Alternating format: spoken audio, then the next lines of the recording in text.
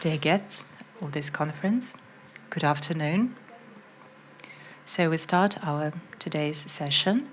I would like to welcome you to this conference. I would like to introduce myself. My name is Yelena Kulakova. I'm the Dean of the Faculty of Defectology at the Institute of Childhood, Moscow Pedagogical State University. This conference brings together many people, and that's a great thing. Our session is called Psychological Approach to Studying the Deaf Community. And I would like to say that in Russia, the interest to psychology of the deaf is on the rise. It has been present since the beginnings of the defectology. I would like to say that our researchers pay most attention to cognitive processes of deaf people and hard of hearing people, focusing mostly on children and less on the adults. Today at our conference, we have a chance to discuss topics that have more to do with the personalities, with experiences of the deaf community. And we're talking about adults. It is very important because it helps to widen the scope of knowledge that we have accumulated by now.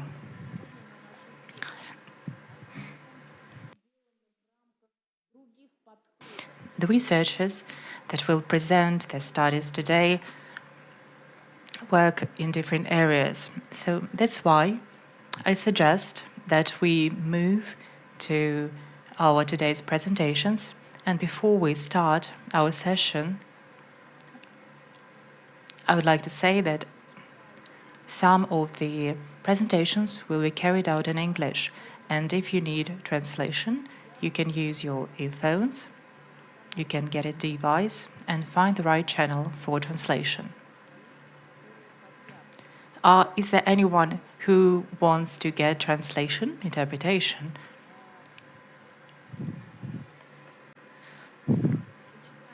Okay, so let's start our today's session. And let me introduce our first presenter. It's Ekaterina Ivanova, student at the Institute of Psychological and Social Work at the Chonov First Moscow State Medical University, Moscow, Russia. And she will talk about loneliness. And now let's see how this word loneliness is translated into the sign language. Ekaterina, the floor is yours.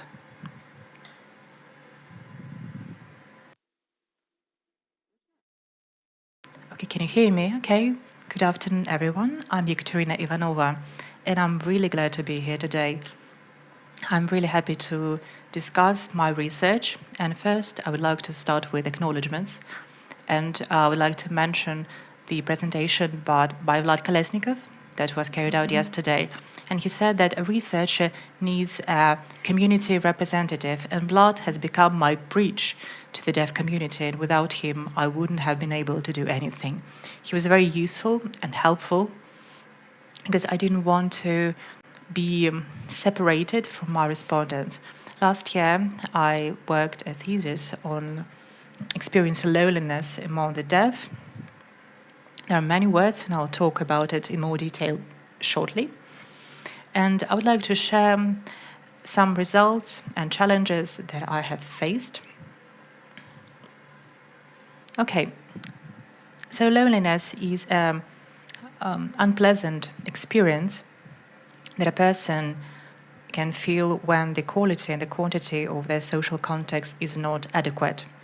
And according to the evolutionary theory of loneliness, it warns us about the damage made to our social body and it makes us search for new contexts or rebuild the existing ones. If the loneliness is experienced for a long time, it can lead to depression, it can lead to self-harm and to substance use, and in long term, it accounts for about 25% of premature death in the adult age. I'm talking about this group from 18 to 25, and it's a difficult period for self-expression, for when you have to find your identity. And this age group experiences loneliness more often, and that's why they need support of their peers.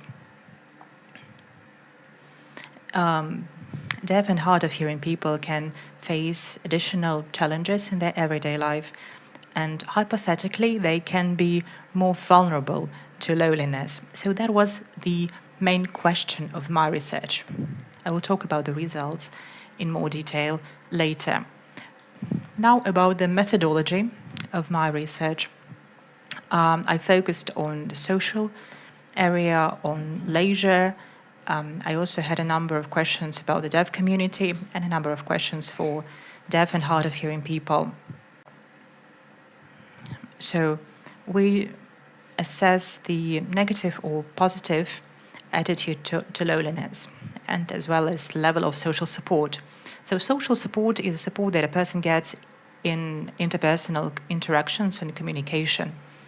And instrumental support, for example, like watering plants when a person is on vacation, or for example, recommend a doctor or borrow some money, or lend some money. So I can give you some examples of the questions that I used. That was probably my first challenge, because very often the psychological questionnaires don't have very clear questions. So I gave you some examples, and these are the good ones. When I discussed these questionnaires with Vlad, many of them were marked as quite difficult for understanding, but we cannot change them due to the rules of conducting research. So I get the results from the 3rd of December of 2024 to the 17th of April 2025, and among the students of a number of higher education institutions in Russia. And I would also like to mention social media.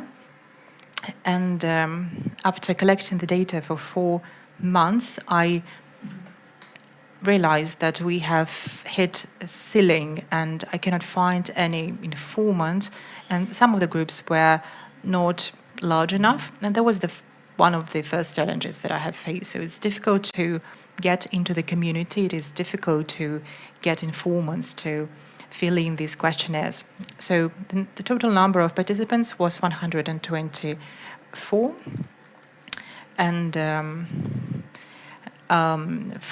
aged from 18 to 25. There was one thing among the hearing, hard of hearing, and cochlear implants users. There is a very traditional proportion, about 30% of male respondents and 70% of female informants. And in the deaf community, it is different. I don't know what are the reasons for that. Maybe that is just a random result. Maybe there are some other social medical reasons. So there is no easy answer for that question. It is a challenge that you cannot ignore. And half of my respondents use sign language, and it's a native language for them. So they use their second language for filling out the questionnaire. And when we're talking about a second language, it is quite difficult to understand the psychological questionnaires, and you need to bear that in mind. And sometimes some words of the basic psychological vocabulary are not known to everyone, for example, anxiety, and that can create additional challenges. And it was reflected in the feedback that I received. I asked my participants whether they had understood everything that was mentioned in the questionnaire, and about 7 people from the deaf community said that it was quite difficult. You can see that there are some answers saying that the questions were nagging me, and the person was got tired, and we cannot judge them for that. So, and we're just very grateful that this person just managed to fill out the questionnaire as it was. Okay, so let's move on to our hypothesis. The first one that I had, and it's the main one, that deaf and hard of hearing people feel more lonely than hearing people.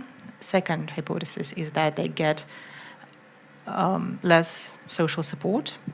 Number 3, that the higher the level of social support is, the lower the level of loneliness, depression, anxiety, and stress is.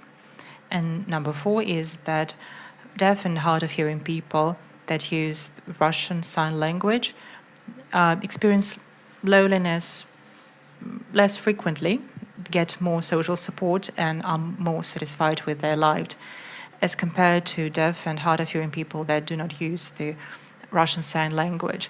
And I would like to have a discussion with you, because I do have my assumptions, but I also cannot answer all of the questions that I have. So if probably you can give me some feedback and tell me your age and whether you are deaf or hard of hearing.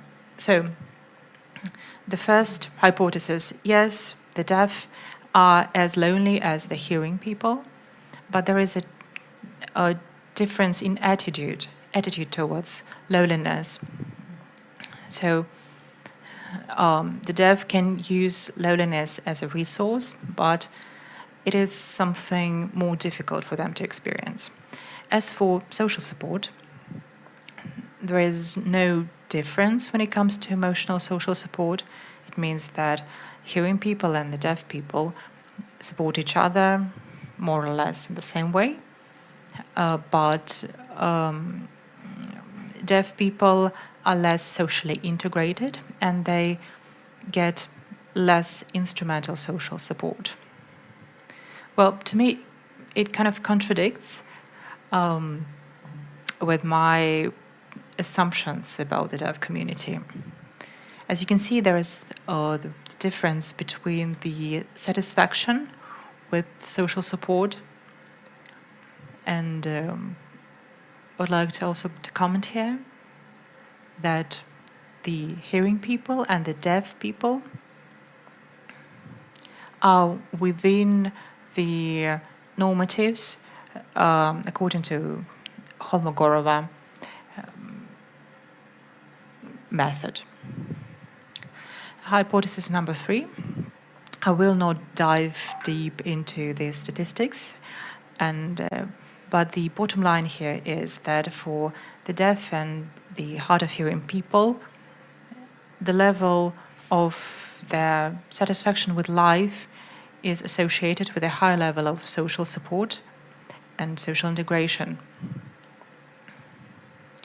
The higher the level of the social integration is, the lower is the level of the depression, and the lower the level of stress and distress is. So the general index of distress is combining anxiety and depression. So with social support, they feel more satisfied with their life. As you can see, we have this correlation matrix, and you will see that all the indicators for social support are negatively connected with isolation and exclusion. The next indicator is in need of social company. So the more I communicate with other people, the more I feel connected to the group. And all indicators for social support are negatively correlated with the indicators for social loneliness. So the more support there is, the less loneliness they experience. And the next hypothesis that I have, and I only had a group of 11 people here, and we also have to take that into account. There is no significant difference here, but the people who use Russian Sign Language feel more satisfaction when they're lonely. And you can see that we have here some indicators such as the happiness of being alone, the loneliness resource, and positive loneliness. So how much time do I have? Okay, I have only 2 minutes left, so I'm about to wrap it up.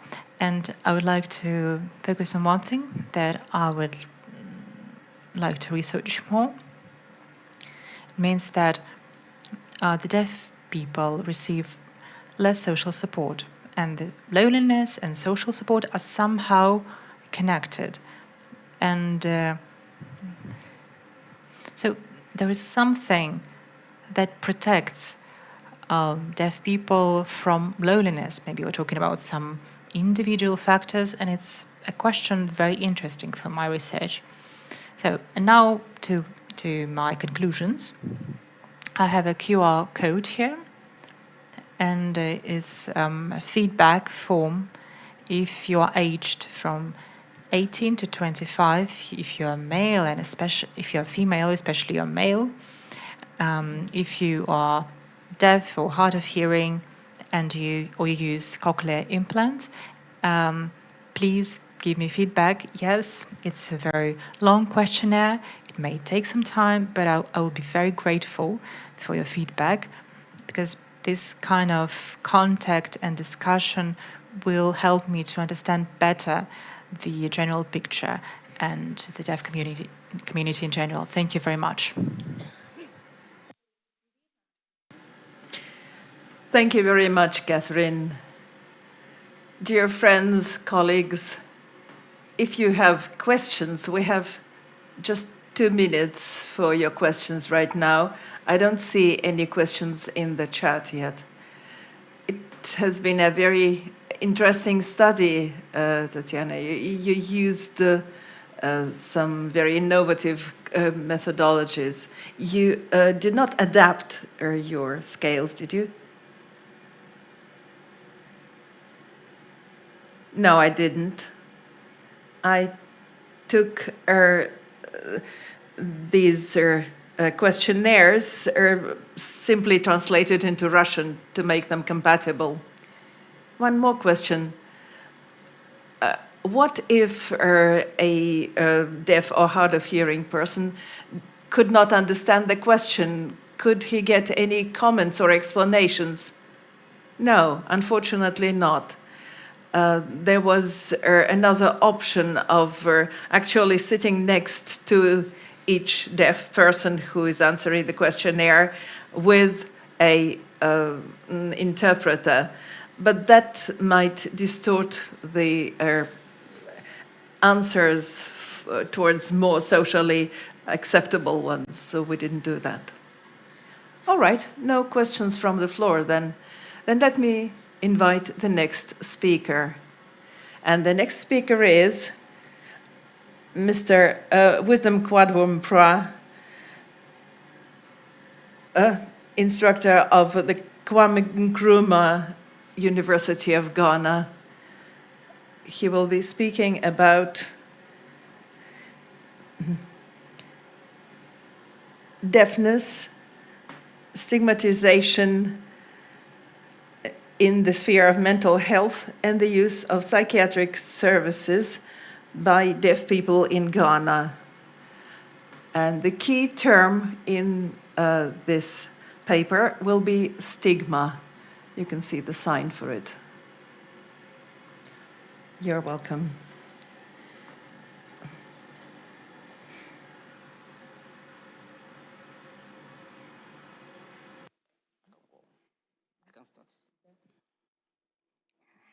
Hello, good morning. Good morning, everyone. Yeah, I am a deaf person, and I speak. By the time I finish my presentation, you understand why a deaf person speaks. I like speaking, and yeah, I'm going to share some experiences of deaf people in Ghana regarding access to mental health services with you. This is the outline of my presentation. And this is Ghana. Ghana is here. It's a colonial country, but now we are half independent. And we had independence in 1957. And what is about deafness? Deaf people are highly prone to mental health issues. Generally, deaf people have had issues with mental health issues. In Ghana, it has been seen that mental health is very, very big issue. And deaf people are likely to have problems with mental health. But studies have not actually targeted deaf people in Ghana. So we don't have data on deaf people regarding mental health. This is actually the first study on mental health among deaf people in Ghana. Also, deafness is highly stigmatized in Ghana. Ghana deaf people face a lot of stigma because of their hearing loss, because also people think that we don't have a language. You see, spoken language is very, very important. And sign language is not recognized, it's not seen as a language. So deaf people are often face a lot of stigma in Ghana. And deaf people who have mental health will likely face a lot of stigma. You see, the person is deaf, and deaf, you will face stigma. And then you have mental health too. Then that will be called a double stigma.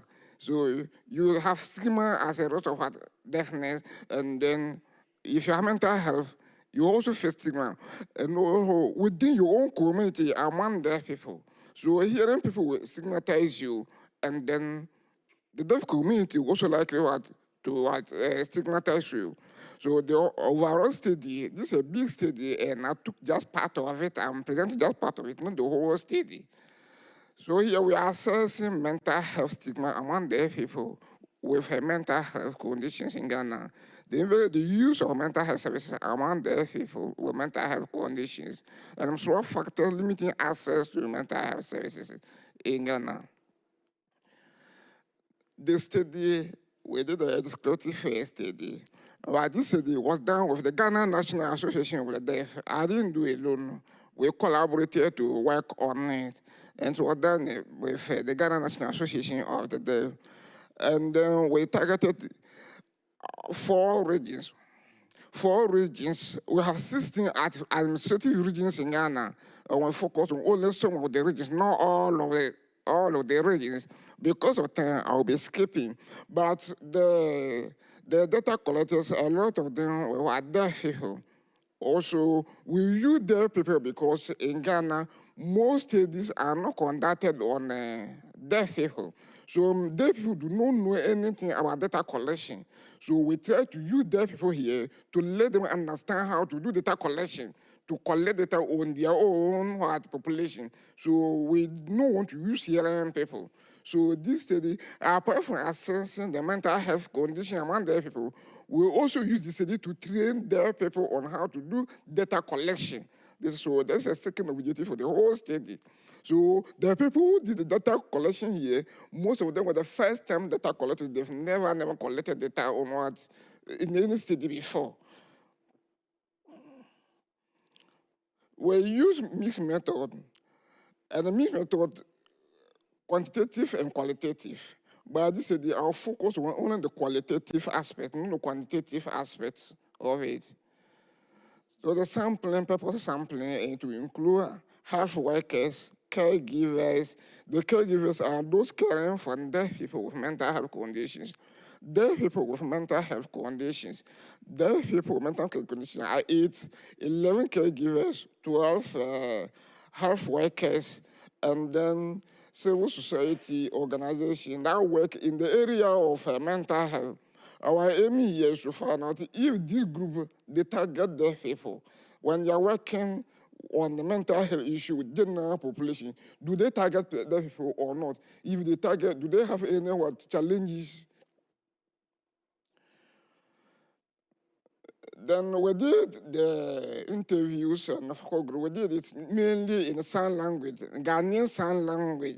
Ghanaian sign language is similar to the ASL, the American Sign Language, but slightly different. Yes. So we did all our interviews in that.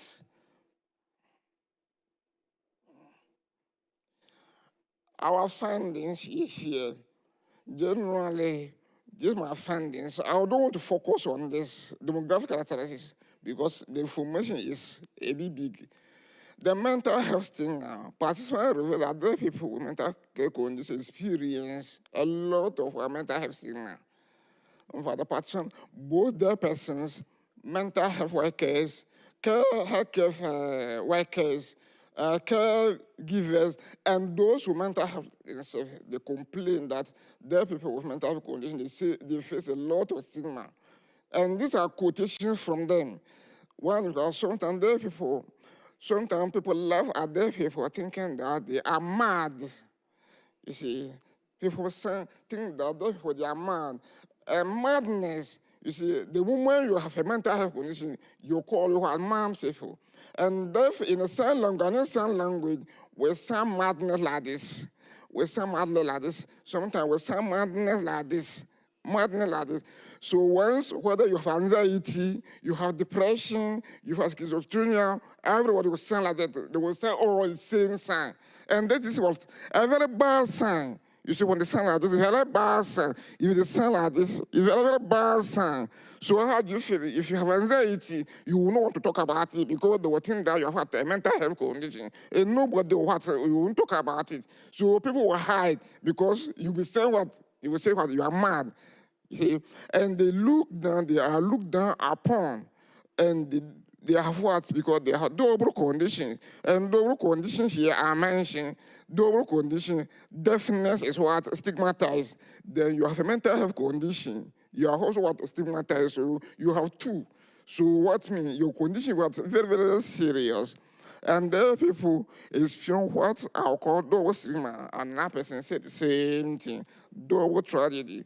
It means they face stigma as a deaf person and they also face stigma as what a mental health person. Their businesses are structured. Once you have what a mental health condition, nobody will buy you what your thing. So you have anxiety or depression.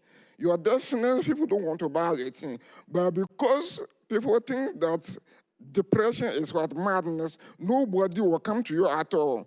So the few do have businesses have what their businesses collapsing.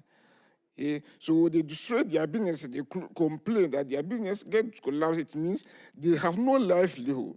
Those who are employed have to quit their jobs. So if you are employed, you have to leave your job. They are unable to care for themselves and their spouses. They are unable to care for themselves. And so those who are married will have their wives or their husbands running away, leaving them. So who will care for them? Now, the use of mental health services. Mental health services are inaccessible to deaf people, especially those with mental health. In fact, deaf people in general in Ghana will have problems accessing mental health care service, healthcare service, not only mental health, healthcare services. In fact, I'm speaking here because when I go to the hospital, I don't go with interpreter. Getting interpreting service is very difficult in Ghana. You see, so when we are going to the hospital, if you are going with an interpreter, you pay for it yourself. And we also don't trust the interpreters because many of them are not professional interpreters. So it's better I'll go to the hospital alone. So I've learned how to speak. So if I'm going to the hospital, I'll go and I'll ask the doctor to write for me. I prefer that because I will not trust giving the information through or passing the information through what the interpreter, they may give the wrong information to the doctor. So a lot of those people will go to the hospital alone. One, because you have to pay for the interpreting services, and two, because you don't trust the interpreter. Those who attend could not comment on the issue. Yes, you see, some of them went to the hospital with their parents, and then the communication was between their parents and the doctor. So they sat down and their parents will be communicating, and they didn't know what was happening. So you just sit down, and then your parent and the doctor will be talking, and then your parent or your family member or your carer cannot communicate with you. So what is happening around you, you don't understand. So if you ask them what condition you have, they don't know what condition they have, because after the communication, nobody informed them what condition they had. So they didn't know their condition, and they didn't know whether the medicine they gave them was good or bad. They just accepted anything at all. So you know that these people are able to communicate, they are able to provide the answer because they don't have a serious condition. So they could have communicated with a doctor, informed them. But when they went to somebody, the information stayed the person and the doctor, they never gave them any information. So the last one says, I have not been to the hospital for a long time, so I cannot talk much about them. But I am sure, you see, some of them don't go to the hospital at all. So they don't use the mental health services. Why? This person has a mental health, has not been to the hospital. Then the factors, stigma as a factor, it causes delay. It causes delay. There are treatment and care are often delayed because of a stigma. That will be what? Yes. So this is what a healthcare provider saying this, that their treatment delay. It delay why?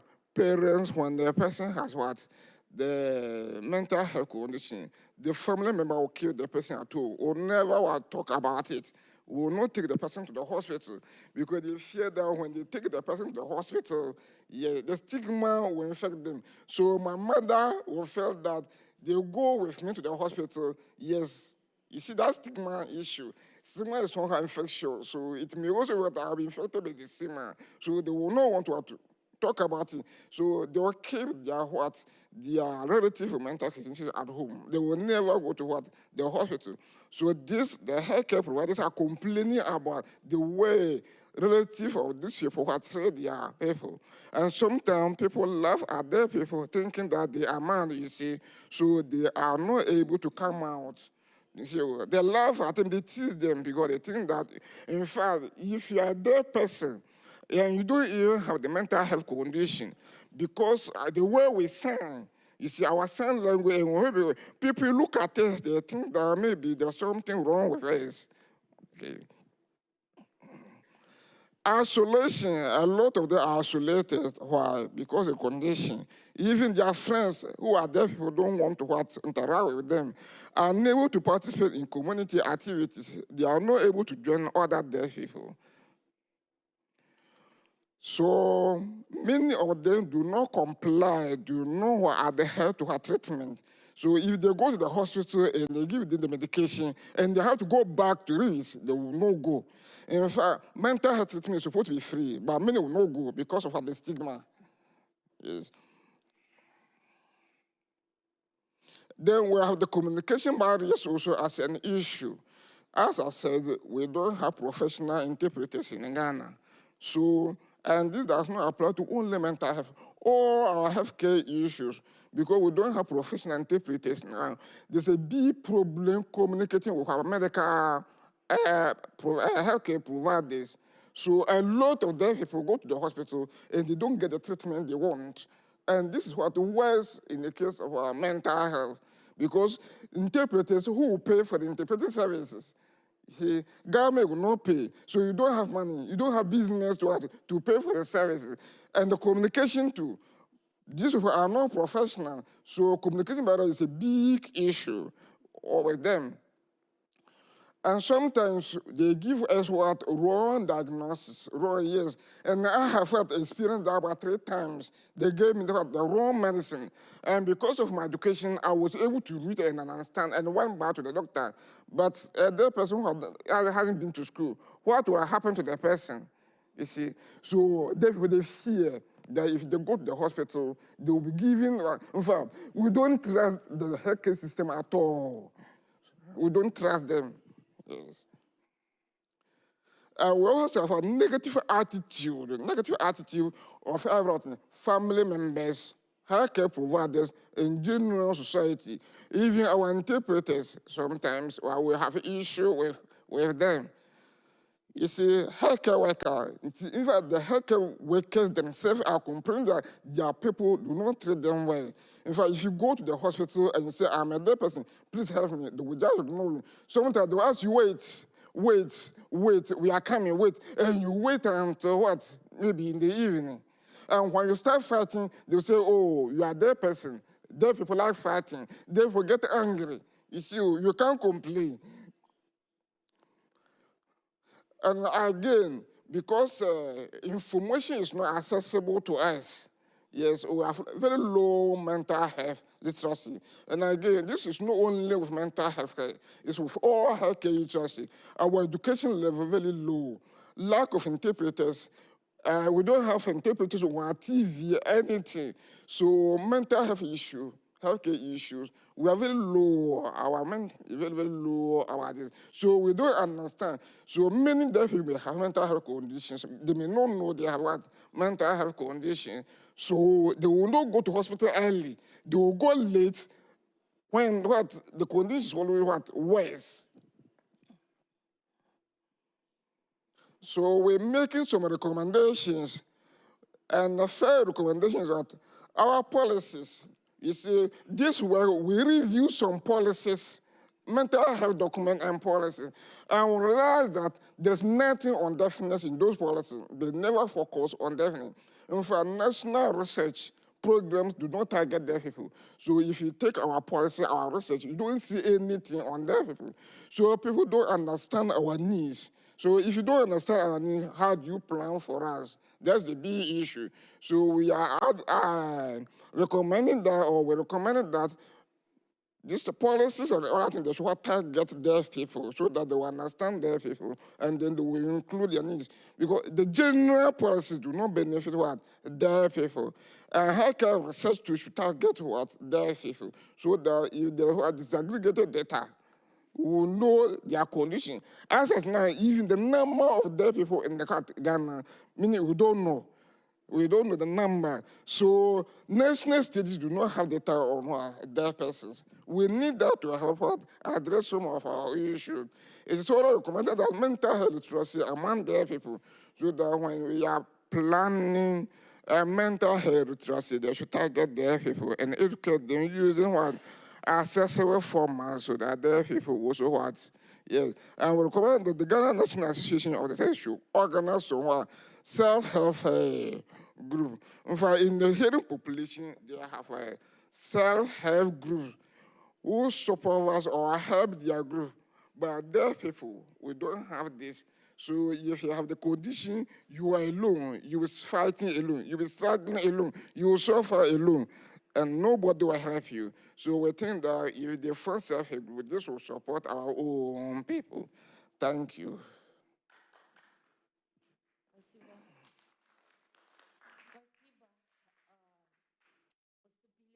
Thank you very much. We have some questions from our listeners, so I will read them.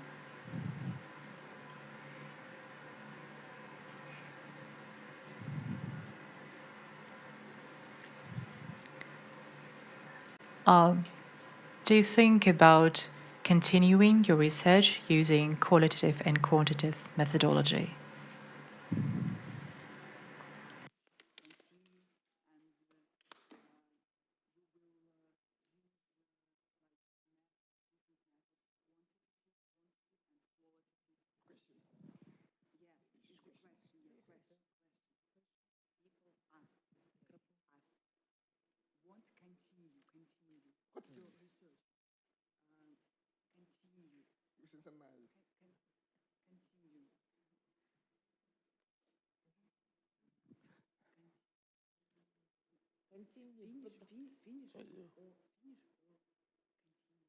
They said they're asking if the study is ongoing or we're finished. Is that the question?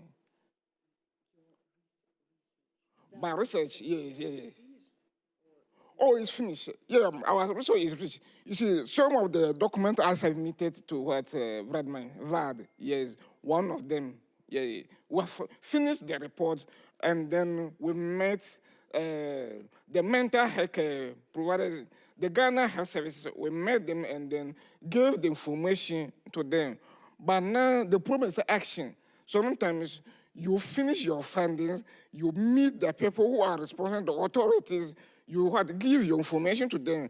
But how to implement the action, because it's the big problem, you see. So we are done with the results of our findings, and we met the Ghana Health Services, who is the authority to implement our findings. We met them and then gave our the findings to them. So now we are now waiting to see how.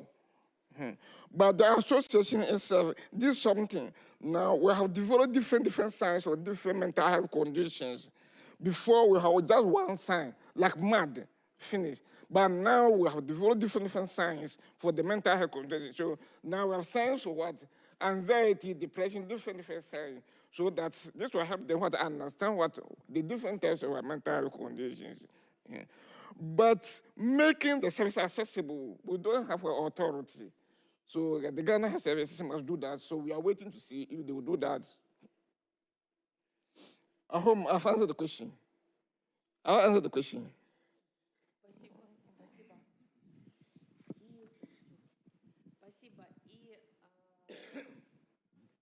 Уважаемые слушатели, уважаемые коллеги, я прошу вас обратить внимание, что в программках есть QR-код, с помощью которого вы можете зайти в чат-бот и задать вопрос свой с докладчиком. Позвольте тогда, есть вопрос для Екатерины, не позвольте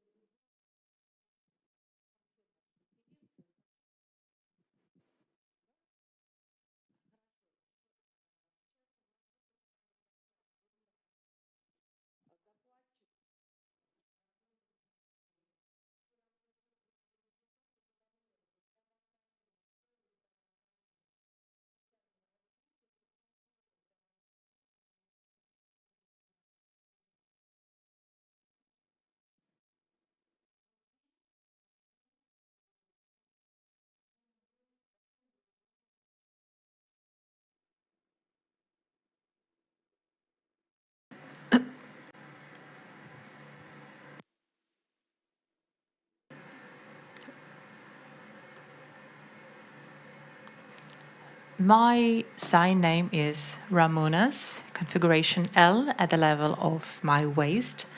I live in Melbourne, in Australia. The sign name for Melbourne is next to the chin.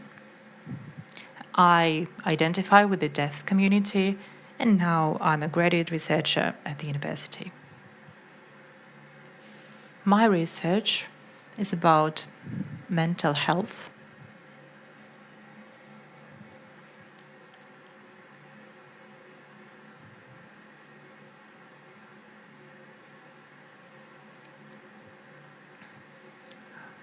I researched the relationship between inadequate childhood communication experiences and adult mental health of deaf Australians.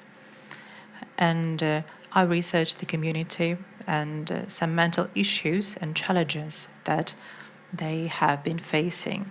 I was very interested in this topic, and that's what made me dive deeper into that. And deaf people have suicidal ideations and depressions more often. I will use this sign for suicide, like a desire to leave this world.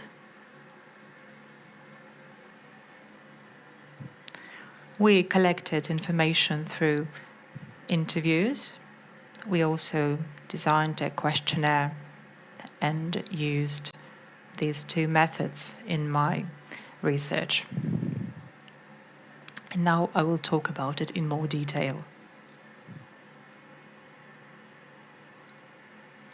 The questionnaire was designed by us and we sent it to our informants. We haven't processed the interviews yet, and that's why now I will focus on the questions of my questionnaire. Next slide, please. The next one.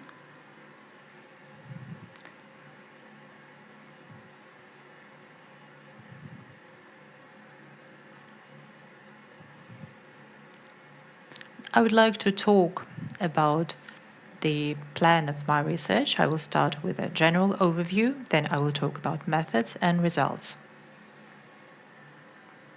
And then I will share my perspective.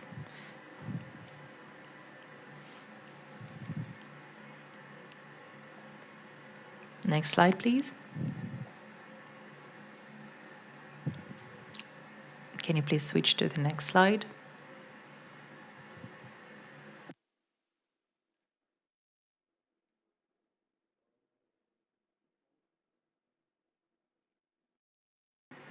Deaf and hard of hearing Australians experience more challenges with mental health compared to the hearing people.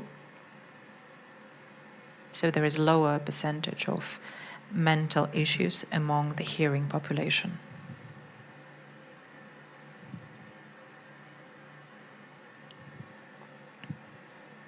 We should factor in the use of sign language.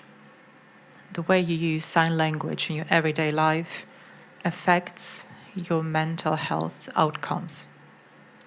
And now I would like to talk about how we carried out this research. There is a very limited number of research about the mental issues among the deaf and hard of hearing people. We had 100 of questions in our questionnaire. We sent them to our informants. I will not talk in detail about all of these questions. I will focus on 5 main areas because I don't have a lot of time. 340 participants took part in this research, aged from 18 and older.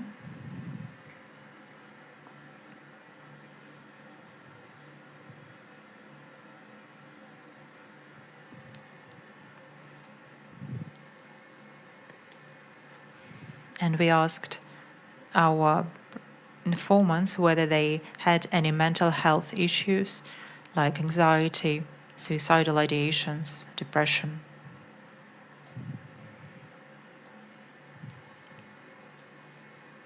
And what was the main principal factor for these adverse mental health outcomes? The first one is the communication at early age. Next slide, please. Next slide, please.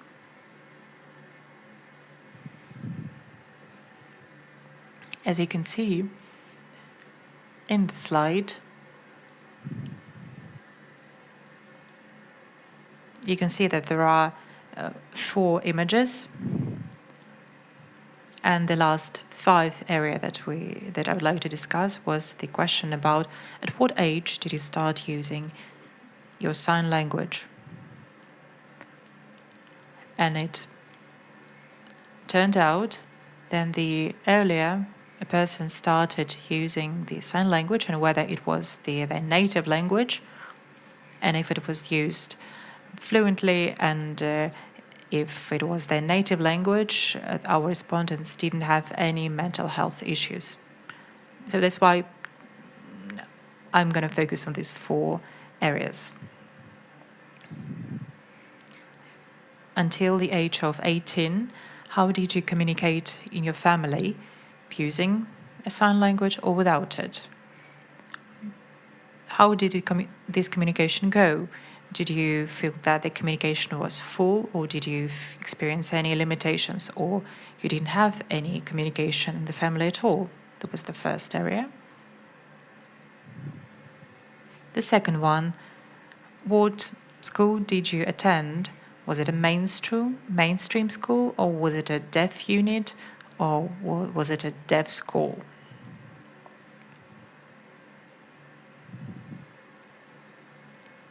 A deaf unit of about 5 to 6 people inside a mainstream school.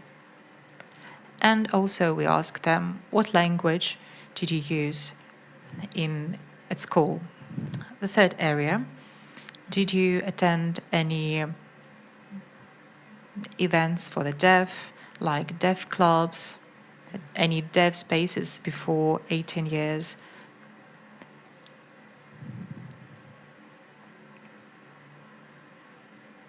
We got different results. Some respondents did attend such kind of events, some didn't. And the next one, the last area, so how fluent are you using Australian Sign Language? Would you consider your skills basic or fluent? So these were the main 4 areas, the main questions that informed our study. Next slide, please.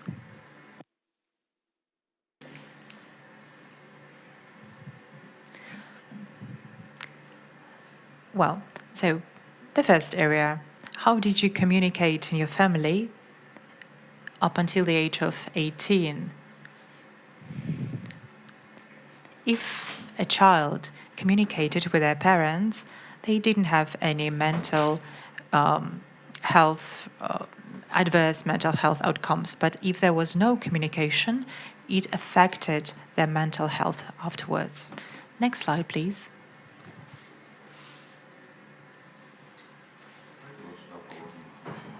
So it turned out that it increases the adverse mental health outcomes 3 times.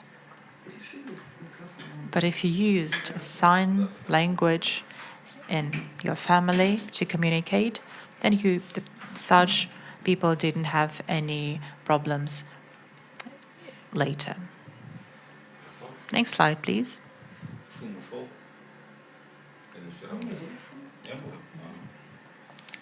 Did you attend any cultural, sports activities up until the age of 18 at deaf spaces? And so if you didn't attend such events, it affected the mental health of future adults. It turned out that it increased the adverse mental health outcomes 1.7 times. In other words, those children that didn't attend such events at deaf spaces were 1.7 times more prone to poor general mental health. The next slide, please. How would you assess your current Australian Sign Language skills? And this question made us realize that it affects the mental health of a person in general. And you will see results on the next slide. 0.44 times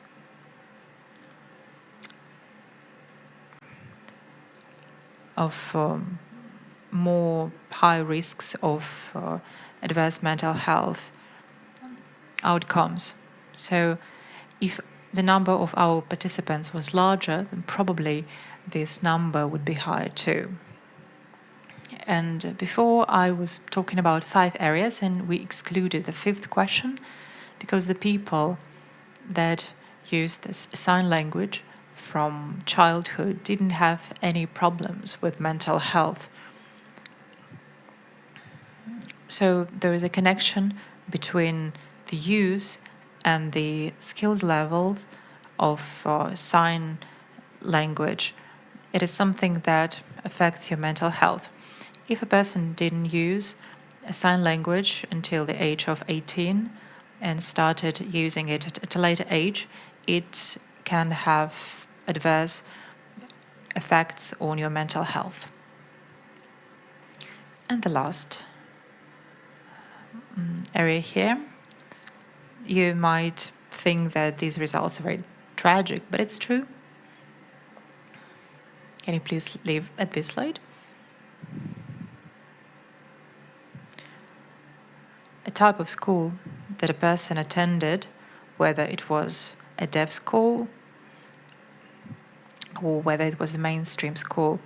If a child attended a deaf school, they didn't have any mental problems later, but if they attended a mainstream school, they were more prone to depression.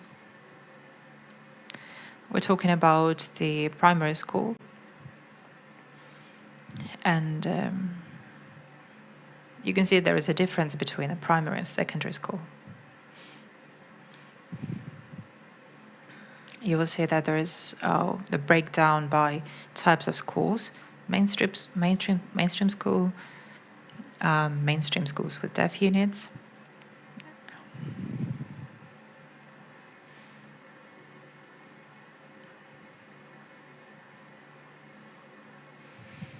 As you can see, that up until the 6th grade, the level of depression was 3.5 times higher. In secondary school, until the 12th grade, in a mainstream school, a person was 2.6 times likely to develop depression. And many people seeing these results ask themselves, why are younger children at primary school are more prone to depression compared to the secondary school? I cannot give you any definite answers, but I think you can imagine it yourself. Think about a puppy who's being beaten at a very young age, who experiences violence. And as a result, as it grows, the dog will be afraid of even being petted, because it will have this experience of childhood abuse. And the same with children. The next slide, please. Now let's talk about suicidal ideation, thoughts about suicide.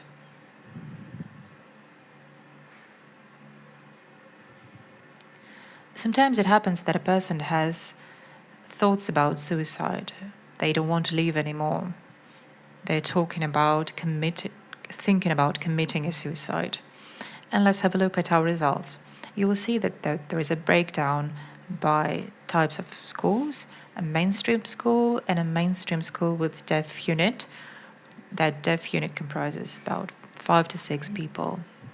You'll see that in a deaf school, everything was all right with people, and he will only talk about mainstream schools.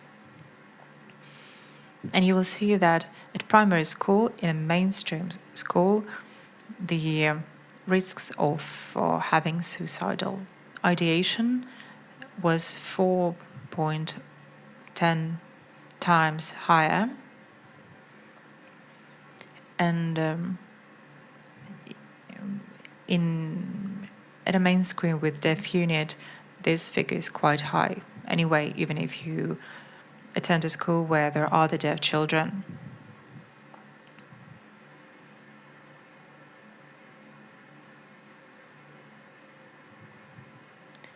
You can see the results for mainstream schools and deaf schools and mainstream schools with deaf unit. At a mainstream school, when a child attends a class with hearing children, they're more prone to suicidal ideation. At deaf schools, these results are much lower because they have a direct and constant contact with other deaf peers. They don't think about suicide. And now I would like to ask you, the audience,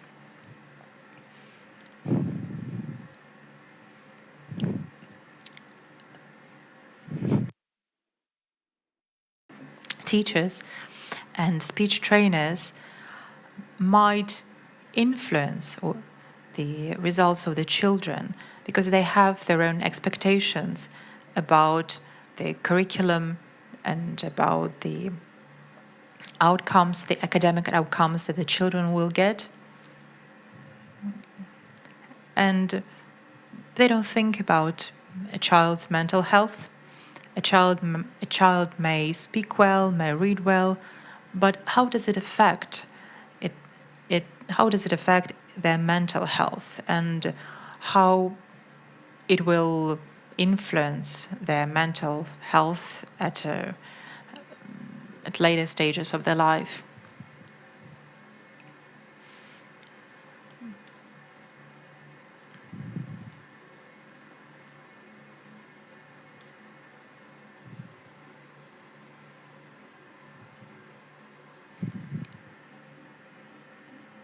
So I know one person who was very good at math.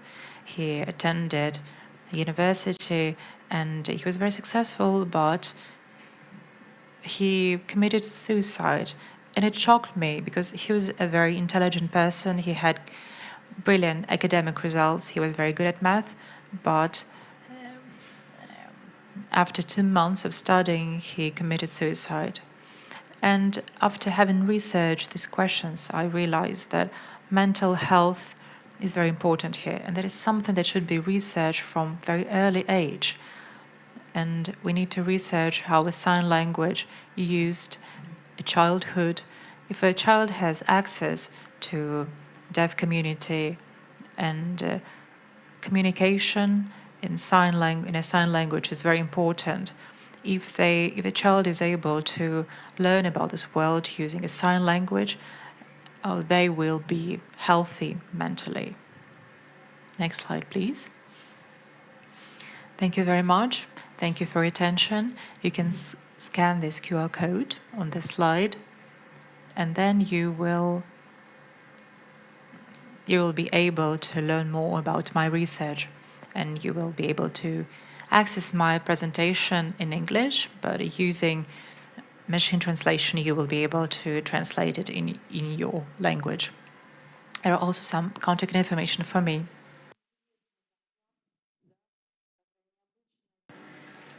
Thank you very much. It was such an interesting piece of research that the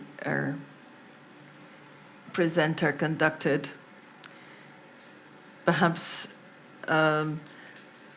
it can be expanded by finding more respondents in order to get a more precise and comprehensive picture explaining the data received and presented today.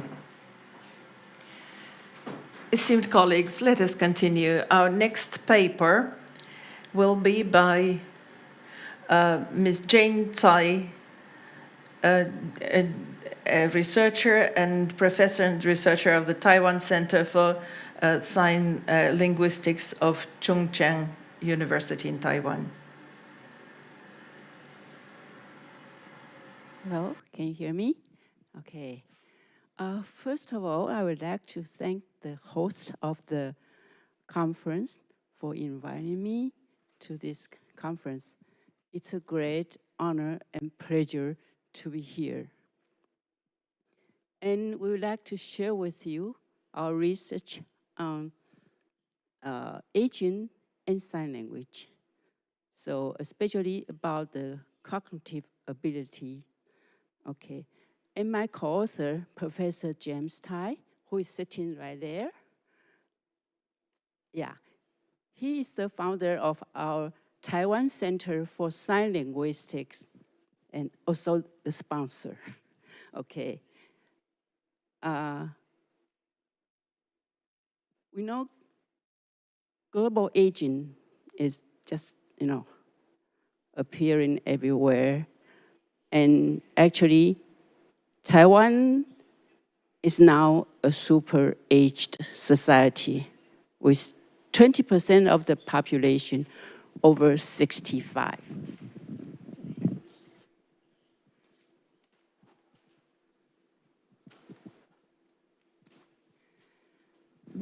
So I think it's a very important issue about aging. But most of the study, I think, is about spoken language. So aging population results in health and care cost for individuals and societies. The prevention approaches to age-related cognitive decline and disease can save the cost of individuals and societies. So language decline can lead to depression and finally to dementia. So to study age-related language decline is one of the most important approaches to understand cognitive declines of the elderly. But we know much of the research on language and aging has been on spoken languages, very rarely on sign languages. Actually, just like most of the research has been on spoken language, we need to work more and be more concerned about the deaf community, just like this conference. So this research represents an effort to explore the age-related decline in language abilities of the deaf with special reference to Taiwan Sign Language. That's where we are from. So Taiwan Sign Language is the native language of the deaf in Taiwan. And it's a branch of Japanese Sign Language. It was brought to Taiwan by deaf educators during Japan's occupation of Taiwan in 1895 to 1945, about 50 years. Now, approximately, there are 140,000 hard of hearing people in Taiwan, and we estimated about 30,000 TSL users. But I think the number of TSL users is increasing, especially among the hearing people, because since 2019, Taiwan government has officially included Taiwan Sign Language as one of the national languages. And it's been included in the curriculum from the first grade to the 12th grade. So Taiwan Sign Language courses are available for all the students, including hearing and deaf, from elementary school to middle school to high school. So a lot of hearing people are learning TSL, and I think it's good. So we'll have better communication between the deaf and the hearing. So our current study is about language decline of the TSL deaf elders. We want to focus on the elder. Of course, language acquisition for the younger generation is also important, but I think the elderly, we actually don't know that much about it. So we compared two elderly groups. One group is below 60 years old, and the other group is about 75 years old. And these are all normal aging people with no dementia or, But we hope in the future the results can be used to help diagnose like dementia of the hearing impaired people. We use two measures of language abilities. These two measures actually have been used in many other areas, like child language acquisition, and dementia actually also. You can use these measures. One is MLU, mean length of utterance. This actually was started as for child language acquisition. And the other measure is so-called TTR, type token ratio. So mean length of utterance means the number of words in each sentence. We know sometimes in natural conversation, spontaneous conversation, we don't always complete our sentences, but those with complete expressions are called utterances. So they all count. So MLU is a better index than age for child language acquisition. We already know that. It's also an index of language decline in the elderly. As to type of TTR, type token ratio, is an index of lexical diversity. That means the ratio of different words over total tokens of words in one narrative. So if you tell a story and you use like 300 words, and among the 300 words, there are actually like 50 different words. Compared with somebody who uses only 20 different words, they are repeating the same words. That means their language, the lexical diversity is not as high. So like how many different words you use. This is another index. So our data collection, we use the material we use is the picture list book, word list picture book, okay. So we videotape the narratives, just telling the stories, and then measure MLU and TTR. And this, Frog, Where Are You, is a children's book, and it's been used for language acquisition adult. So this is the book. It's a wordless picture book because we don't want any written language, especially like from spoken language, to interfere the storytelling. It's not really fair to the deaf people. So without any written context, you get really the nature context narration from the deaf. So it's a story about a boy and his dog looking for their missing frog. And it's 24 pages long, and average recording duration is 4 minutes. Some people might tell a story in like 3 minutes. Some might go to 5, 6 minutes. You know, people, if they tell a story, sometimes some people would get into more details, but some would not. So that's the difference.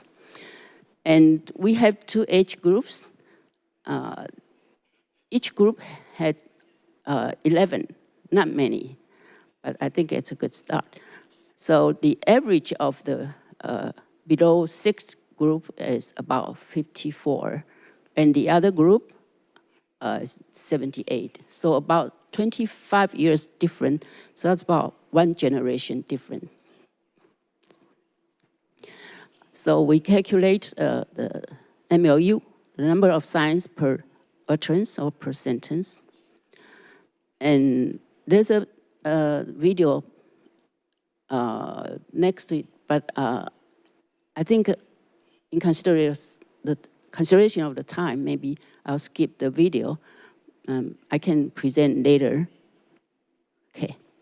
So then we calculate the TTR. So in one narrative, if they are, so this is the formula for calculating the TTR. So for this person, informant, CYP, he used 109 different words, different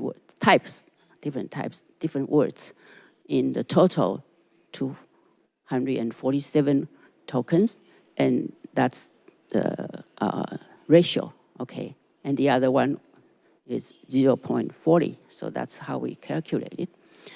And so I'll give you the results.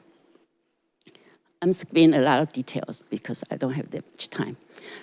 We found that in MLU, the below 60 group was significantly longer than the older one, the 75 plus group.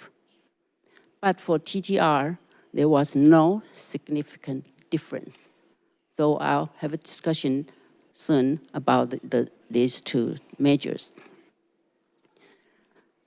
About MLU, so we really see a decline in MLU for the older group. And it's been in the literature, in spoken language and sign language.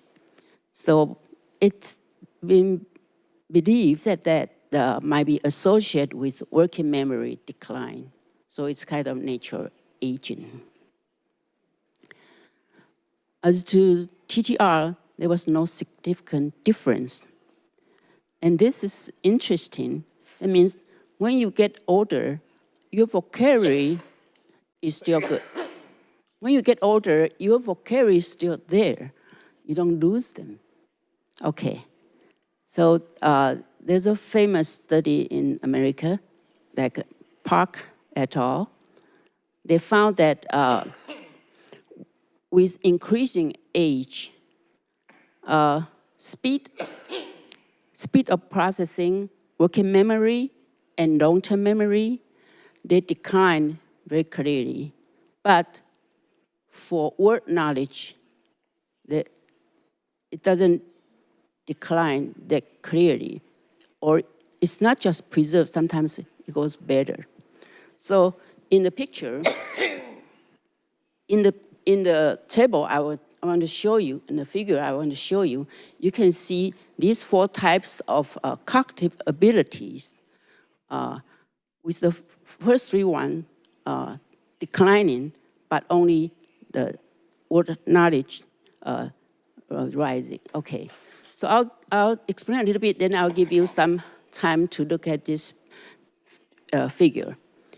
So the orange, red, and brown ones, you see the rising, or at least they don't go down. But for other cognitive abilities, they all decline. So from the left, that's 20 years old to up to 80 years old. Okay, so you can take a look at this picture, and you see the orange ones and red ones, and these 3 lines, they are all about vocabulary. Okay, so other studies also show this kind of, from this study. Okay, so when you get old, your vocabulary usually still there. So the famous Nun study also has found the same results. Okay, so I'll conclude soon. So this is the cognitive reserve hypothesis. Okay, go to the conclusion. Yeah. So for cognitive reserve hypothesis, it means there are 3 main sources that help you keep your cognitive ability, especially your language ability, when you get old. So degree of education and professional attainment and leisure activities. Okay, so these are very good factors for keeping your cognitive ability. So in conclusion, the MLU of the 75 plus group was significantly lower than that of the 60 below group, showing a decline in the length of utterance in aging. And the results can be used as a norm for studying the TSL elderly with dementia. And actually, we hope they can also be studied in other sign languages. So we do hope that people can, we can have interaction, and we welcome more people to study on this topic. And the TTR, we already said that no decline in the use of lexical diversity in aging. So that's a good thing, and it's consistent with the study in the literature. And we'd like to thank the Ministry of Science and Technology of Taiwan for supporting the research. And we have an online dictionary, you are welcome to use it. You can use English to look for the words, and all the videos are there. We have almost close to 5,000 words. Thank you very much.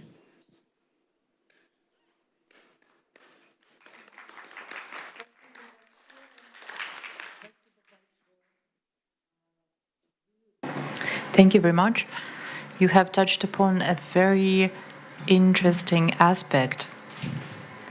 Because indeed, up until recently, there have been no research of this age group, namely elderly people.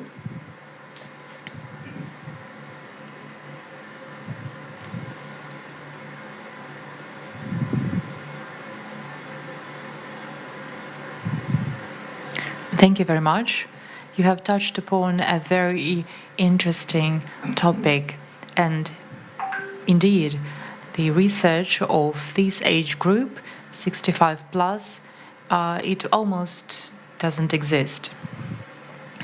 I'm talking about deaf community and hard of hearing people. So there has been no research in this area, and I think that your study is one of the first ones to come, and hopefully it will inspire other researchers to see what happens next. Thank you very much. It was a most insightful presentation. Dear colleagues, dear listeners, let's move on.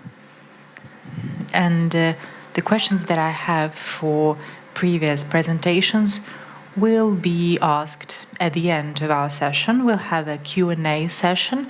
We don't have a lot of time left. And now let me introduce you the next presenter. It is Svetlana Rusanova, student at the Moscow Institute of Psychoanalysis and a private practicing psychologist. So, Svetlana, take away from here. Good afternoon. My name is Sveta Rusanova. I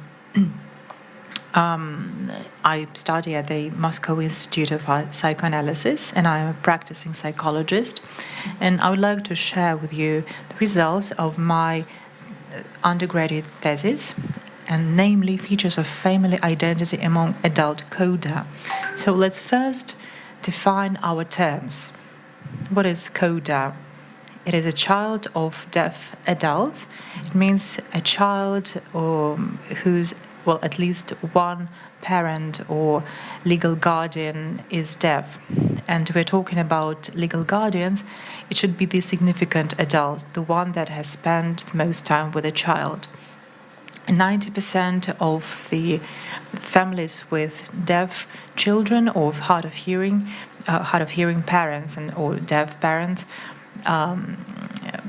such parents have, in 90% of the cases, they have hearing children. So hearing children live among two worlds. And there is a limited research on the identity of coda. And this research can help to identify new solutions for problems that have to do with socialization, integration, and psychological work. And the goal of my research was to identify the family identity among coda. There were two groups, 30 participants in each. The first group was adult hearing people aged 18 to 42 that grew up in families with deaf parents, and the second group, adult hearing people, the same age group, that had hearing parents, they're non-coda.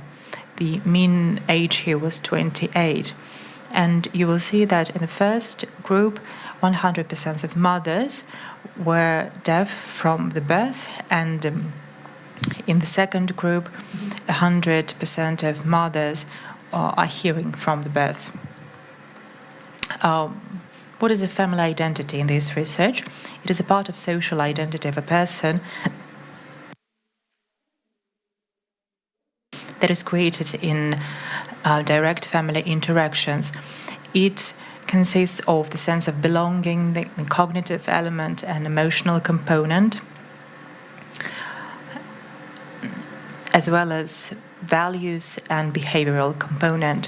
And all these components were researched using 3 questionnaires. The first one was the Family Adaptability and Cohesion Evaluation Scale, number 3.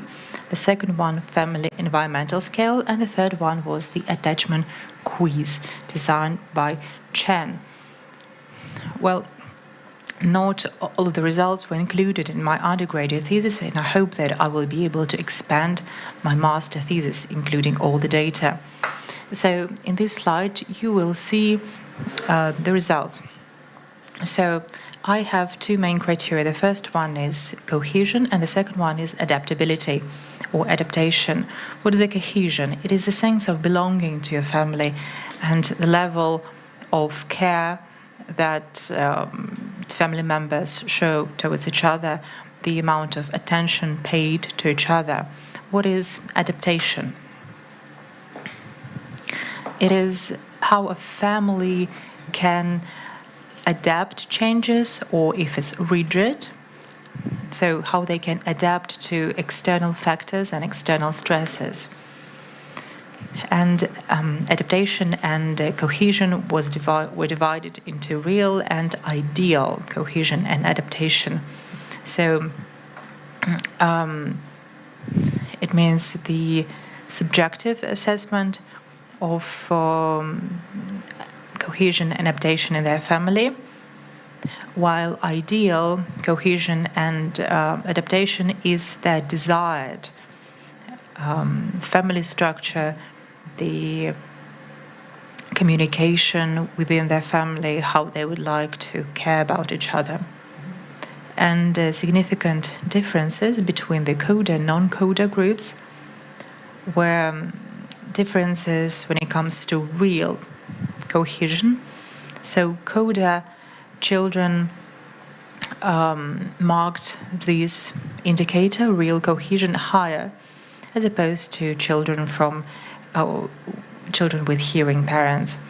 Another significant difference was the difference between real and ideal cohesion and real and ideal adaptation. So it's a difference between the real and a desired family structure. So if my family is very caring, and that's the level of care that I would like to receive, we can see that there is a high level of satisfaction with this cohesion. And if this difference between the real and ideal adaptation and cohesion is high, then the level of satisfaction is low. And you can see here that coder participants showed high levels of satisfaction. And you can see that my informants are generally satisfied with the way their family works and functions and how members communicate within the family. Also, for describing family identity, I used different types of attachment, namely avoidant attachment type and anxious attachment type. For coder respondents, the avoidant type of attachment is more frequent, while for non-coder respondents, the anxious attachment type is something more common. And we just wanted to understand retrospectively how a family worked at the early childhood. We didn't have any long studies, but we just wanted to understand a bit more about their family life at early age. And we asked our participants to describe their family structure and give their assessment of their relationship at adult age, like romantic relationships, whether they tend to avoid such relationships, etc. And the next criteria is organization. And here we're talking about the roles distribution within a family and the ability of family members to cooperate. and our CODA participants showed much higher results when it comes to organization. So we can say that for CODA families, organization, this structural framework is more common. We also carried out the correlation analysis. It was quite expansive, and I put down on the slide one criteria that I think important. It is independence and cohesion. So if a family is cohesive for CODA participants, it also leads to a high level of independence. It is an interesting finding because we didn't see such connection for non-CODA participants. So the more cohesive a family is, the more independence a CODA person wants to have. What conclusions can we draw from this research? The CODA show more subjective inclusion in their parent family structure. They show more pronounced sense of belonging, and CODA are more alert when it comes to interpersonal relationship. And for CODA, a family is an organized structure that has a very clear distinction between roles. You can scan the QR code to contact me. Thank you very much, Svetlana. It's a very exciting subject that you took up. It's also studied in the sphere of education. And here we have a question for you. How did you calculate that families of deaf and hard of hearing parents have 90% of hearing children? Where did you get that information? Well, we took that figure from some foreign literature. And the figures are very approximate, but that was the best we could find. I wanted to thank you. In the beginning of your presentation, you introduced the terms that you were going to use and defined them.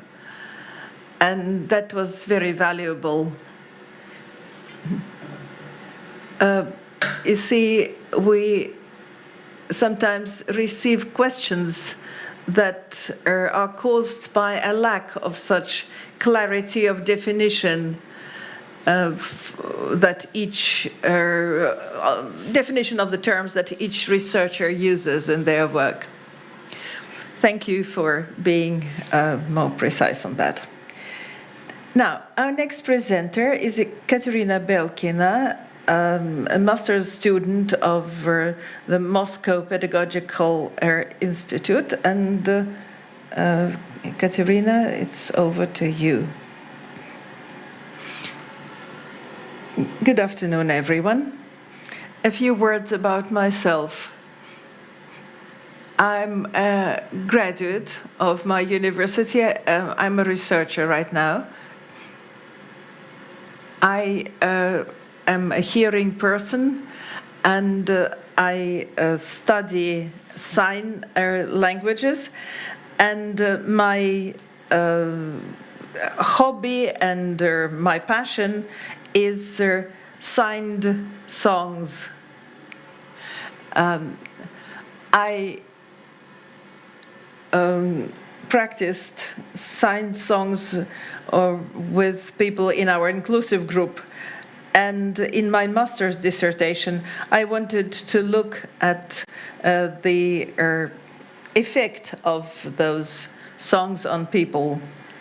Signed songs are popular now, more popular than before, although the practice has been around for a long time.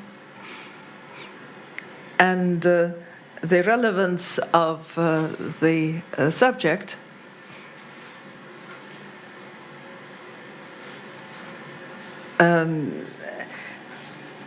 affected our purposes of the research. We wanted to see what effect sign songs have on people with different degrees of hearing loss.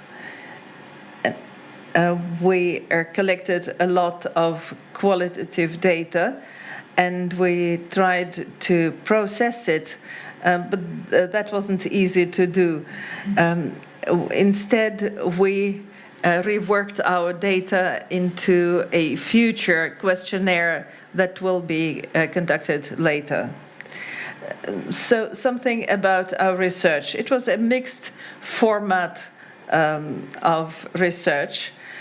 We used a Google form to be completed by respondents, and also our personal interviews and paper-based responses.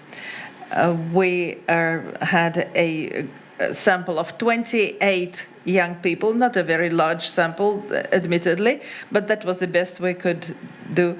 We also had 98 adult respondents between the ages of 18 and 78. And the sample included both deaf, hard of hearing, and fully hearing people who were all involved with signed songs. Now, what did we propose to our respondents? The adolescents included a questionnaire of 3 blocks. Firstly, biographical data about their age and hearing condition, and their experience in signed songs. And the third block was where we asked for their opinion about signed songs. The experimental group was the people who actually practice sign singing, and we gave them our questionnaire.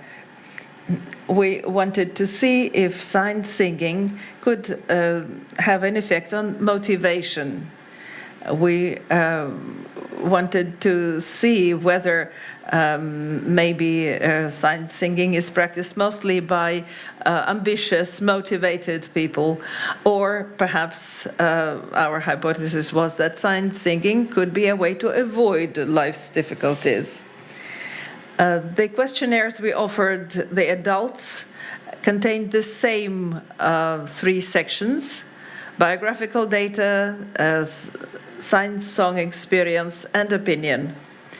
A little bit about our results. If we look at the adolescents group, we will see that motivation was not affected in this subsample. Different factors were at work, and we couldn't say that it was sign singing that really had an effect. Perhaps a bigger sample could have helped, but we didn't have it. In the experimental group where sign singing is practiced, failure avoidance is not obvious, is not represented.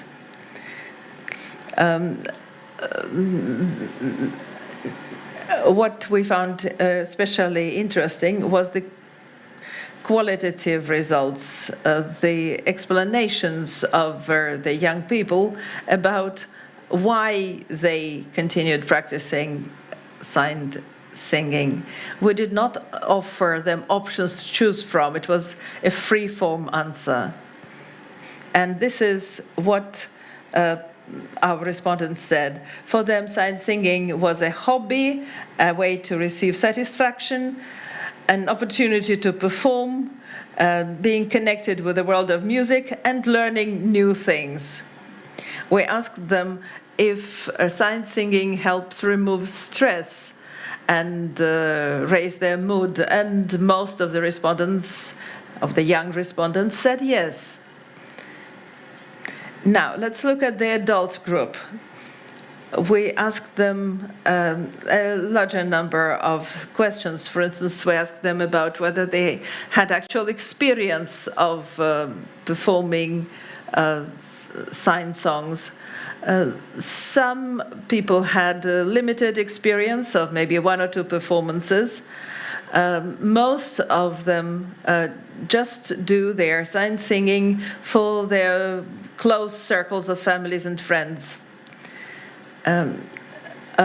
As to the translations, it's mostly made by the sign singers themselves, but often with consultation with more experienced performers, or they consult deaf people to see if their translation is understandable. Some people use translations made by others, whether found on the internet or borrowed from public performances.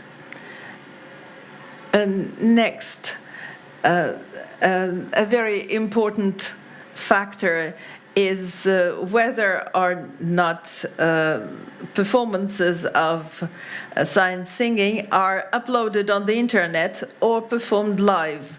And mostly they're performed live.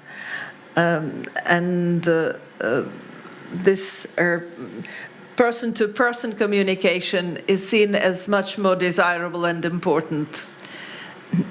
One of the respondents said that when he performs at home before the camera, he finds it easier to concentrate and to express himself. He's stage shy. Others perform both on the internet and give live shows. Some of the respondents would like to do more internet uploadings. We asked respondents how sign singing affected their life, and the answers were also given in the free form. And we received a large number of qualitative responses about the changes that our respondents felt in their lives. And this is what we found as a result. Let me quote from some of the responses. And you can see the list of responses. And let me tell you that some of them were given by hearing people and others by deaf people.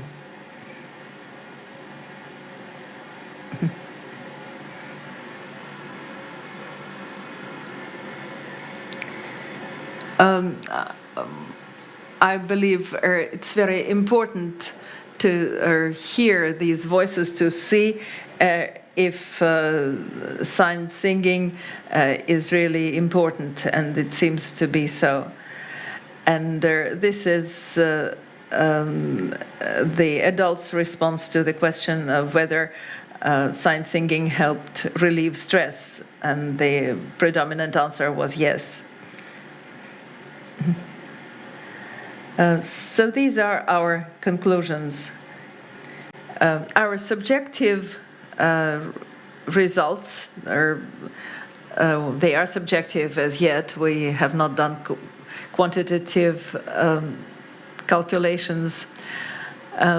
So our results is that sign singing in the Russian Sign Language helps people enjoy themselves, enhance their communication, develop their acting capacities, encourages their emotional development, and is an unusual, attractive hobby.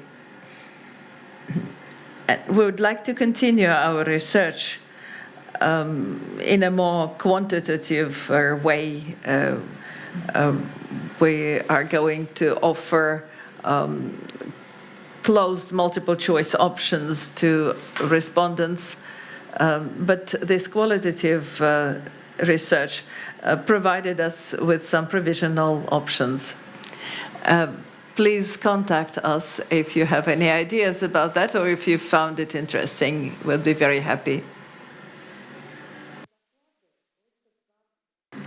Thank you, Katerina. I would like to say that our today's presentations open new pathways for further research, and we have questions that we haven't asked our presenters, and these questions will be published at the channel that is called Deaf and Voice, to Deaf the Vocal, and we'll also get the answers for them.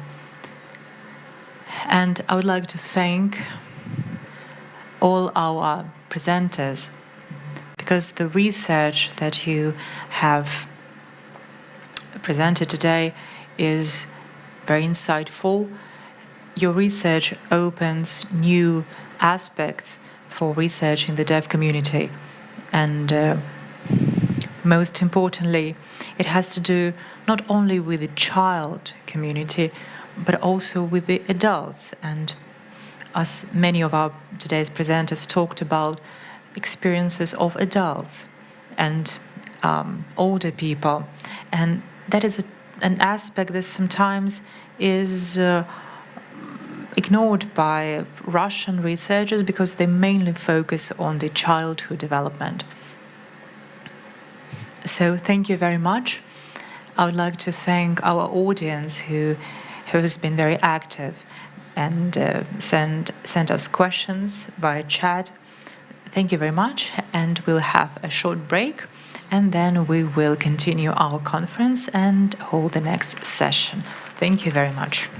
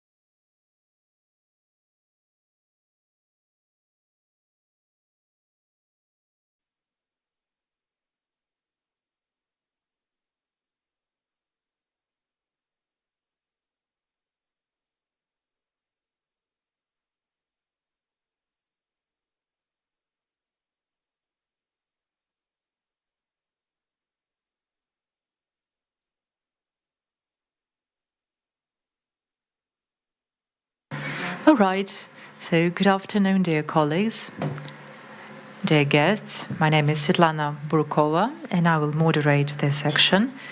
We're happy to welcome you here at the Playhouse, and we are happy to welcome our online participants from across the world. Our session is on a very multidimensional topic: sign languages, linguistic, educational, and social cultural aspects. And today we will hear presentations that will cover the experience of Pakistan, Ghana, Brazil, and of course Russia. We have a very busy agenda, so I ask our presenters to stick to the time limit, about 12 minutes for each presentation. At the end of our session, we will have a Q&A session. Our listeners can send their questions via chat, and I will read these questions aloud. We have slightly changed the sequence of our presenters. We experiencing some technical problems with the first participants, so we will start with Ghana, where the sign language is very important when it comes to education and nursing and student. And I will give the floor to Nyarko Marcus Stanley Nyarki. He will speak online, and he will use the international sign language for his presentation. So Marco, the floor is yours. Good afternoon. I'm very happy to meet you again and to attend this conference one more time. Last year, I took part in this event, but this year I wasn't able to come to Moscow due to some difficulties, but I'm happy to take part as an online presenter.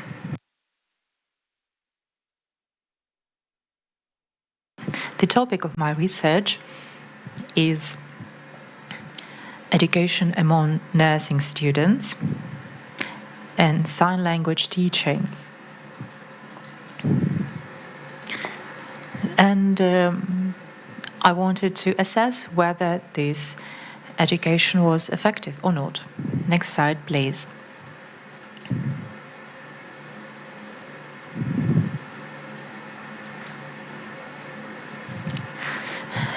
The KNUST University, Kwame Nkrumah University of Science and Technology, offers a program in this area, and you can see some background in this slide. We all know that sign language is very important for the deaf. But for medical staff, it is a very important means of communication. Sign language can become an essential element when communicating with a deaf person, so that they can provide information about their health state.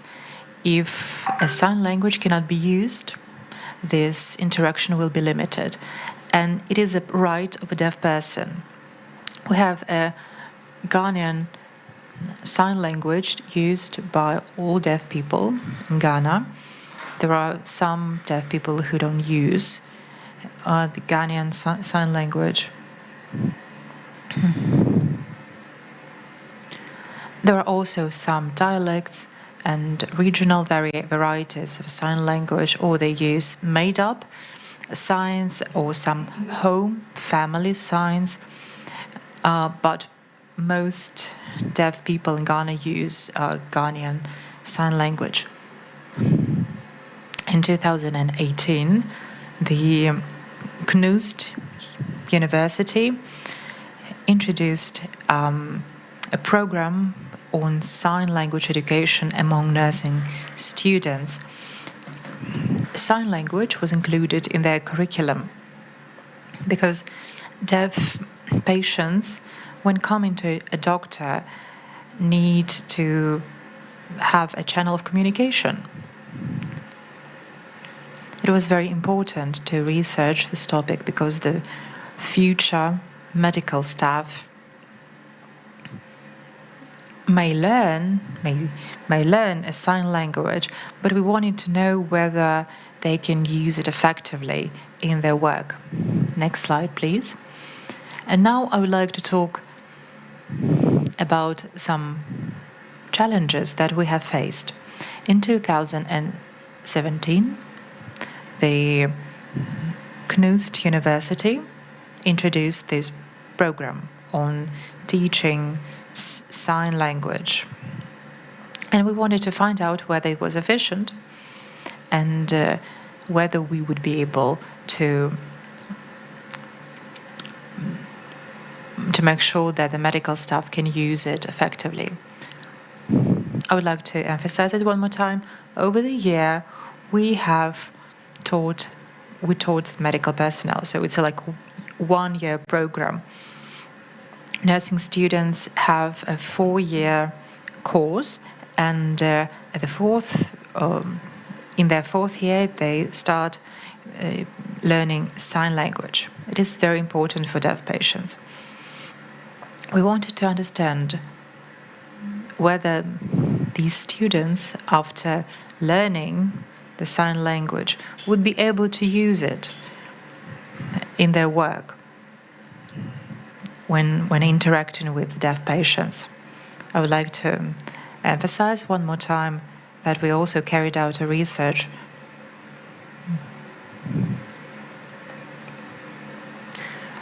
about problems that are faced when teaching a sign language. Next slide, please.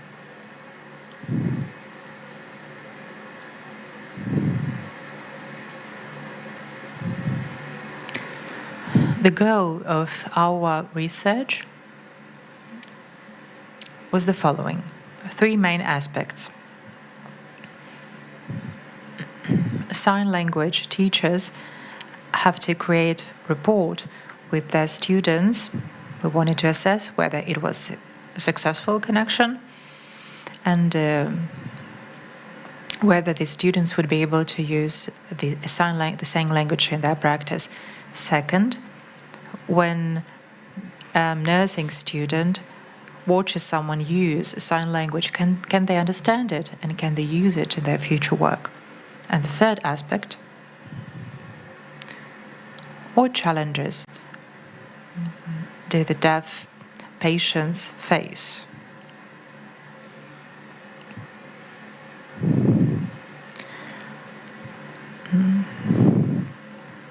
And can nursing students use their knowledge and practice? And now I would like to talk in more detail about the results of this research. Next slide, please. Briefly about the methodology. First one.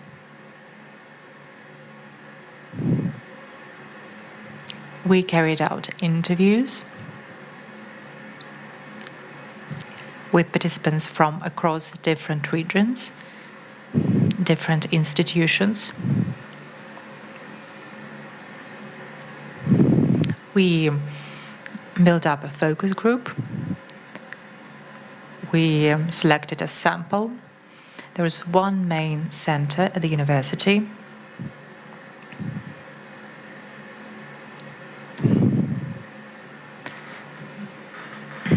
They have a course on human anatomy.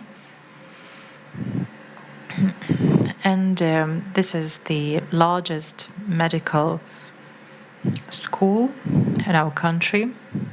At the KNUST University, we carried out our interviews at this medical school, and we interviewed a number of people from different regions. We designed a questionnaire.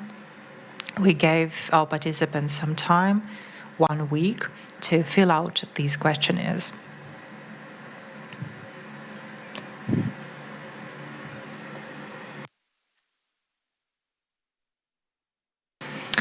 About 300 participants filled out these questionnaires. They gave these questionnaires back.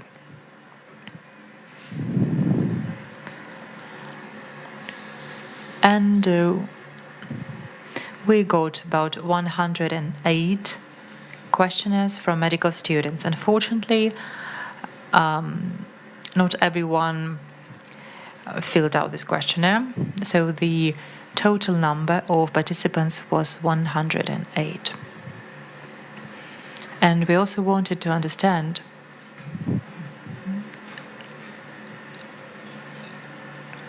the ethical aspects of this research. Students signed a specific agreement. It was also signed by us, covering all ethical aspects of the study. After getting the answers to our questionnaires, we drew a number of conclusions. Let's talk about age. Age is very important for teaching a sign language because we have a young group from 18 to 22 years old. It is easier for them to learn a sign language. It was interesting for us to know.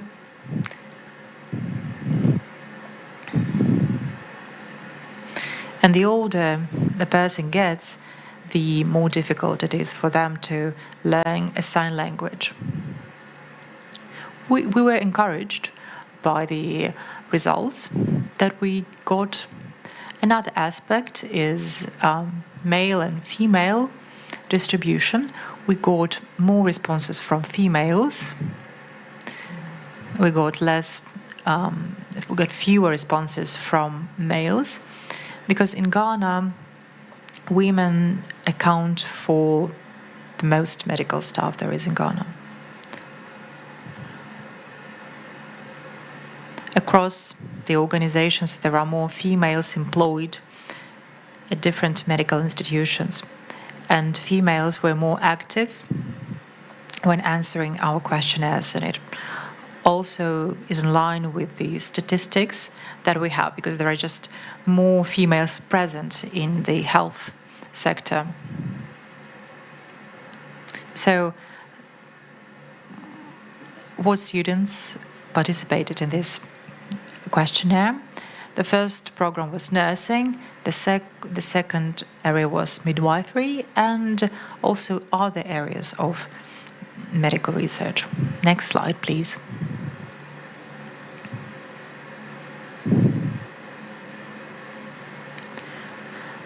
After collecting our questionnaires and answers to them, we analyzed the data. The first one of the questions was, did you use a sign language prior to entering the university? And some people could use a sign language to some degree, because from childhood they were exposed to the deaf community and they communicated with their deaf peers, maybe sometimes using the real signs and sometimes using some made-up gestures.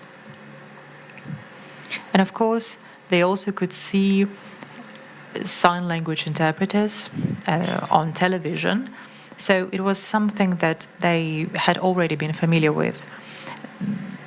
They also attended churches and schools, and they could also see sign interpreters there. Some of them had got formal education in sign languages, so they could communicate using the sign language. Some of them also had deaf friends, and they were not afraid to take up a new language. You have 2 minutes left. Okay, next slide.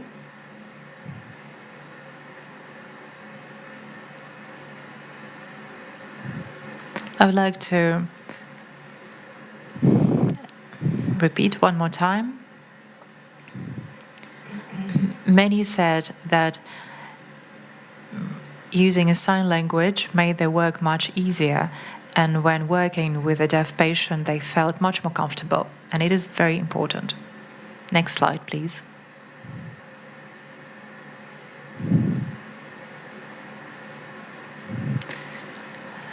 So, what are the main challenges that we have faced, we have identified? The first one is time. The course takes about 1 year, and it's not enough to master a sign language. So, it would be great if the Ghanaian sign language was taught during the 4 years that the students study there. And since they learn it for only 1 year, it is more difficult for them to interact with deaf patients. Next slide, please.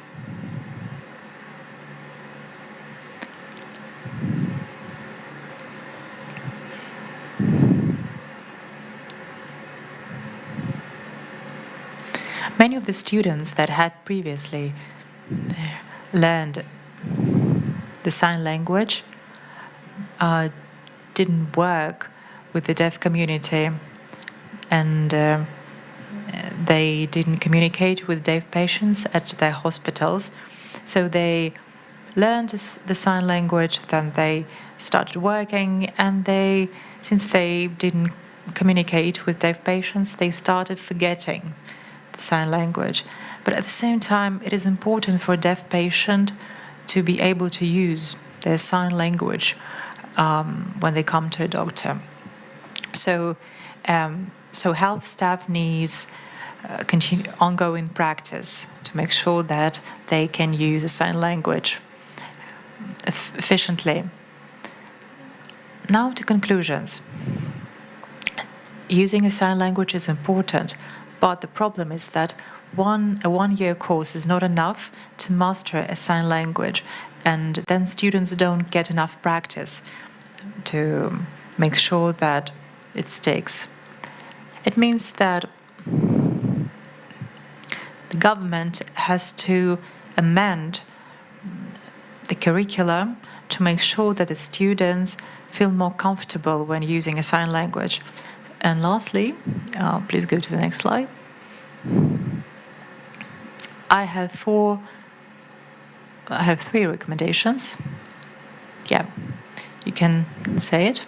So the first recommendation is the following. A sign language should be included in the general curriculum so that students can master it at a high level and develop their skills. Also, state curricula have to be amended, and they have to include more hours of practice, not only theory. It is very important. Moreover, it is very important to communicate with deaf patients, to practice the sign language, to understand it. I'm very sorry, I don't have enough time. I would be glad to talk about it in more detail, well, if I have a chance next time. And now, thank you very much. Thank you, Marco, for this wonderful piece of research that you did. It demonstrates what gap there is in medical or nursing education that needs to be filled. Right now, we're giving the floor to the presentation which was marked first in our list. It is a project on adopting the Pakistan Sign Language, a case study of the Deaf Reach Network. Sarhad Shahid is going to speak about that. He will speak in English.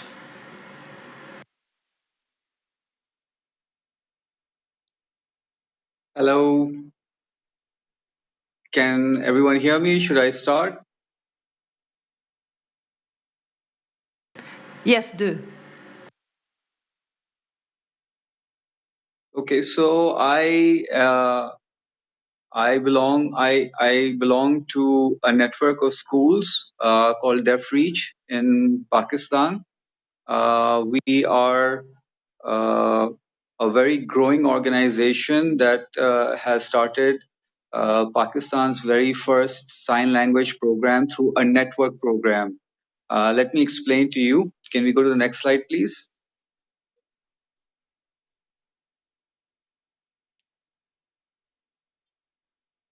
Next slide.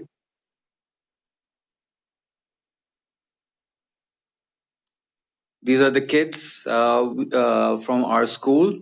Uh, uh, we take the children from the age of 5 onwards up to uh, undergraduate bachelor's degree program. I'll explain to you if you can go to the next slide. So I'll take it step by step. Next slide. So the school started off in Karachi, which is the largest city of Pakistan. Uh, the school, the seeds of this program, the sign language program, started 35 years ago. Pakistan has over 1 million deaf people. It's a huge population which was not catered to by any government agency. So a family of a group of a family had to take on this program to start the Pakistan Sign Language. Right now, we have schools in our 4 provinces. The provinces of Pakistan has 4 provinces. We have schools in all those 4 provinces. What we started recently in the last 3 years is that we've developed a satellite school model where we start with the preschool curriculum and the primary curriculum, which leads into our hub school model. The hub school model is our middle school and the full-fledged the ninth and 10th grade program. So most of our schools are in the marginalized or underprivileged areas because the deaf community in Pakistan tend to belong from the lower to the lower middle class status of the society. However, things are changing. They're not what they used to be around 35, 40 years ago because of awareness. There's a lot of awareness that's happening in Pakistan regarding the deaf community.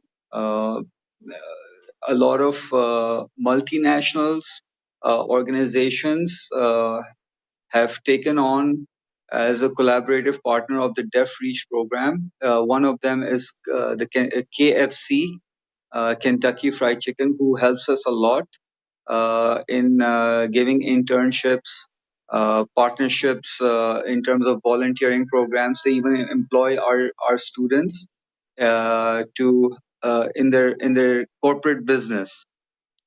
Can you go to the next slide, please? One of the challenges that we faced and we still face in Pakistan is the use of certain words, attitudes regarding the deaf community. In general, the people with disabilities are treated differently everywhere. I'm not going to say that it's just Pakistan, but with the deaf community, there's a certain challenge of not being able to communicate through how the mainstream people would communicate because people are not familiar with the signing. So one of the challenges that we still face is how to get the message across. So the Deaf Reach Network enforces that every person who is part of the Deaf Reach program has to do a 1 year course of signing so that they're fully integrated into the deaf culture. Right now, I'm also taking this course. I'm not very fluent, so I was cautious that I didn't want to mix up my signing with the international sign language. But we all have to go through this program so that we can communicate with the students, with the teachers, with the staff, and the parents as a holistic model. Our school starts at 7:30 a.m. in the morning and it finishes at 2 p.m. It's just like any other school. It has the same, everything is the same as the mainstream school. The only thing that I think that we feel we are more advanced is that the mainstream schools are still using traditional methods of learning. We are completely digital. Our whole program is online. There's the children are using state of art self-developed curriculum through digital technology. So we've created the whole Pakistan Sign Language system, uh, which is online everywhere uh, for our schools. It's updated every day according to the deaf sign language curriculum. Can we go to the next line?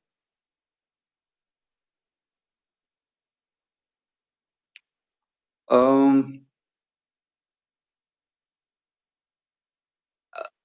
so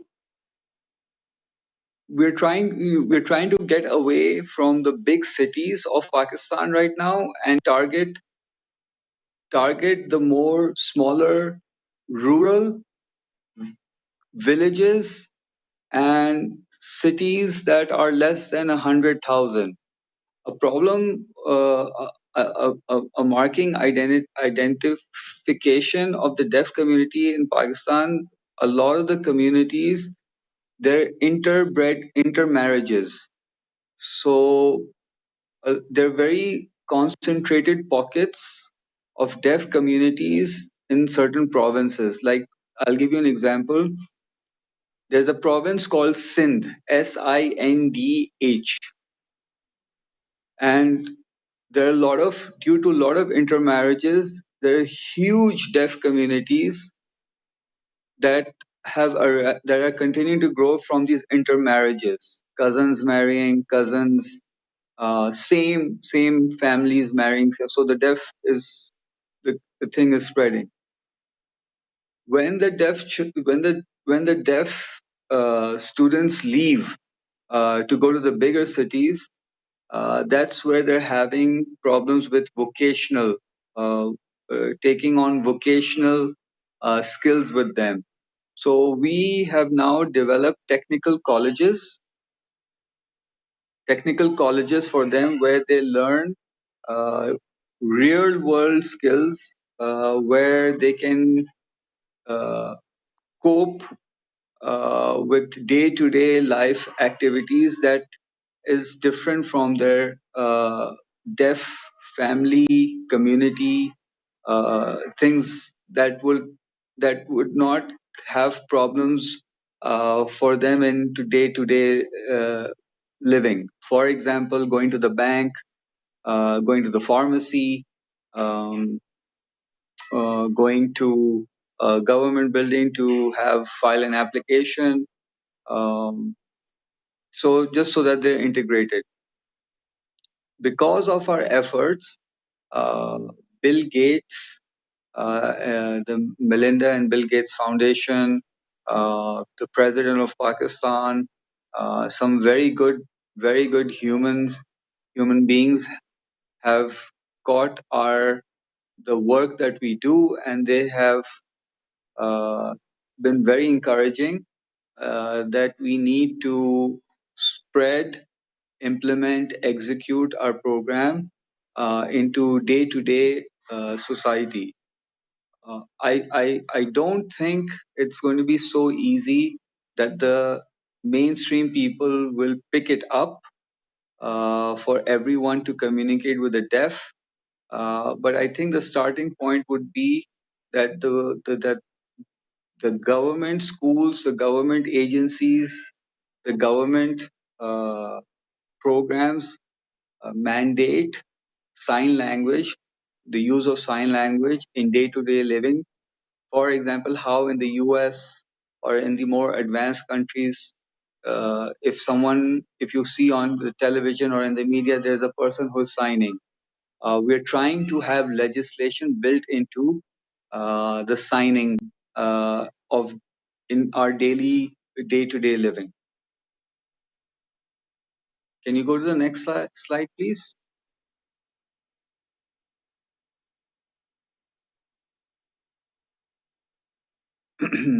some of the things that we've been able to achieve, and a lot of our progress, fortunately or unfortunately, for me it's very fortunate.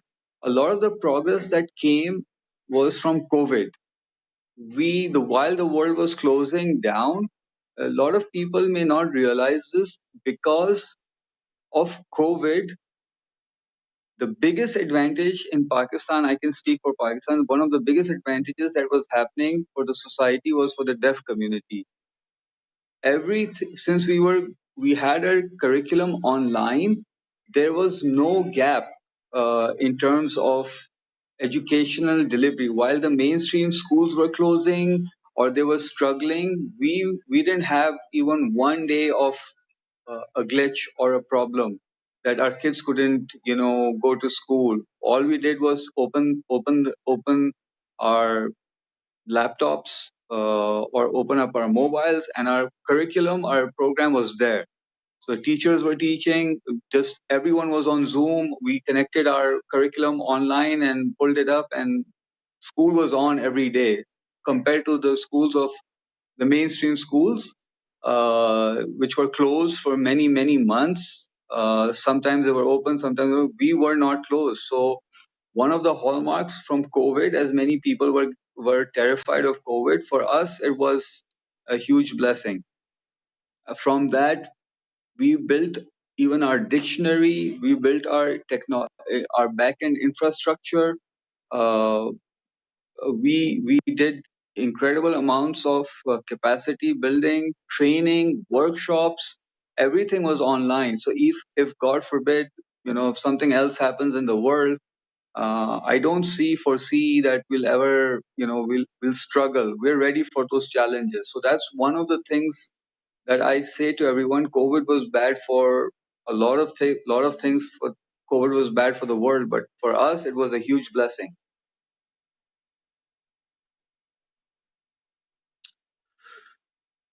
Next slide, please. Next slide. Mark, you're nearly out of time.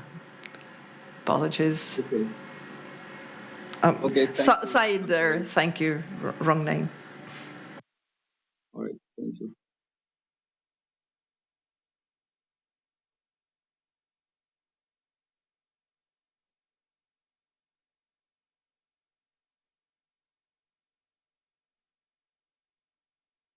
You still have some time, a couple of minutes.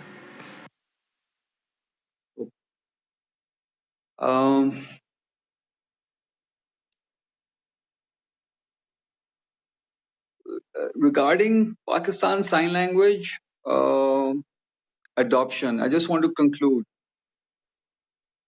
With every good thing, there are challenges. One of the challenges that we face right now, different communities have different acceptance rates of the Pakistan Sign Language. Pakistan being a Muslim country, certain religious communities want incorporation of a different methodology that would be different for different communities. So right now we are having to sort of adapt and adjust according, because Pakistan is a very multilingual, multicultural society. We have a lot of ethnic divisions. So now what we're having is that from someone from the south of Pakistan has a different take on adopting Pakistan Sign Language, who's from the northern area or from the eastern side or from the western side. So cohesion right now of the Pakistani Sign Language within Pakistan as we grow is something that we're trying to work around, and so that we have a beautiful system that we help our society grow further, not to have more friction or chaos or conflict from it. But I'm very hopeful as the younger generation grows and moves forward in society, they will bring the sign language into more recognition. We're talking to the ministry in Uzbekistan. We're having talks in Africa. There's a lot of exploration of potential partnerships through the Pakistan Sign Language in countries in Africa, in Sri Lanka. There's possibly something going to happen in Bangladesh. So we are a very small, humble school network. We never thought that we would grow to this level where we would have over 3,000 students across Pakistan. We never thought. We people come to us and they ask us for help. We're always eager to give them help. We say it's a train ride for everyone. Everyone's welcome. So that's my side of the story. And I'm happy to be here. I wish I would have more time to explore, to discuss, to show, and I look forward one day to meeting all of you.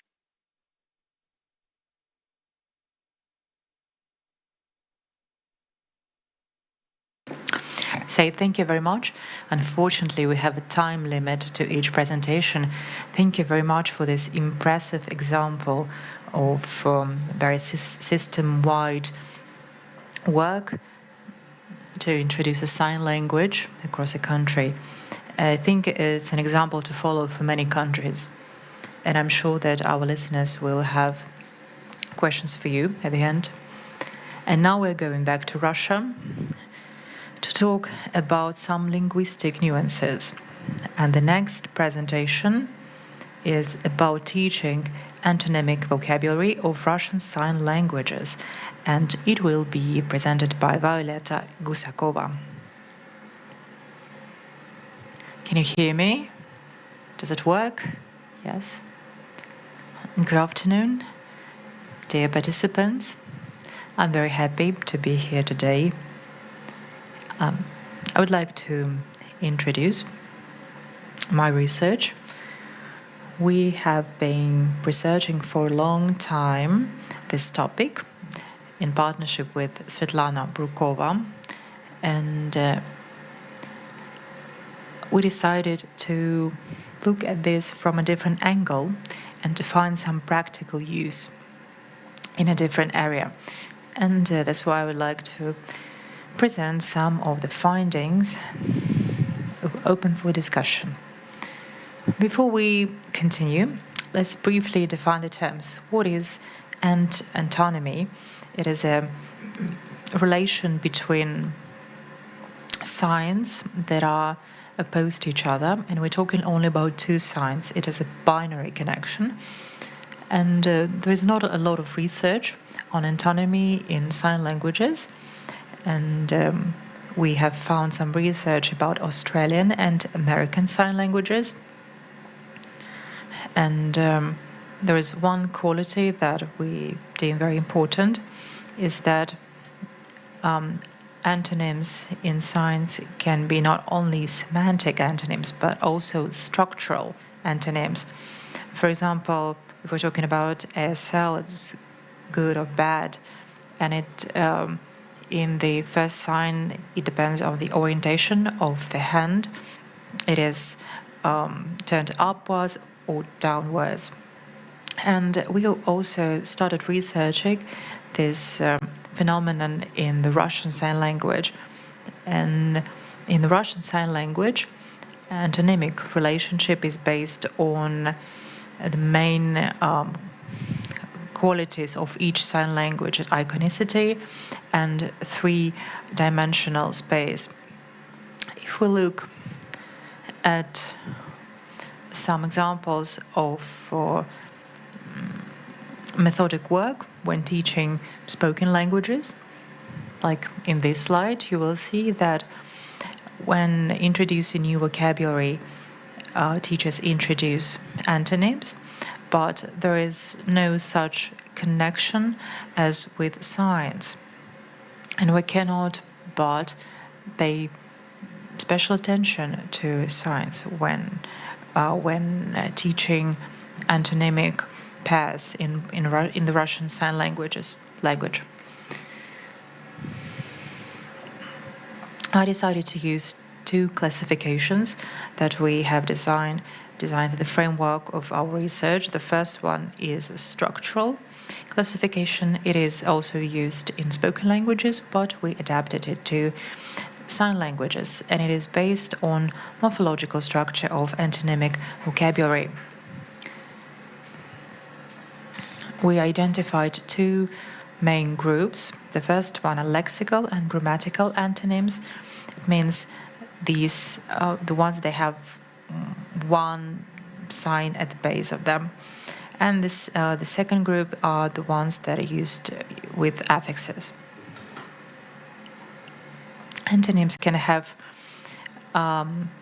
two subgroups. The first one is antonyms with affixation, when we add the sign of negation to a sign. And the second subset is the one that is based on combining signs. For example, there is a simple antonym opposed to a negative compound, or a compound can be opposed to a compound. So you can very briefly have a look at some examples in this slide. We will talk about these examples in more detail later. And here are some examples of exercises, activities that can be used based on this data. Firstly, we can teach students this mechanism of affixation. They can see how they can create an antonymic pair using affix or a specific sign. Secondly, we can design a video clip, and hopefully we will be able to record videos with native sign language signers. And here, a student may watch the video, understanding how these antonyms are used by a native speaker, and they can use a sign for the creation of a compound. And then we can create a pair of a compound and a compound.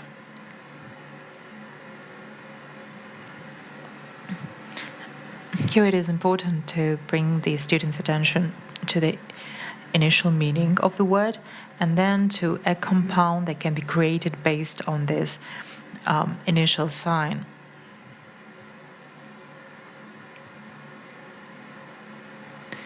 And you also need to make sure that it is in line with the usage in the Russian Sign Language. The second aspect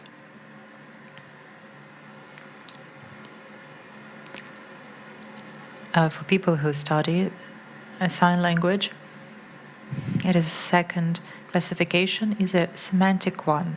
Here we identify three groups: complementary antonyms, contrary antonyms, and vector antonyms. So complementary antonyms are the ones where one antonym excludes the second one, so dead or alive. You can be either dead or alive.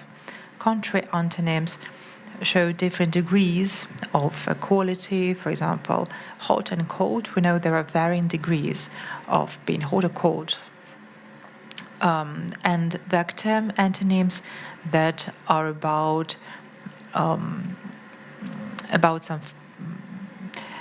some activities that are carried out in different directions. For example, to get up or get down.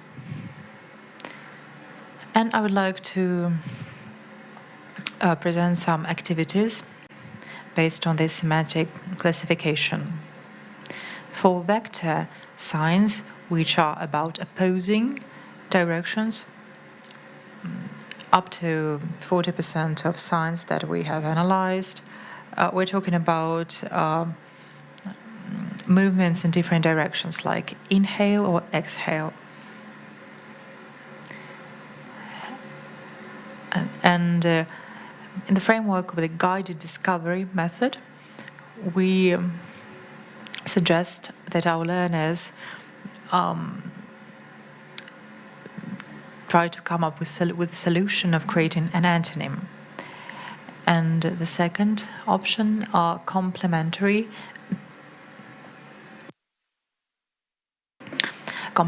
antonyms. For 45% of the analyzed data, antonyms correlate with the semantic of being opposed to each other. So we're talking about the presence or absence of internal repetition. And these signs are also very interesting in other aspects, for example, the configuration, the orientation of the hand. So, as a general concept here is an activity where a student has to watch a video, and then students work in pairs, and they have to understand what characteristic can oppose each sign to each other. So they are coming to this conclusion in the framework of this activity. And the third idea for an activity for contrary antonyms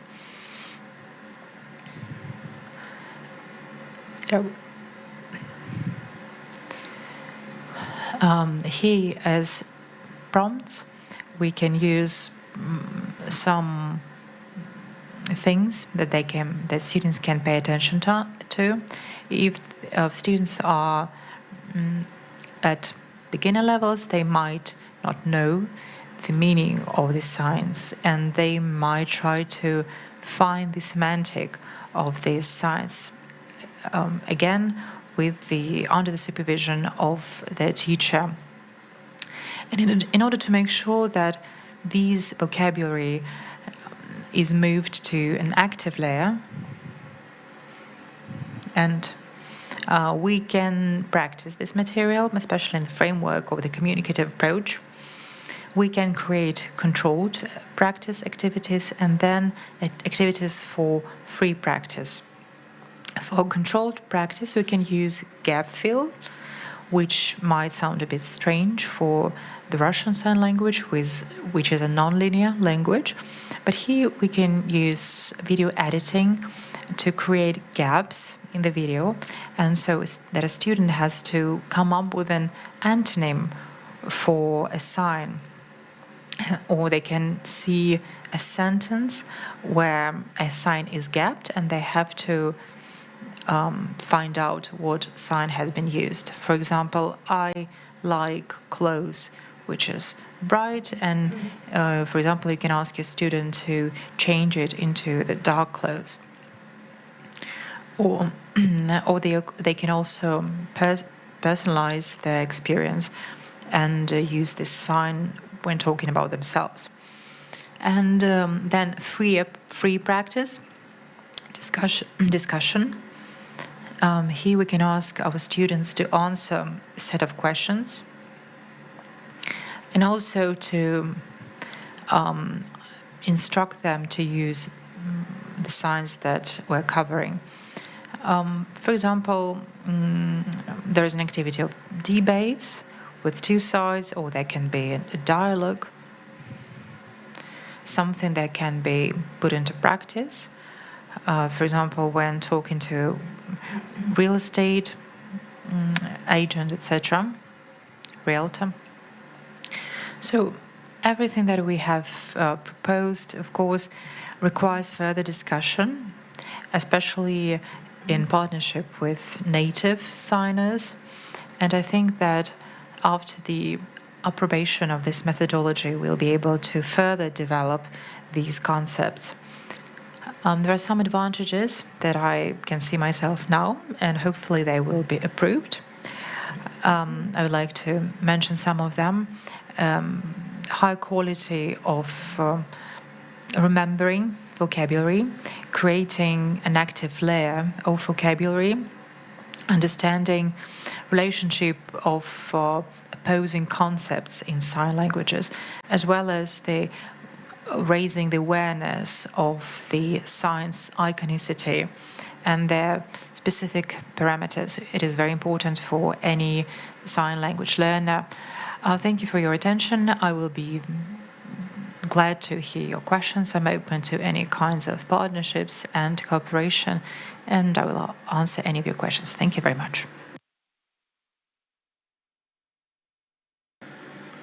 Thank you, Violetta, for this detailed linguistic analysis and for the practical considerations in the teaching of the Russian Sign Language.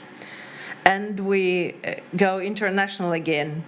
And the next paper will be about the language contact and language continuum between Brazilian Sign Language and International Sign Language. The speaker is Rodrigo Machado, and he will speak in the International Sign Language.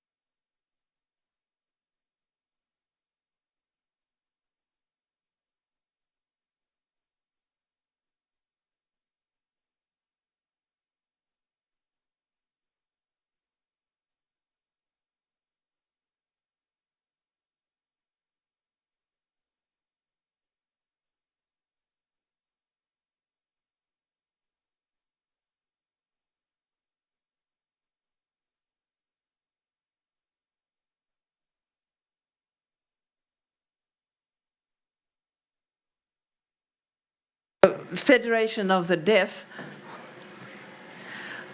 people get together there and they communicate in the International Sign Language. I wanted to study how the International Sign Language had changed over time. Our study looked at different perspectives of the International Sign Language, and it included people who were very well versed in the International Sign Language and people who knew it rather less. We wanted to draw upon the experience of deaf people and their communication and how they find contact with one another. Deaf people can speak sign languages even if they come from different countries. They can also use the International Sign Language as their second language.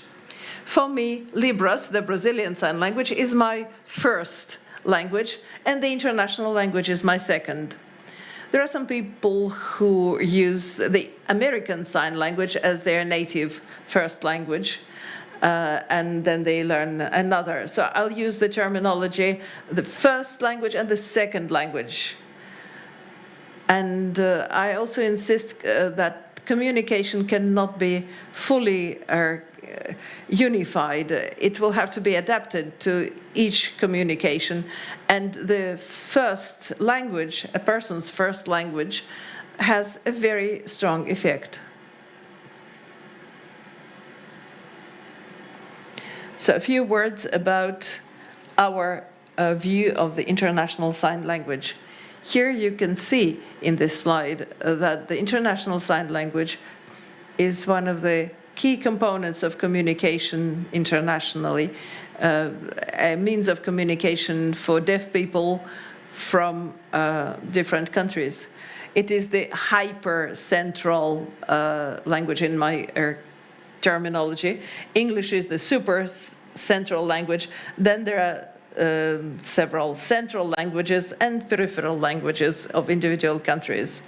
The Brazilian Sign Language is not central, and certainly the International Sign Language will have this hyper-central status.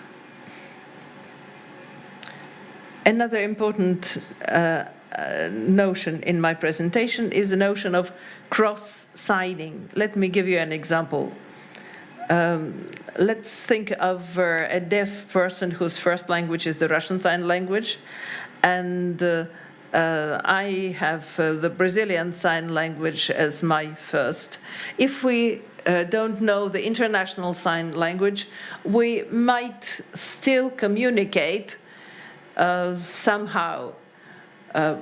There are a number of signs that might be mutually comprehensible, and then build from there. This would not really work in my case because I know the International Sign Language, but I was thinking about a situation when there is no common international language between the two communicants. Such experiments were held by some universities where they put together people who did not have a common sign language between them. One more perspective on international communication is translanguaging. This is a term proposed by a Scottish university. The researcher there meant that all international languages interact and borrow from one another.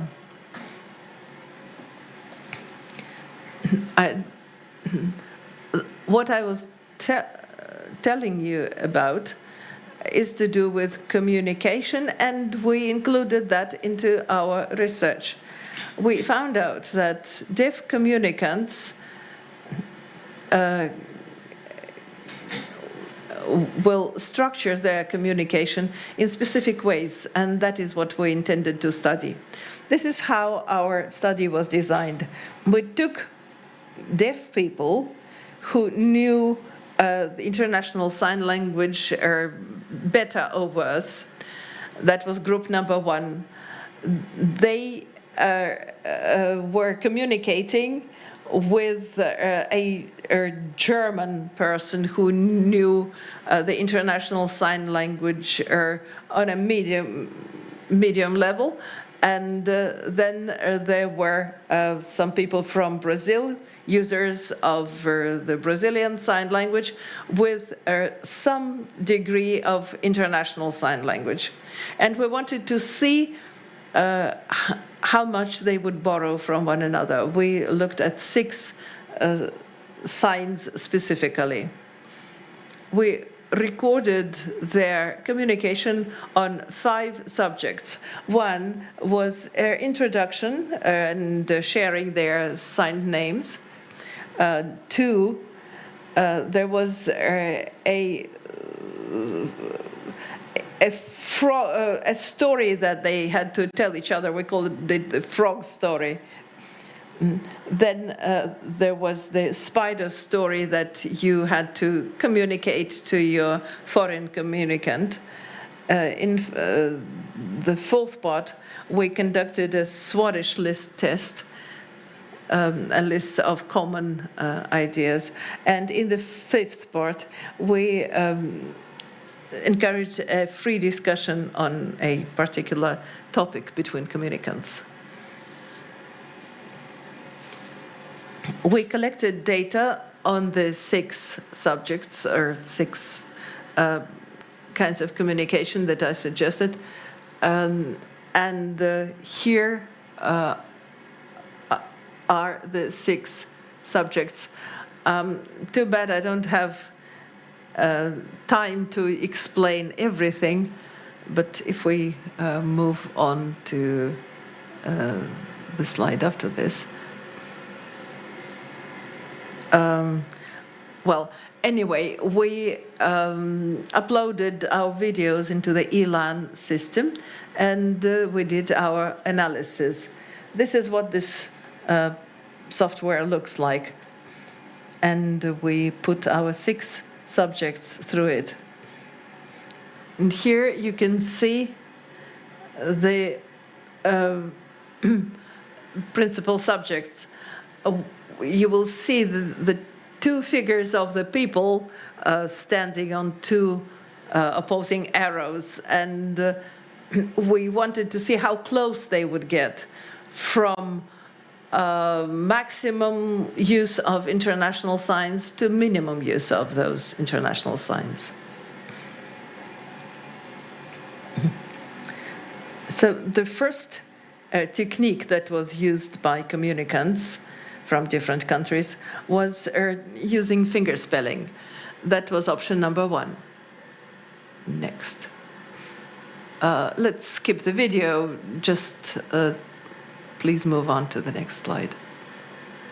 The second strategy was mouthing and active articulation.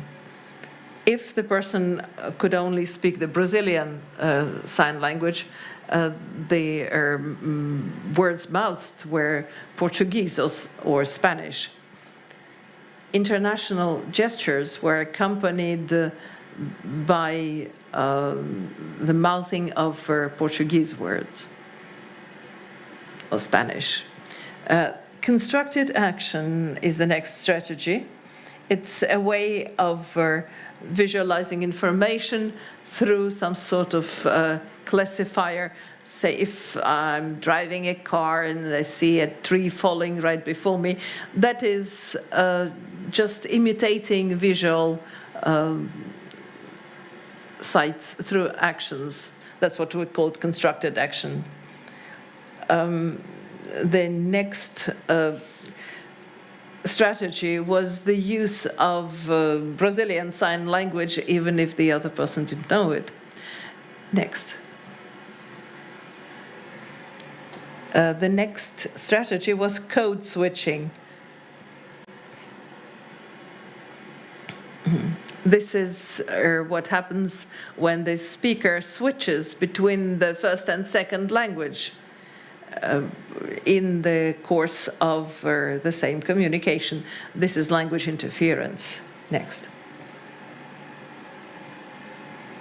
Loan words. Let me give you an example. For instance, if I use the L and 5 configuration, and this is a sign from the Brazilian Sign Language, and I could explain it, or we could borrow the sign for Moscow if we didn't have it in Brazilian Sign Language. And the last thing that could happen is interference. That is what happens when a communicant builds a sentence based on their native tongue and they can't adapt it to the international communication situation. Having collected all those videos and all those examples, we drew the following conclusions.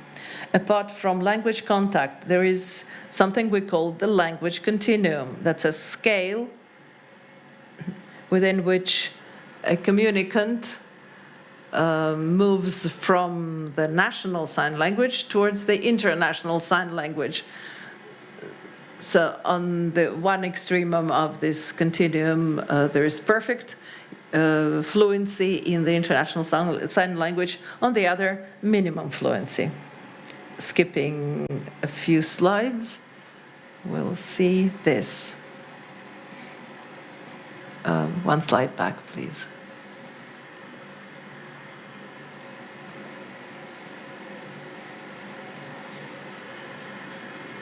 Mm-hmm. We selected 6 principal strategies that are spread across the scale like this. On the left-hand side, on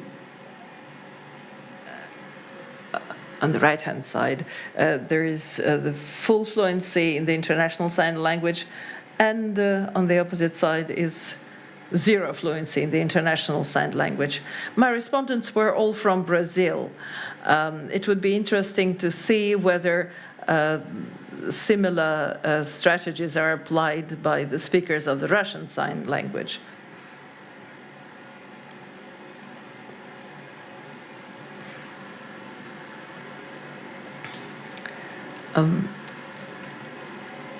We had a sample of more than 20 people, but we had 60 more whom we videotaped, and we are going to study that video material later too. But right now you see that the international sign language interpreter who is effectively working, although international sign languages are not fully codified. It's a global system of communication that will still vary between speakers of different first sign languages, such as Brazilian or Russian. So people who know the international sign languages will be further removed from the center of our continuum than people who do not know international languages, because national sign languages have their own syntax and strategy. Thank you very much, Madriga. I think it's a very insightful research. It has a lot of future, and we are going back to the Russian sign language, and we will talk about it in the normative context. And we have a collective presentation by Elena Ivanova, Daria Semyonova, and Yulia Shamsudinova. Thank you, dear colleagues.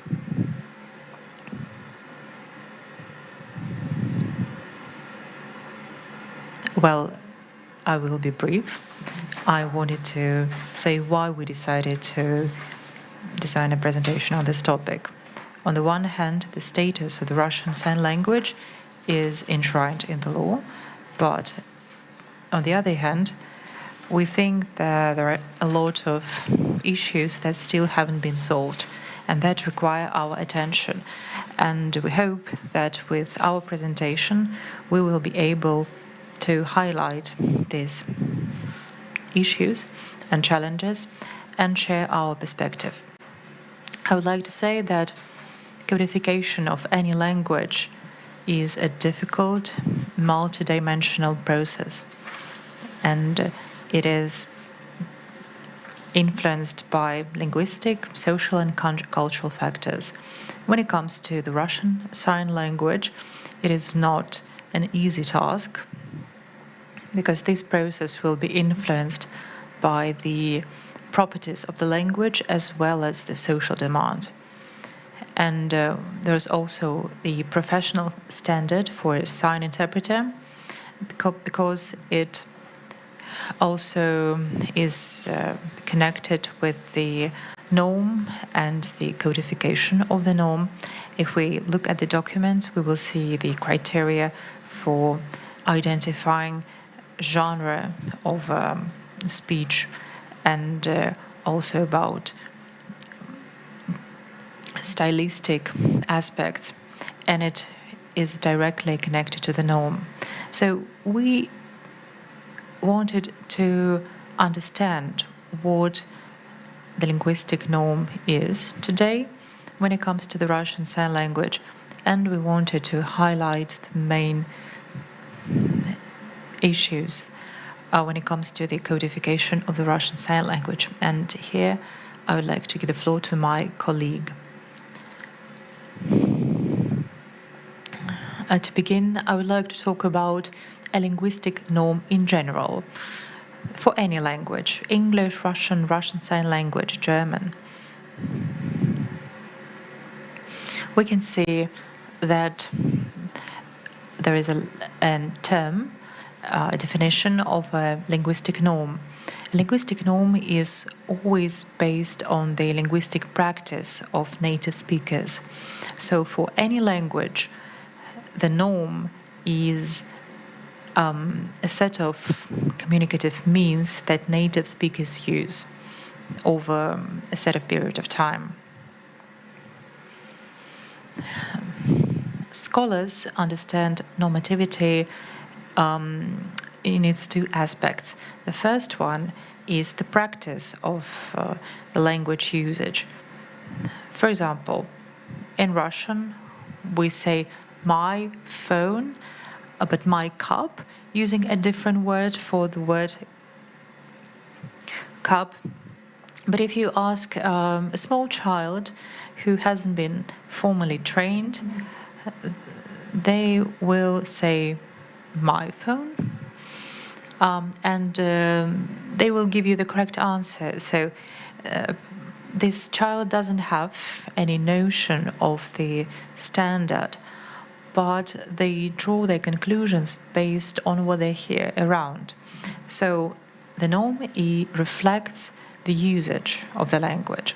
And the second aspect that we're interested in is the norm as a set of rules for using linguistic means, because we know that all native speakers speak differently in any language.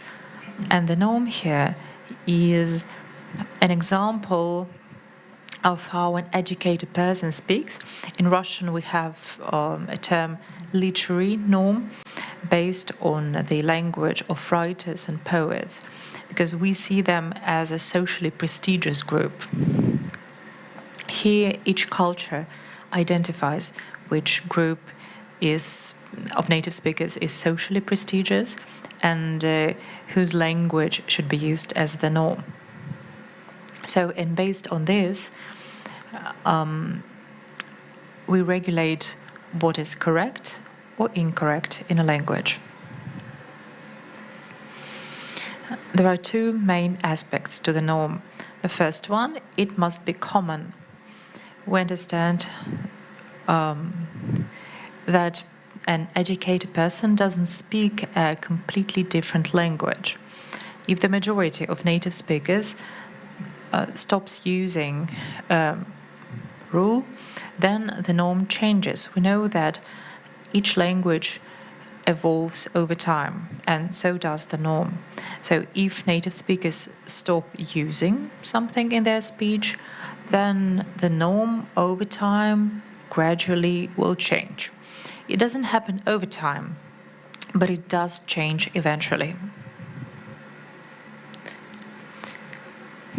And if some linguistic phenomenon isn't common, in other words, native speakers do not use it frequently, it is not common, and the majority of native speakers speaks differently, then this artificial normalization of this phenomena is not possible. If someone wants to introduce a rule into the Russian language, not based on the practice, it will not stick. Because a language is not something that you can impose on someone. Any language evolves based on its internal rules.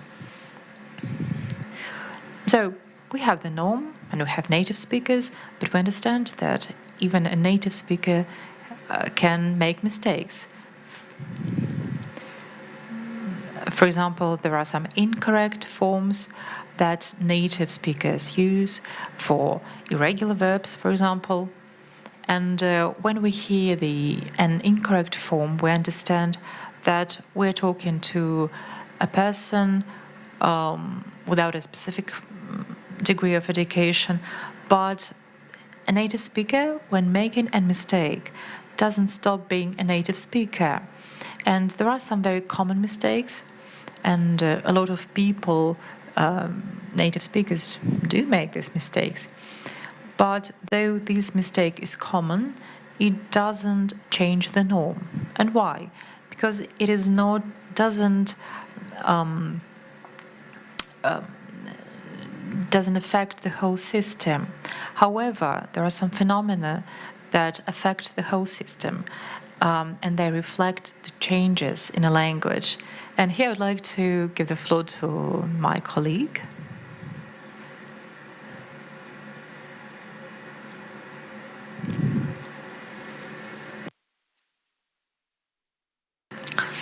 Now, sign languages are considered to be full linguistic systems, just like spoken languages, and the norm in a sign language is defined just like in any spoken language, Russian, English, or French. So what is a norm?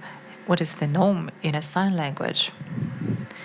It is not enshrined in any documents, and it means that grammar and the norm are defined by the practice of the native users.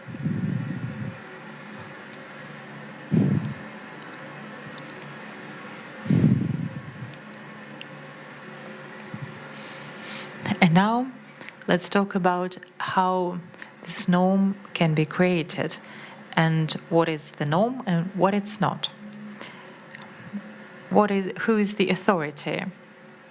Native signers who have been native users of a sign language over the generations, and they can be considered the norm. I'll give you an example. There are some signs that are used in deaf families in different regions. They can be different from each other. So which variety can be considered the norm?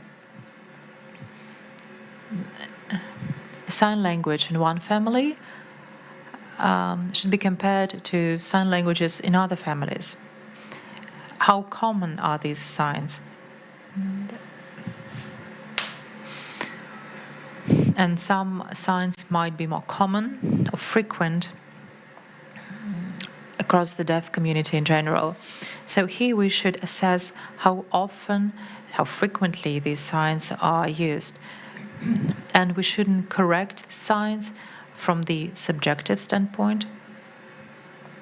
And also the grammar rules for the sign language also should be codified. Many think that sign-supported language is the norm, and the Russian Sign Language is a system for communication between the deaf community. However, this sign-supported language isn't the norm, because 90% of the native speakers use the Russian Sign Language, and they use the sign-supported language only when interacting with the hearing people or people who are not very fluent in the Russian Sign Language.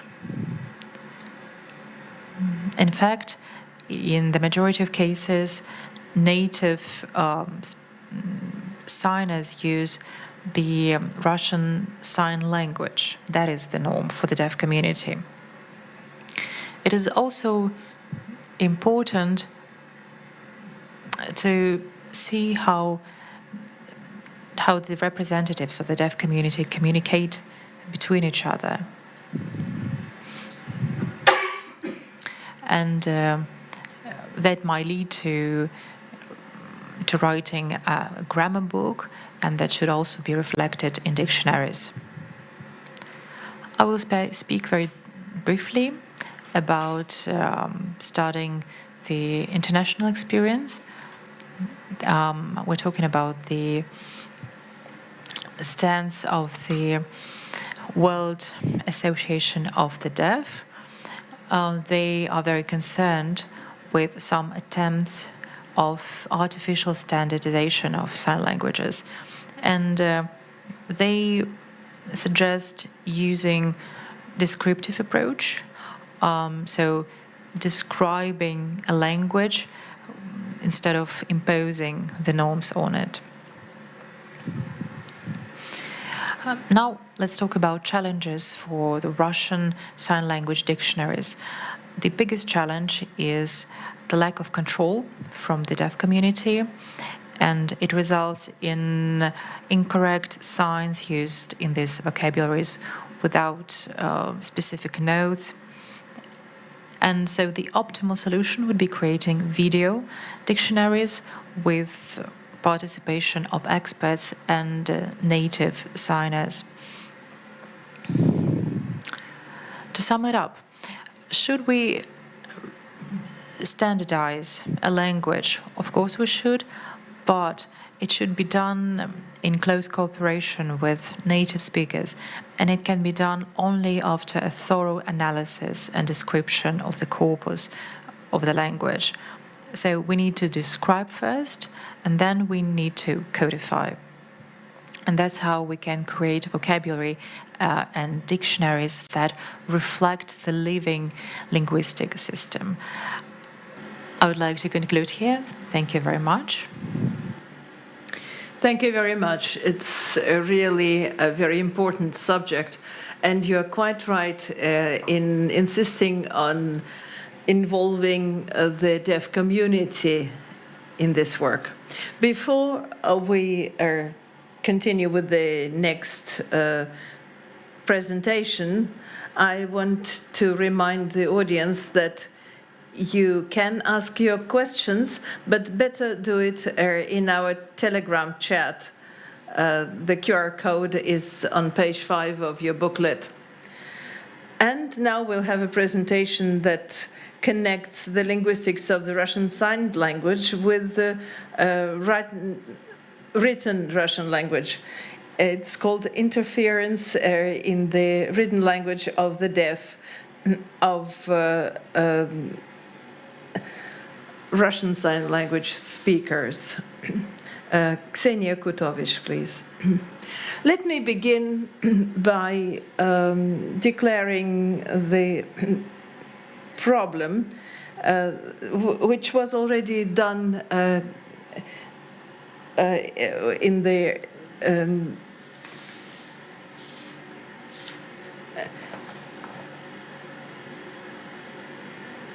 researching the deaf community group. The question is, who can be called bilingual and who is a speaker of the Russian Sign Language? The speaker of a sign language has been defined as deaf people who grew up with deaf parents speaking a sign language and who identify themselves with the deaf community. Here, the definition focuses on continuity and identification as identifying yourself with the deaf community. And there is a different definition. Early language contact, it says. Contact with the sign language before the age of 3, say the researchers of the second group. And item 2 is the level of fluency, and item 3 is using the sign language for all sorts of situations. In sum, that would mean that speakers of a language, whether a signed, a sounded, or a written one, can have different degrees of fluency in that language, and they can have a different degree of identification and different ages of contact with the sign language. So it's a complex system with many factors involved.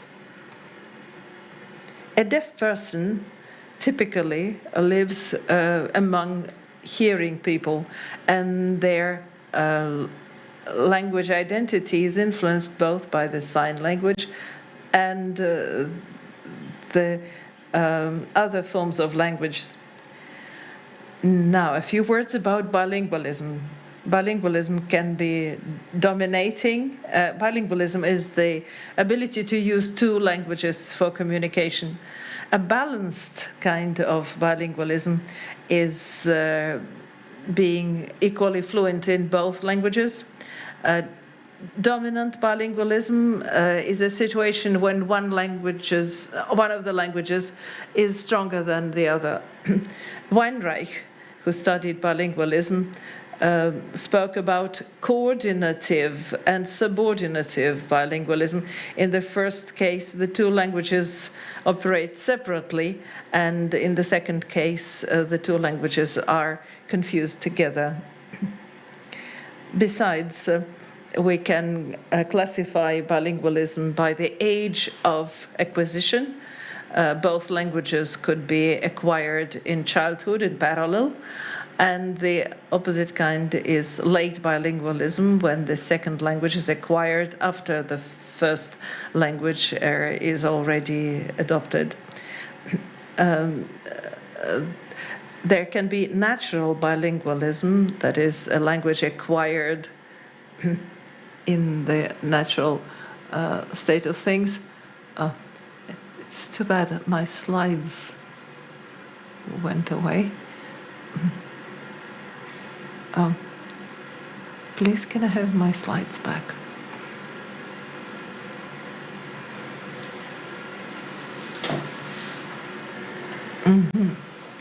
Thank you. So I was talking about natural bilingualism when the language is naturally acquired in the course of communication. And there is something called school bilingualism, that is, a second language is acquired through school teaching, where there are situations of communication are only modeled and not fully natural. In the functional sphere, bilingualism can be active, when the person can both speak and write and read, and there is passive bilingualism, that is understanding the language without using it actively. A bilingual person is somebody who is equally fluent in both languages in all their aspects. This is a definition by Grosjean. However, Grosjean himself admits that this is a very rare condition. It's an idealized model. Other researchers, some of them are listed in my slide, have admitted that bilingual people have better cognitive control and attention switching practices. Here in this slide, we have a list of those cognitive control functions that are characteristic of bilingualism. Interference is the way one language influences the other, leading often to mistakes and borrowings. Code switching is conscious or unconscious switching between the two or more languages. This can be affected by the communicative situation, and it can happen even within one utterance. Language shift is a gradual receding of one language under the influence of the other. There can also be code blending, which is something that happens when the person speaks both their languages at once without being conscious of it. I'll be talking about interference. Interference is the interaction between language systems which leads to the borrowing of automatic features of one language into the other, and this leads to language defects. It is a common phenomenon during language acquisition. It's displayed both in speech production and speech understanding. Interference can never be fully overcome. Let me talk about the different levels of interference. First, the grammatical or morphological level. We know that the Russian Sign Language differentiates between nouns and verbs, but sometimes there is the nominal representation of an action, and this can lead to confusion. Typically, it's done when the interfered terms are action and instrument used in the action. Also, there can be a confusion between parts of speech, which is characteristic of the spoken language, but which is absent in the sign language, say the difference between kind, kindly, kindness, etc. There are some more aspects of language, such as mood of voice or case forms that are not necessarily present in the sign languages, not in the Russian Sign Language anyway. Here you can see some examples of written statements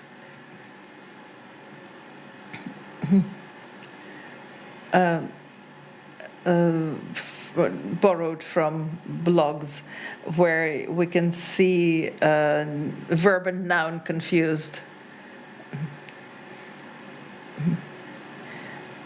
In the second example, there is again a confusion in the verbal form, or wrong mood, and part of speech confusion between adjective and noun. In example number 3, you also see a noun used instead of a verb.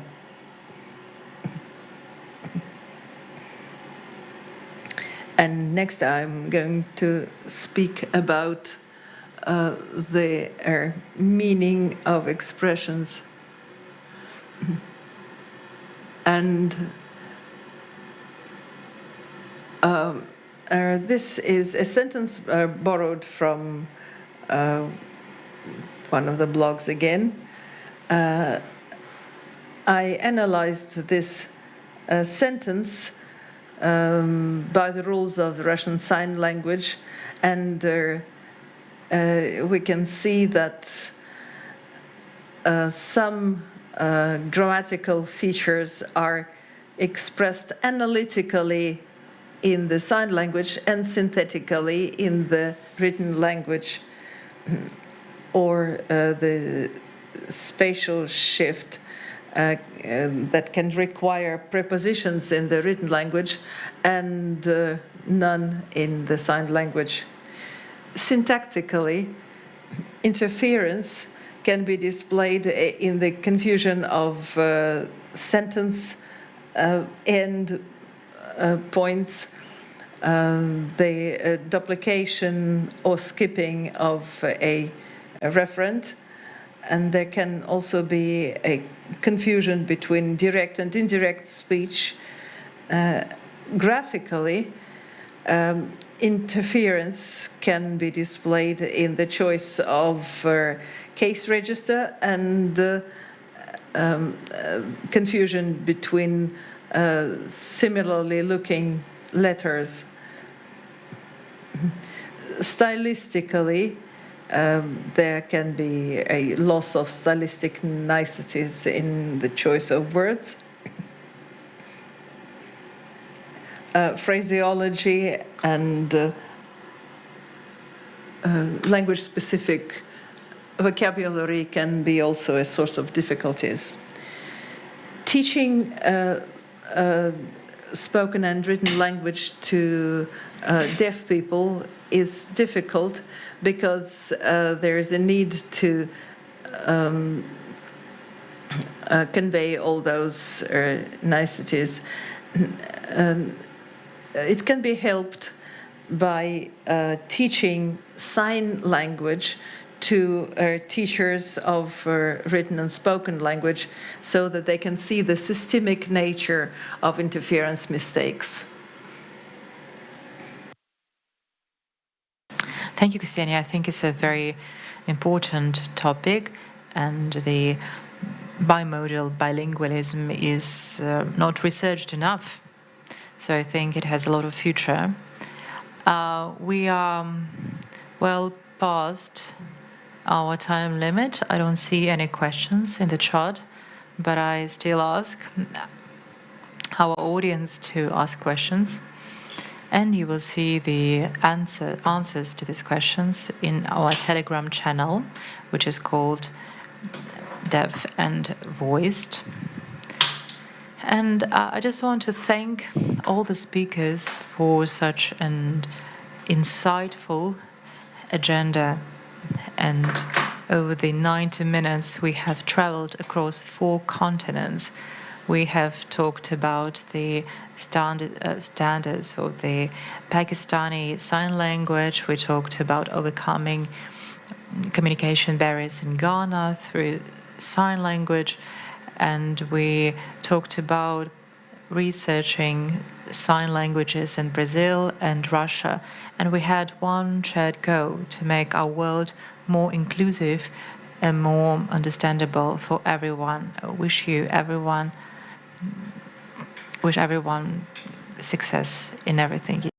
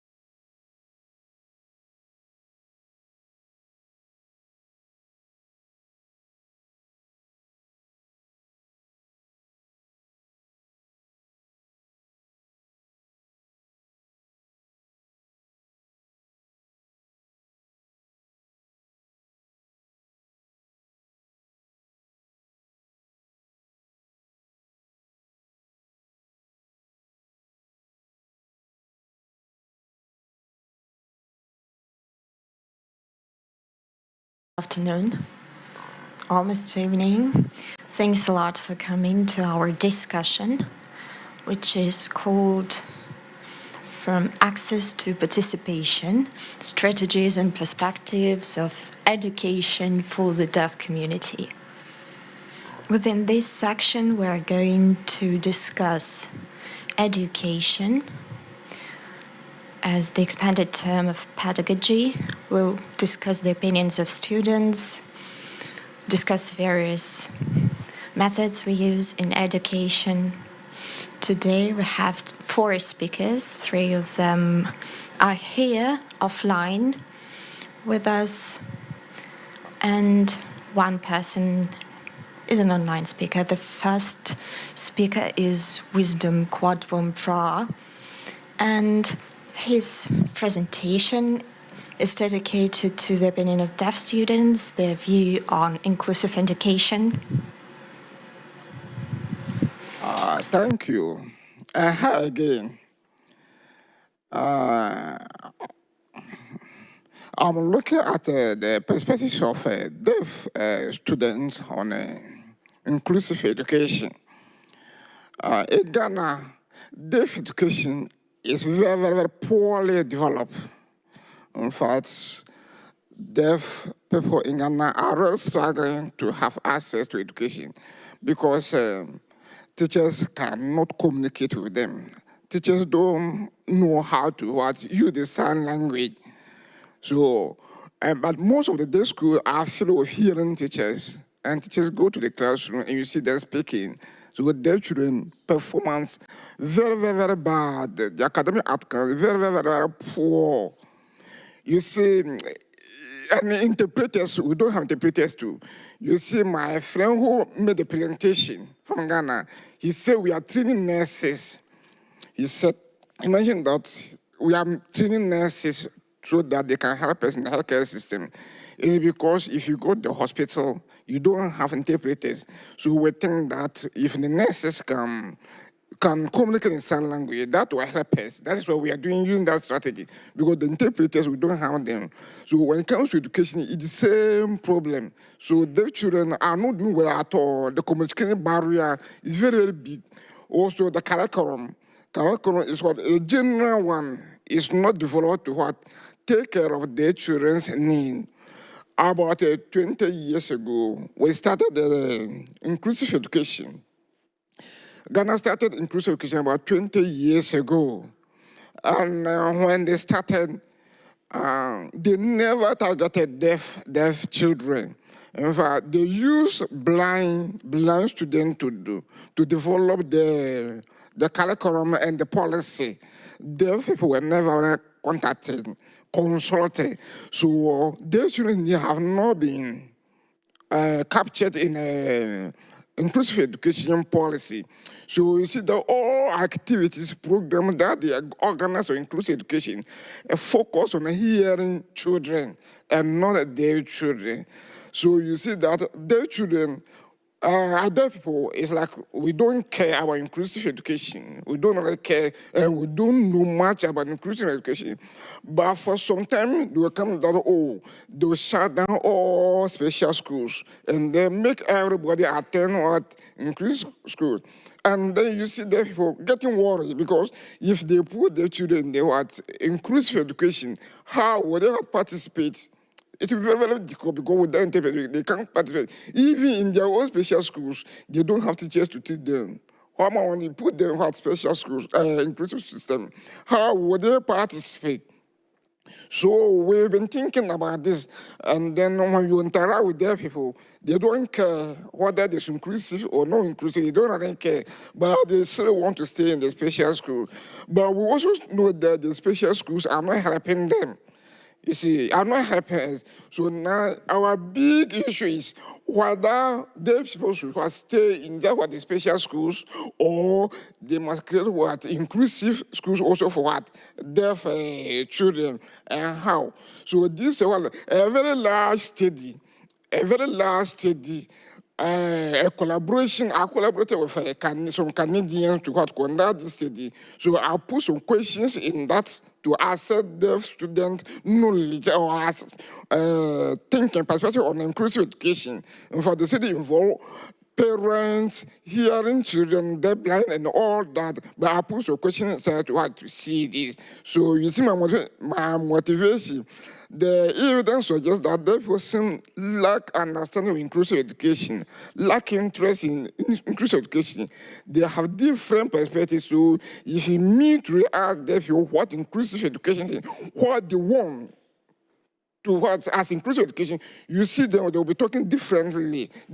But this thinking has not been put in what? In the curriculum development and then policy formulation. You see, so we're not part of what inclusive policy. I mentioned this. So our question specifically, deaf student knowledge of inclusive education, deaf student expectation of inclusive education, their views on inclusive education, their opinion on turning inclusive school, a special school into inclusive schools, and if their education has influenced our perspective on inclusive education. The students are college students, college level students. They are college level students, but all of them went through special schools. Yes. And this college level students, the college is supposed to be teaching them inclusive education. So we want to know if that has also changed our thinking. So we did a purposive sampling, and then the purpose sampling was selected. The schools are based, as I said, the schools are only institutions that teach, train teachers, and these institutions are the only institutions deaf students can participate. We have 3 of them in Ghana, and only institutions at the college level that the students participate. And we used a total of 37 participants, and we did interviewing using the Ghanaian Sign Language. So my findings, I don't want to waste time on this very much. So there are knowledge of inclusive education, a participant, that is student who had education above senior high school, said because of what the level, in fact, they have some knowledge. Generally, they have some knowledge because of their level of education, because they have some university education, and because these are teacher training institutions, and because they were taught some topics on inclusive education. Some of them had knowledge on inclusive education, but those who started first year students didn't know anything about inclusive education. But those who went higher, like a second, third, final year student, they have some knowledge on inclusive education. Those with diploma and first year had less knowledge than those who had degree. See? So definition tended to focus on learners with disabilities and had problem listening features of inclusive education.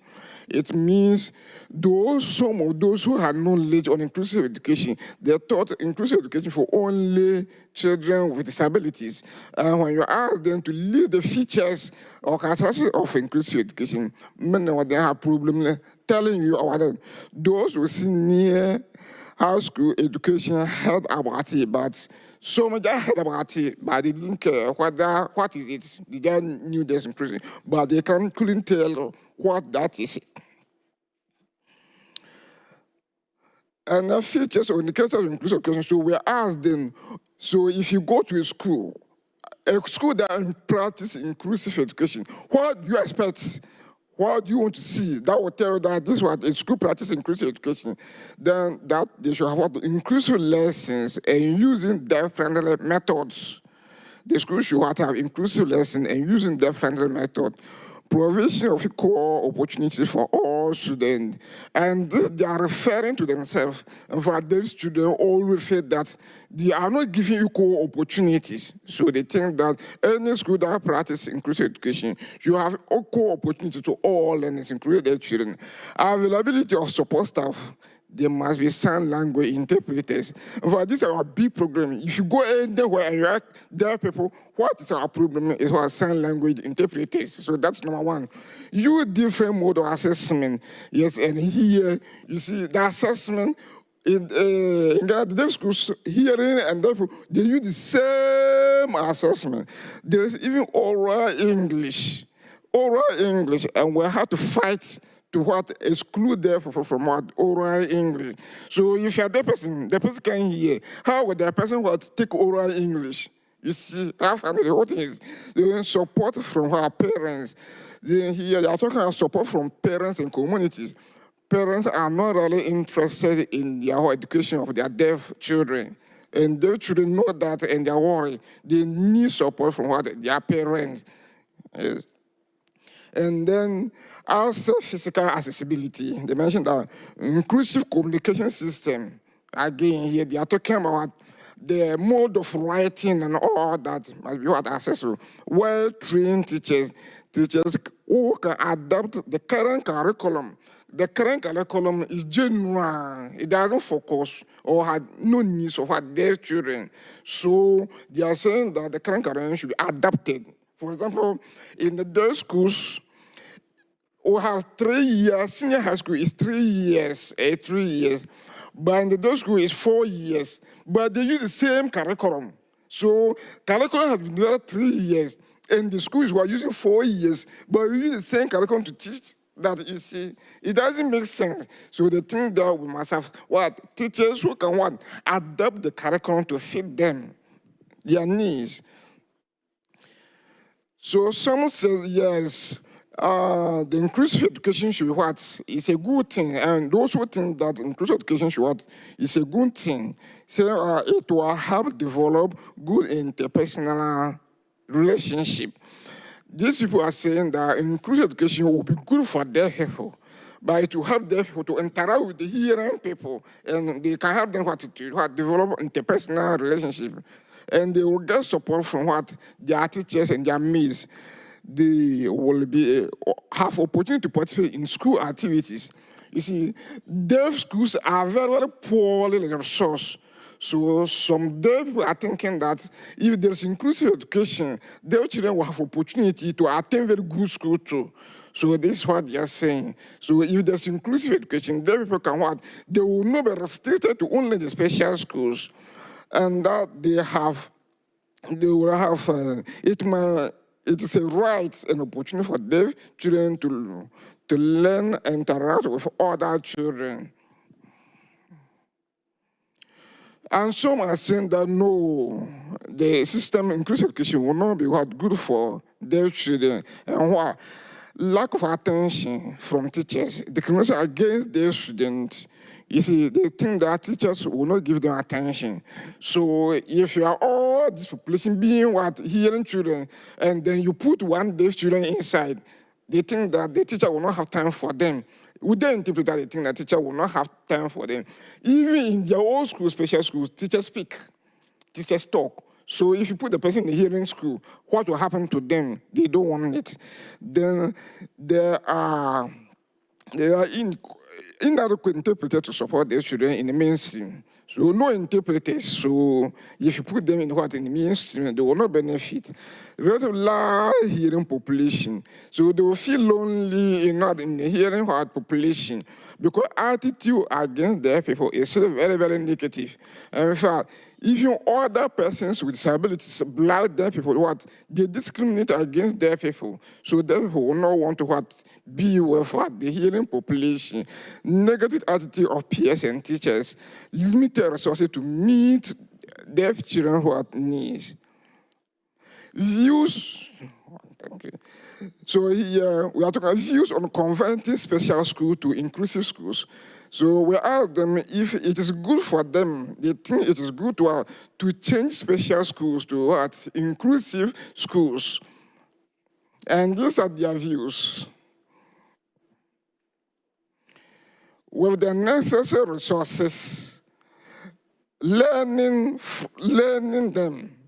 You see, hearing students in the same school will be what better for us to what broaden our knowledge. They feel that if they are in what the mainstream, they are an inclusive system, that will help them. So they alone staying will not be helpful. So something that they should what convert them into what special inclusive school. I think we can change all schools for the deaf to inclusive school, because sometimes the inclusive school helps all deaf students to learn.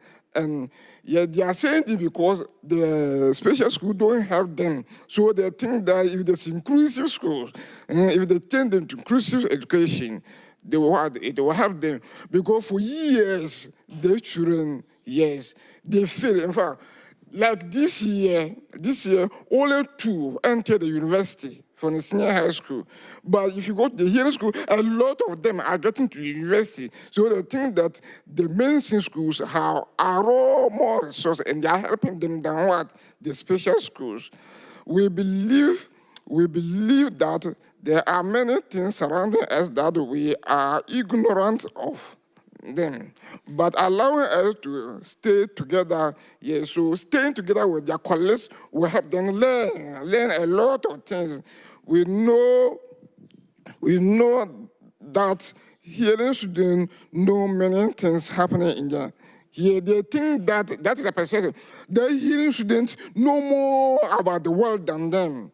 And that is true in Ghana because information accessibility, information is limited to deaf children. So hearing people have access to a lot of information that deaf children. So they think that if being with what the hearing student will help them also to learn from what them. Then I think it should be converted to inclusive school because deaf students can get the chance to learn from what hearing students. So socialization of hearing students in the same school is the best.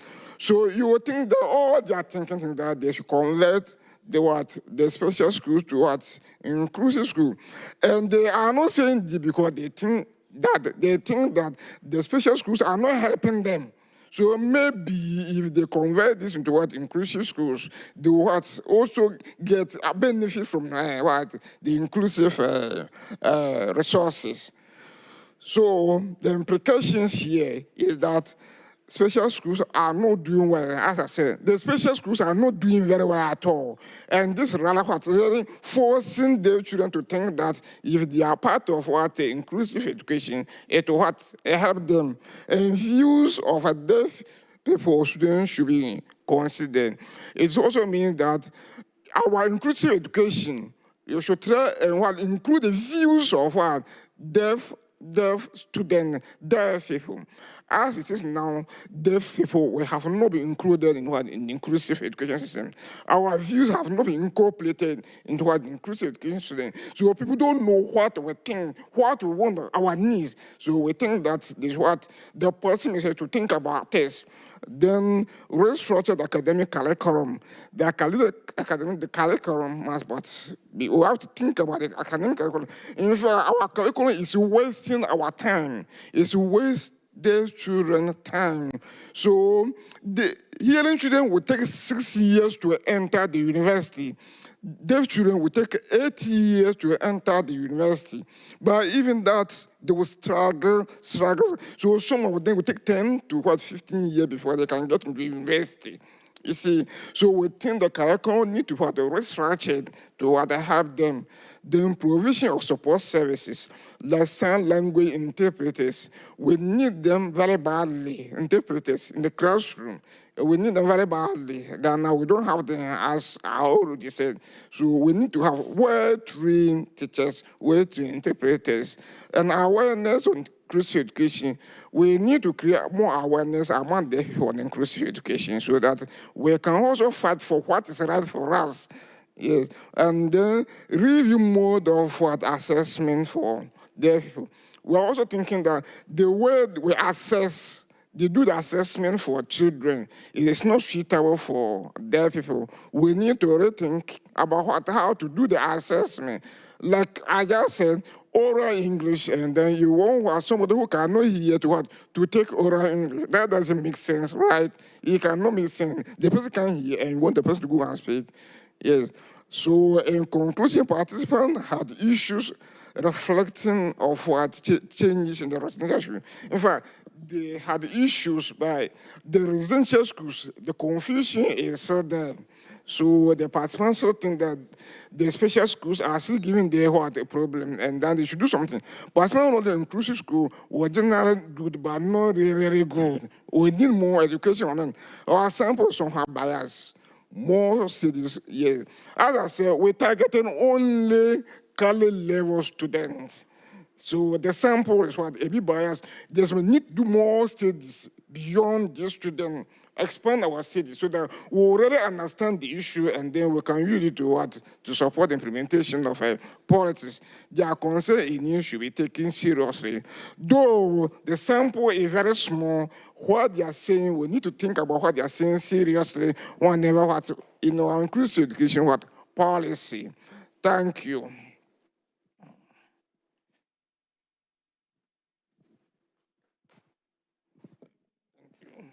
Thank you. Let's move on to the next presentation. This presentation is by our next speaker, Alberto Lutorti-Green. He's going to connect online with the topic creating inclusive environments, strategies for supporting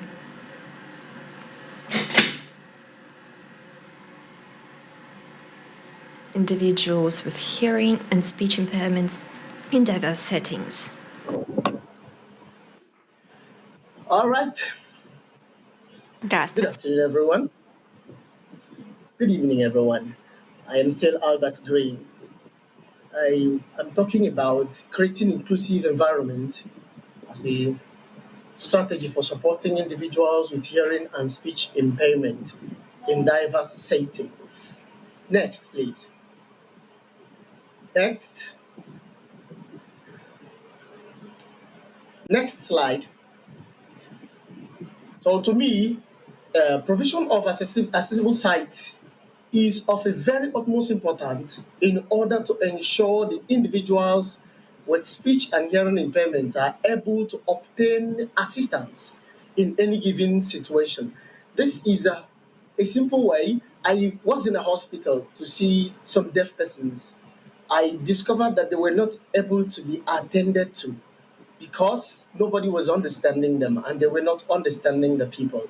But if there are provision of accessibility of sites and maybe having someone who can interpret in the hospital, it would have been easier for them to understand and to receive treatment. So to that effect, this study investigates the wide range of approaches that can be utilized to make environments more friendly to persons with hearing and speech impairment, not being one-sided. Mostly, maybe in my own country, Nigeria, sometimes things are one-sided because a few persons understand the deaf, other people do not understand them. So in order to make things work out together, there are some strategies that would be applied. The next slide, please. The strategies are as follows. Okay, the utilization of electronic hearing aids. We know the hearing aids. Some deaf persons whose hearing problems are not so much, like those who have a mild to medium hearing loss. Using an hearing aid can help them to understand and hear other people talk. And some others whose own are so severe, having the ability to communicate through sign language. For example, if I am in a class and I am teaching in a class, if there are deaf persons in the class and I can as well sign when I am talking, it will be an advantage to those deaf persons to understand me. And the utilization of augmentative and alternative communication technologies. These are all components of effective communications. Now, if we want to make our class or the environment or the hospital or every setting, including the church inclusive, there should be things like display screens, electronic screens, projectors, where the things we say can be displayed so that these deaf persons can as well read, even if they don't understand. Minding as well that some deaf persons can lip read. So having that displayed, it helps them to assimilate what they are seeing. The next slide. Recent developments in open source technologies, lighting and sounds are included in this category. Okay. There's I went to a hostel. There are 3 deaf girls who live in the same hostel with hearing girls. And each time it's time to wake them up for any activity, you find it difficult for the deaf girls to know that they are calling them to wake up, except they use a French drum boom, that will vibrate and wake her up. But I suggested to them that using light communication could help. I took time to teach this deaf girl how to understand that the color green means this, the color red means this, the color white means this, the color blue means this. Then when it is light out, this is what it means. With that, she was able to adjust to the setting, and she lived happily and together with everybody. So if every setting should understand this, in our normal churches, there is a way the church is decorated. And if we include these persons in our thoughts, there are things that we may not put in place because it might distract them or might take them off balance. So educational training programs have the potential to increase people's awareness and tolerance of others. In every nation, what we need to do is teach people, give them what we call deaf awareness programs, like was done in the month of September. And every time, we should always bring it to play. Let people learn, let people know that these people are one of us. The professor that just presented said they should be the special school should be converted to inclusive school. That's a great idea, but we have to start somewhere. Whatever we are doing, let them be included in our classroom. Let them as well be included so that they feel not just tolerated but accommodated. The next slide, please. The next slide. Okay, the goal of this research is to investigate the way in which inclusive policies are implemented in workplaces, educational institutions.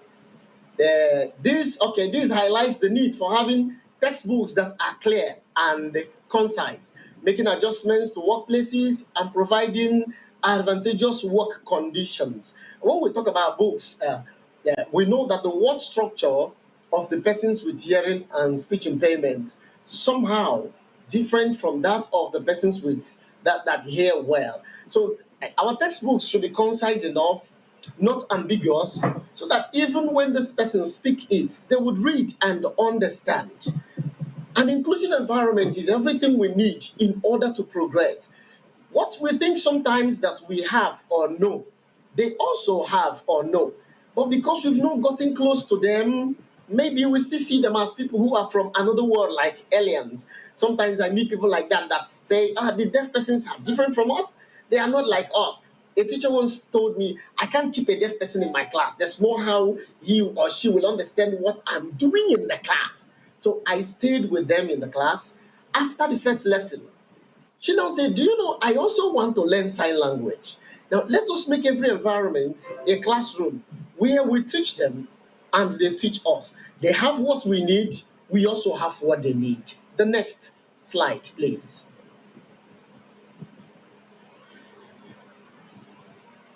There's a growing desire for inclusive practices. So these people want to be everywhere. They want to belong. They want to be here where we are.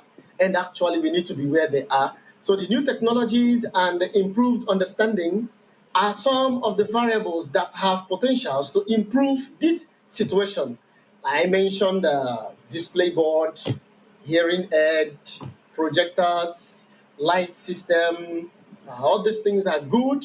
Cochlear implants, they are good in order to reduce stigma, to reduce marginalization.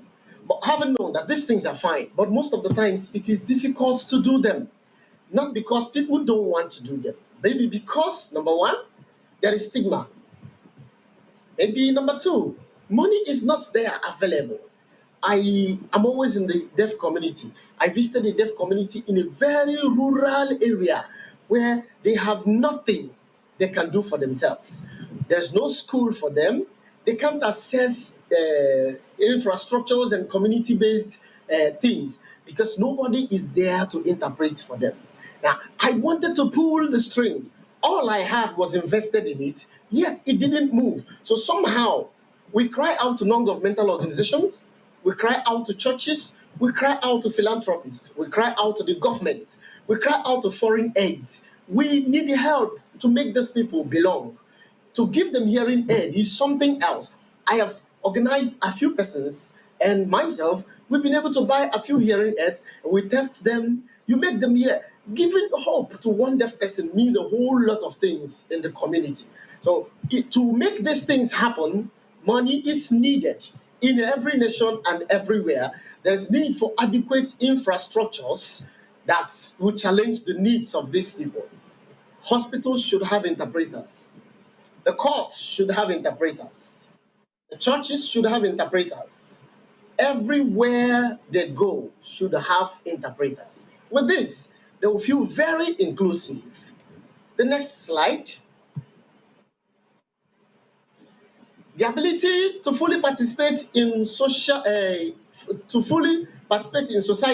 is made possible for individuals who have speech or hearing impairment by making areas accessible to everyone. Yes, yeah, in one of the times I drove along the road, I discovered that a deaf person was driving and he saw the red light and stopped. When the red light became orange, he moved. The traffic warden stopped him. So when they were interrogating him, I came in and he told me, I know that red is stop. I don't understand yellow. Now, as we talk about our own awareness, we should also give them awareness. But I think in countries like Japan, there are signs in the traffic that also talk to the deaf persons. In as much as we want to make everything inclusive, we should add them in our plans. Put signs in the traffic that shows them what is the next thing to do. If possible, let it write stop, wait, start, or move. Those things will help them to fully participate. In a setting where there is no sign language interpreter, a projector is showing what the person that is talking is saying. They will certainly participate. Okay, because of this progress is yearly made in the area of social inclusion, diversity, and fairness. So if we have all these things done, we will have these people feel so belonged. They are one of us, and they will always participate in all that we do. The next slide. So objectively, this study intends to bring attention to the necessity of fostering a more welcoming atmosphere in the workplace and in the society as a whole. All right. Okay. I once experienced a nurse who had finished schooling but was not employed because she has hearing impairment and her speech was also going. I pushed in and pushed. I even wrote a paper, published the paper, and later she was accepted. Now, why would people be stigmatized? Maybe most of the times it's because the people who are out there don't understand them. We need to create an atmosphere that is socially welcoming for these people. I will always lament. If it is possible, or as much as it can be possible, let there be an interpreter for every sitting and every occasion. Let someone sit there to interpret. All right, let's talk about the opportunities. The next slide. People have found it simpler to navigate their surroundings as a result of technological advancements such as proliferation of speech-generated gadgets, application for mobile communications and hearing aids, enhanced awareness on a global scale, has resulted in an increase in the number of advocacy campaigning legislations measures. According to these things were from McLencher et al. In 2018 and Television in 2016. But I have a one-sided contact. I also learned that in a school called Gallaudet University in the USA, there is a phone booth for persons with hearing and speech impairment where they can make call. The algorithm of the system is this way. When the person signs, the system interprets the sign language and puts it into words for you. And when you speak your words, the system signs it for the person. I think this is a nice thing. If we can have all these things put together, all these persons with hearing and speech impairment will navigate this society coolly without any form of bias or trouble. In conclusion, I am concluding my summary. Making places welcome for persons with hearing and speech impairments. Sorry, you have 2 minutes left. Yes, I am concluding. Go to the conclusion. Conclusion. The last slide, please. Okay, making places welcome for persons with hearing and speech impairment isn't just a matter of policy. It is a moral duty to uphold human rights, dignity, and fairness. What am I saying here? We must all do this because this is what we must do. It is our duty to make these people inclusive. And to this effect, I recommend that the government and organizations should make rules that must be followed that regulates access to education, healthcare, job, and the public services. These regulations should include sign language interpretation, captioning services, and design that work for everyone.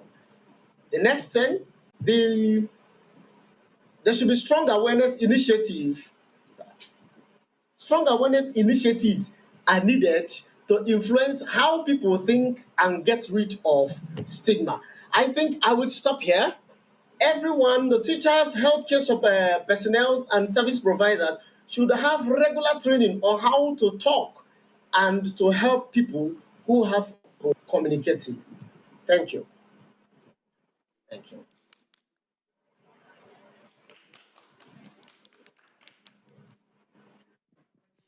Thank you very much.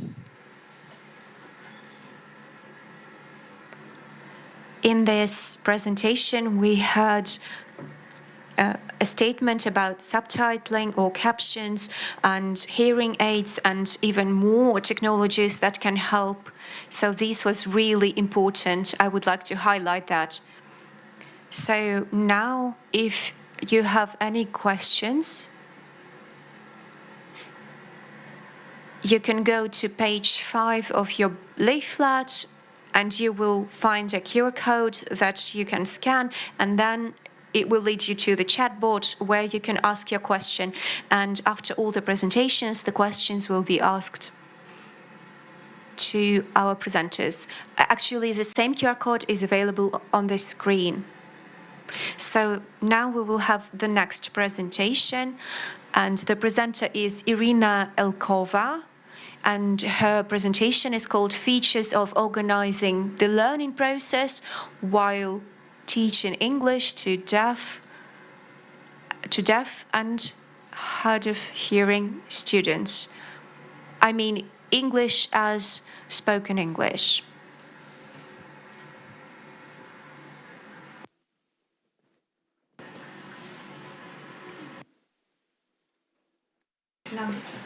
Good afternoon, everyone.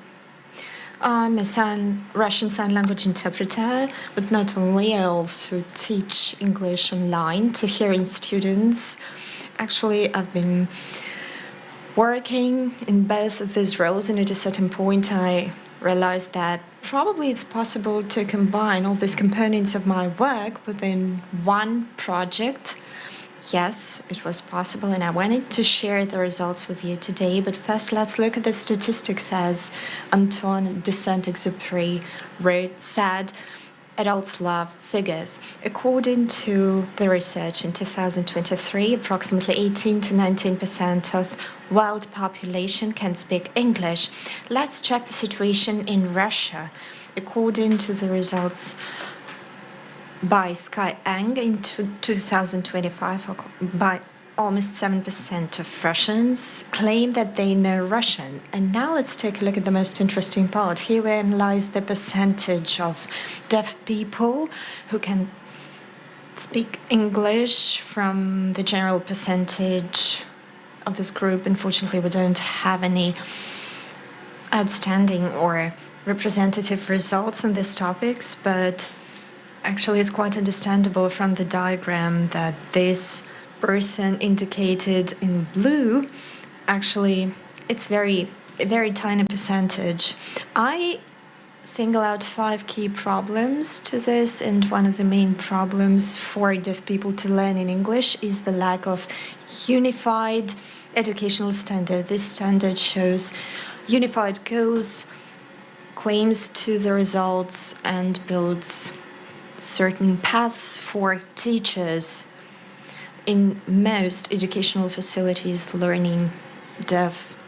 teaching deaf people English is carried out by hearing teachers who don't know how to interact with deaf students. Over my 5-year career at university, I realized that this clash between a deaf student and a hearing teacher is quite stressful, and there are 3 basic reactions to stress. First one is freeze, when a teacher freezes, panicking without understanding what to do with this deaf student. The second one is running or avoiding the situation. And in this case, a teacher gives like a written assignment to the deaf students without any assessment of the final result. And the last one is fighting. Most aggressive model where a teacher tries to bring this deaf student to a unified, just general system for everyone and applies norms for every regular student. I've had a case when a teacher had a totally deaf student who couldn't speak Russian at all, and she made him write transcriptions of words and speaking them out loud. Yes, it happens. The second problem is the lack of adapted teaching materials. It's actually all we need for teaching, like textbooks, copybooks, workbooks, etc. And it's one of the problems for building the entire curriculum. And also, teaching and learning becomes very fragmentary, very unsystemic, and as the result, the educational space for the deaf remains empty as there are no resources, and it raises social risks, and as it increases the feeling of exclusion of deaf people from the hearing community and limits their professional and personal opportunities, and undermines the principles of inclusion we are aspiring to.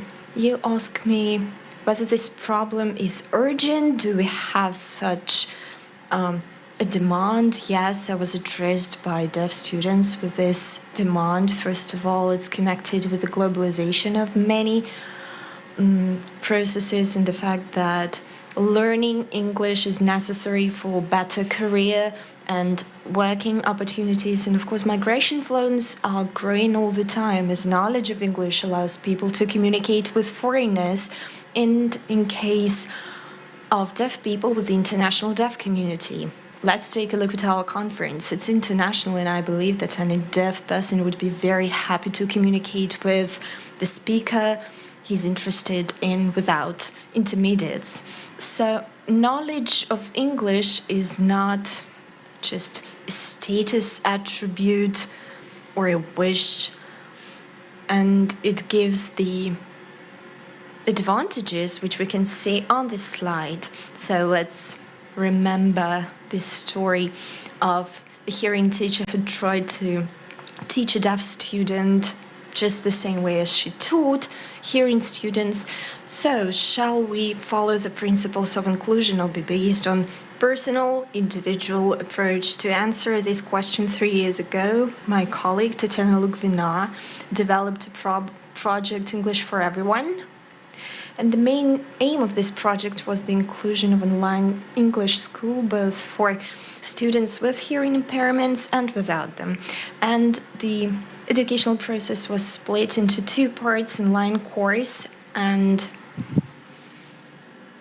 an off-site event. And the first step was the creation of a solid basis within the framework of online course. And here I worked as a teacher of English and I also worked on methodology. The course was split into several thematical blocks, and I had to explain English grammar in Russian Sign Language, which is the first language for deaf students. That was the necessary base that introduced deaf students to the rules and regulations, let's say, of a new language. But the main difference of the project was quite different. The fact that an American teacher taught students American Sign Language, and students were introduced to the English vocabulary and the equivalents in the American Sign Language. And this practice was unique when deaf students did not only learn to read and write, but they used their hands to try the language in real-life communication situations. So let's skip the video. At the end of the course, we decided to organize an off-site event to let students dive into the language environment and practice the qualifications. And we showed them that learning a foreign language is not only necessary for the record, but it could be used for real-life communication with the representatives of various cultures. We met in Arabic Emirates as an international point of attraction where English is used by everyone. As the project was inclusive, we faced a challenge to organize the educational process in a way so that no part of this process wasn't excluded, and we tried various formats of interaction and translation diagrams. So the most obvious format is such, as you can see on the screen.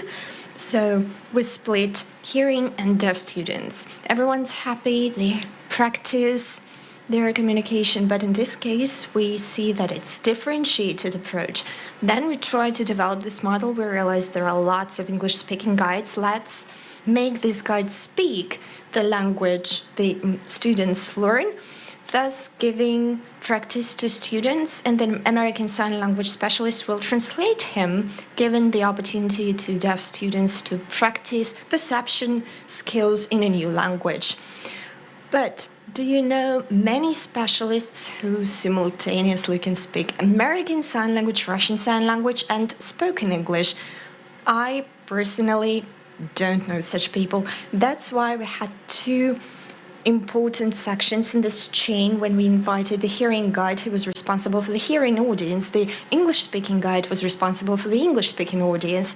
Thus, I translated him to Russian Sign Language, and my deaf colleague translated him from Russian Sign Language to American Sign Language, thus giving information to our deaf students. And when we invited the deaf guide who spoke in American Sign Language, we changed places. My colleague translated from American Sign Language to Russian Sign Language, and I translated from Russian Sign Language to English. So it's quite a complicated diagram, but this unique educational experience allowed us to define key principles and approaches to teaching English to deaf students. The first one is the use of a huge amount of visual materials in education: diagrams, infographics, photo, video materials.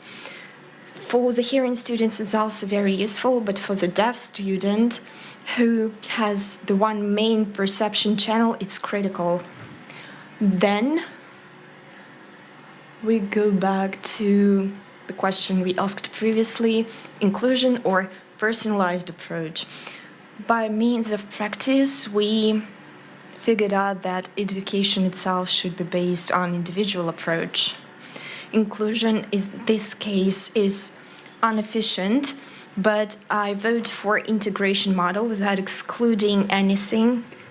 Thus,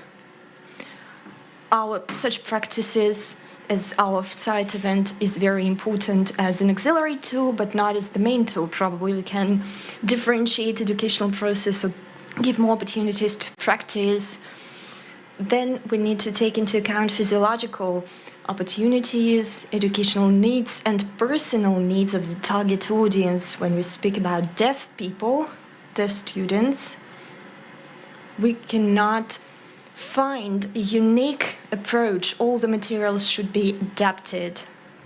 Then, total exclusion of phonology and transcription, as there are no such notions in the sign language modality, visual modality, and they're just useless for deaf students. But then you should have rational commentary. There are generally 4 types of language activity: reading, writing, auditing, listening, and reading.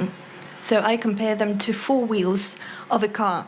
If we exclude 2 wheels, will you be able to drive this car? No, because all the aspects of English should be learned in balance. Actually, it's unfair. Deaf people get access to only half of these aspects and can just read. What shall we do here? This problem is solved by using trilingual approach. 3 languages are used, and the third one is American Sign Language. I came across the term bilingual approach, which suggests using the Russian Sign Language when teaching grammar, but we expand this term and with American Sign Language. And here is such a triple approach where Russian Sign Language is responsible for developing grammar skills, and American Sign Language and spoken English are used for training vocabulary. Thus, we have such a formula where in Russian Sign Language we explain grammar. We use English and teach English language in order to train reading and writing. To train the skills in American Sign Language is a tool for listening and speaking. But these terms in this case are not very applicable. I can call it perception and production skills. And we should not forget about the main aim of learning a language. It's not about opening brackets. It's not knowledge about the irregular verbs. It's about making communication possible. We need to communicate. It also includes oral communication. Of course, deaf people don't have sounds to speak, but there are signs, and here is the communication system where you can communicate in live. So American Sign Language in this case is necessary for us, the same as all other constants in this formula. So what's the conclusion? What's the key to success? First, it's either a formation of various qualified specialists who are skilled enough in all these directions, or collaboration, creation of a collaborative team where every participant can contribute to teaching English language to deaf and hard of hearing. So in conclusion, I'd like to give a citation. Learning many foreign languages means having lots of keys to one lock. And I believe it's Voltaire. This citation from Voltaire opens up the world, the entire world to us with the diversity of culture, traditions, and languages. The world that allows us to build new bridges, exchange experience, share some acquisitions, and get keys to new doors. Thanks a lot for your attention. Thank you very much. I would also like to remind you that you can ask your questions using the QR code that you can scan from your booklet. It's on page 5 of your booklet. So you can ask your question to all the speakers using the QR code. And the last presentation today, I will now give the floor to the next speaker, Nuria Salikhova, who will present studying the developmental challenges of deaf and hard of hearing children of school age in the framework of the Right to Know social project and more. Are there other projects? I'm not sure. Interesting observations and conclusions. Good afternoon, dear organizers and participants of the conference. It's a great honor for me to present the experience of the regional branch of the All-Russian Society of the Deaf in the region of Bashkortostan. So I would like to talk about our experience in the field of children education. Sometimes we are told, like, but what do you have to do with it? This is a question for other professionals. However, everything to do with children is connected to the most important people, the parents of the children.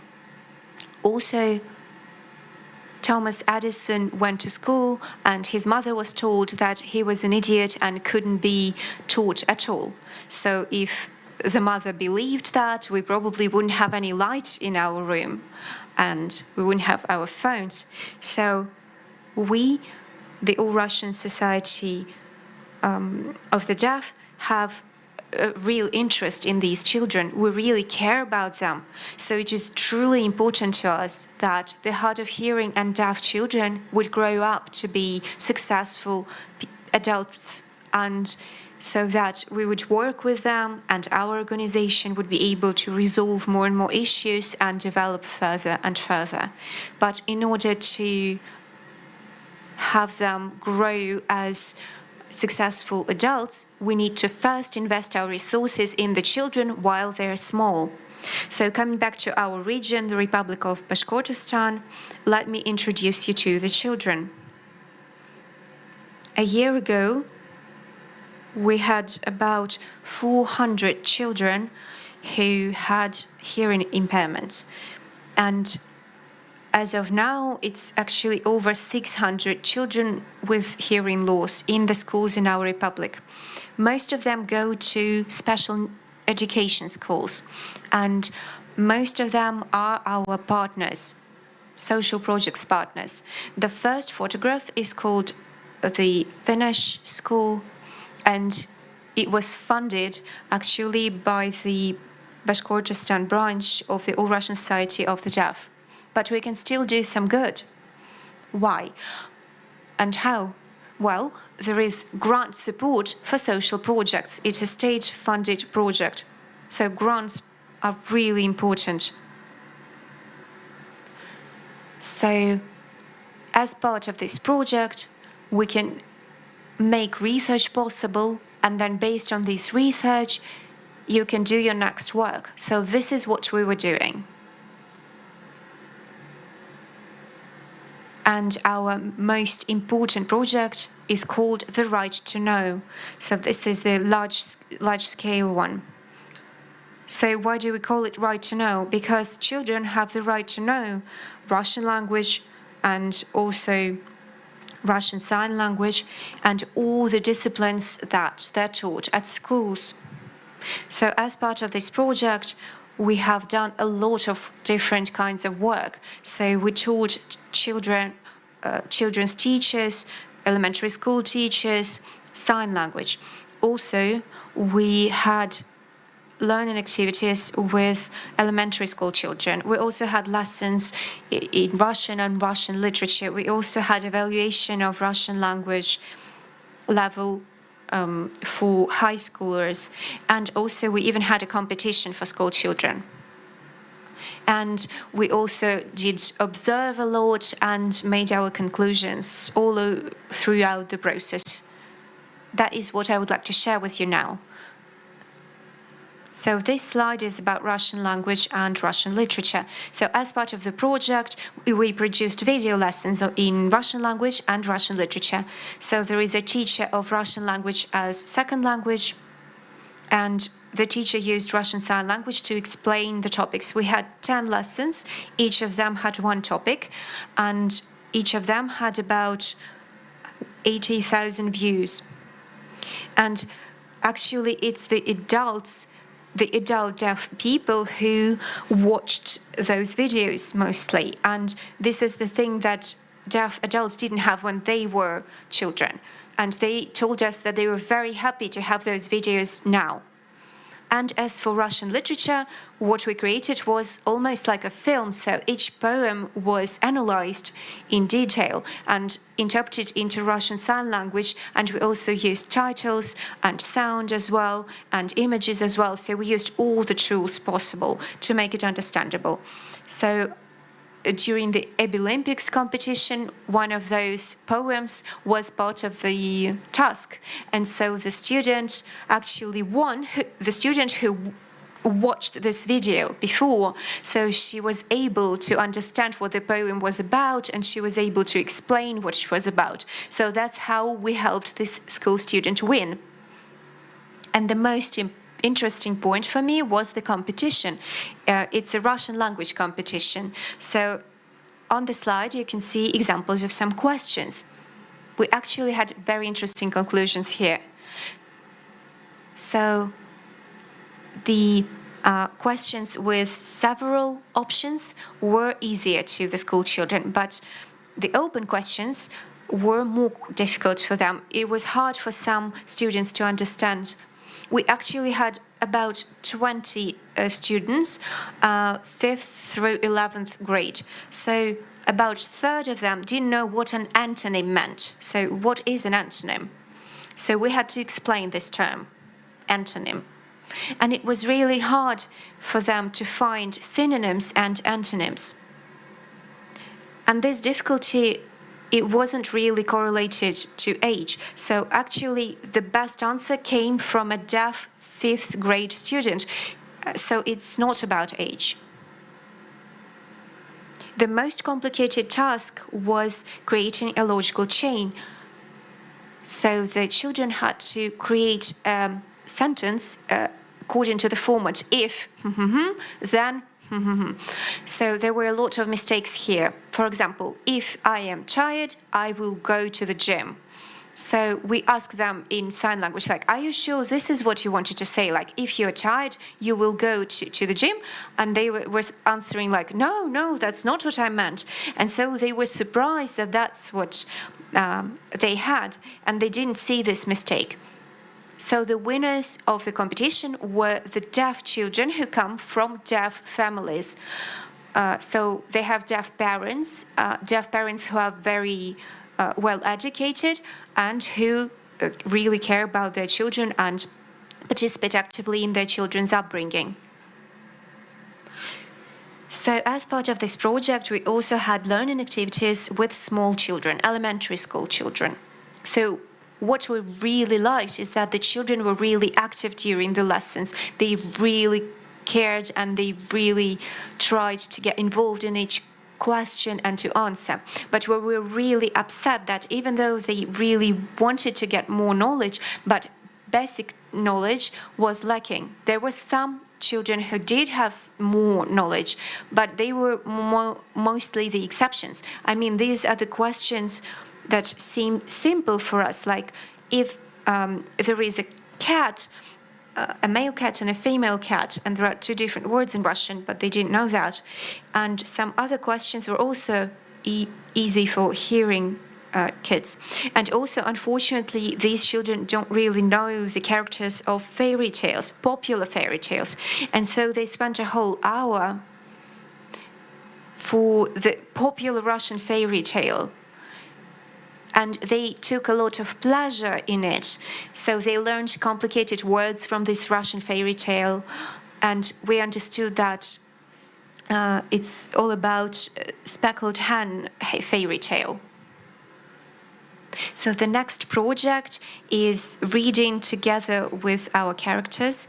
And it's a cycle of videos. And so there is a young girl and an adult lady who read fairy tales together with children. Well, they don't read them, but rather they sign them using Russian Sign Language, and then they also explain the terms, complicated words, and it also has professional sound. So when the first videos were released on local television, we were told that, the television company got a lot of calls from hearing people like, that was wonderful, we want to rewatch it, where can we find it? We want to learn sign language based on these videos. There are obviously some relatives of deaf children or just hearing people who got interested, but anyway, this project was a really great success, even with the hearing audiences in our region. So we're continuing. Another topic is evaluation of Russian language among graduates. So we had the 10th and the 11th grade, and we had an invited teacher of Russian language as a second language, and also a person who's a private teacher who helps children prepare for state exams. So evaluation session with such a teacher, which was free, and it was really a unique chance. So we asked children to come together with their parents so that the parents could also come and maybe get some advice of how to help prepare the children for graduation. So the level generally is quite average, so grammar is more or less fine, but there are some difficulties with reading a text, and also retelling a text in written form is complicated. So in some aspects there are bits of progress, but in some other aspects there are difficulties. So the winner with the best result was a hard of hearing child from a deaf family, and the worst results were the ones of the deaf children from hearing families, but they also were in a very complicated situation in life. Both parents and children had a lot of other problems, and that's probably the reason for poor results. So there is a direct correlation. So the higher is the hearing, the better is the hearing, the better results they got. So our conclusions. The most important point for the level of grammar is having a single language of communication with their parents. It doesn't matter which language it is. It can be Russian Sign Language, it can be spoken Russian, but they do need to have this kind of language because that's a tool for getting the information, and that really mattered. So these are the conclusions, and we are going to have future projects that are based on the conclusions we got. So good results were shown by the children who had their parents very involved in their children's education. So the next project is called We're Okay, and we had classes with a psychologist for the parents, and the children had learning activities and recreational activities. So it was all very good. So it's called We're Okay. So everything went well, but then there was one problem, and we thought that is connected to the boarding school system. I don't want to say anything bad about boarding school system. It's actually great, especially for children who live far away from the city center where the special schools are. There are always a lot of activities there. But the bad thing is the parents are relaxed and they are used to just giving the kids to the school and then not getting involved at all. So here are the events, and they don't really have the habit. So the first event went well, the second one is more or less okay, but then the event is over and the children are not taking their children back home. We don't have the rent anymore, and the teacher has lots of kids and they have to phone all the kids and say, like, please take your kids, the event is over. And then it happened again and again. And then there was a mother who said, "Oh, I'm cooking lunch, so I can't really take the kid from you. So please just come to me. I'll give you your address." So we had to change the whole project. And so this psychological and recreational work was now a together thing. So it was a joint event, both psychological and recreational, because children and parents live far away from each other because it's a boarding school. So the parents get too relaxed. So they need to be reminded, because yes, of course, they have their adult things, their adult jobs, they have their adult friends, but they are also parents and they have a child and they're adult people who have a family. So this is a problem that we encountered, and it was about the parents' responsibility. So we will obviously take this into account for the future projects. Just a moment.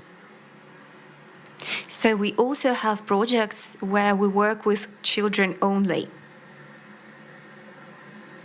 So we had a special group, and there were 30 children, and this is a camp for children.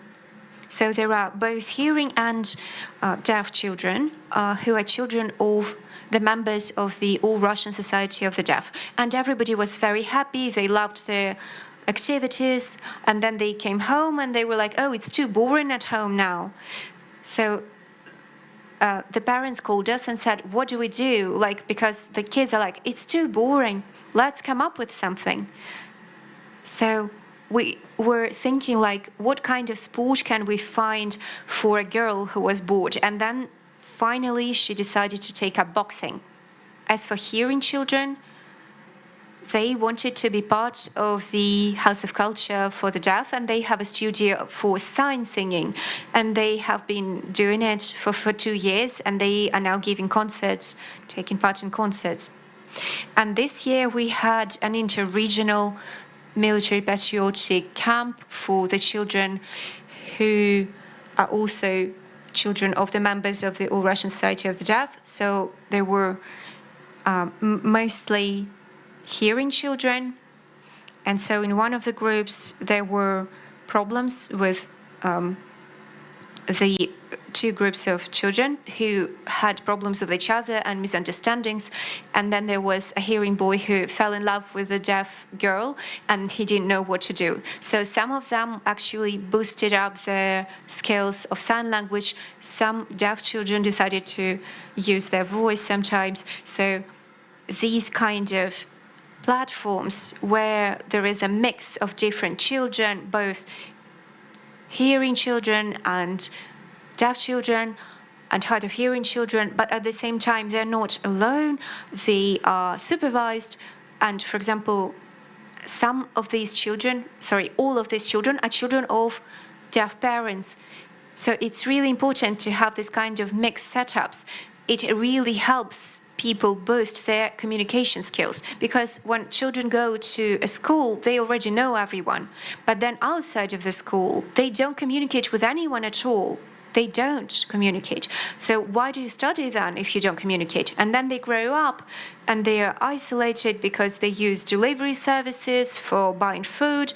And then they work online, and then they don't really communicate with hearing people at all. So the culture of communication with the hearing people needs to be cultivated, needs to be facilitated when they're still very young. And of course, sometimes there are misunderstandings, but there are always people who can help them with misunderstandings, and there are interpreters. So I'm a hearing person, and for me, sign language is a second language.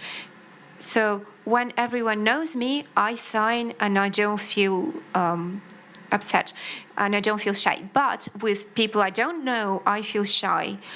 So of course it's the same for children who are deaf and who don't want to use their voice with people who they don't know. So this is again the videos with the fairy tales. So the children who are happy are the children who have a language that is the same for the children and the parents. And also the children need to have their parents involved in their upbringing. And also it's good for children to learn more about the world around them. And so our task as adults is to create the conditions for the children, because they have all the possibilities for development. It all depends on us, on the adults, and we need to create the conditions for them in order for them to grow into successful adults. Thank you for your attention.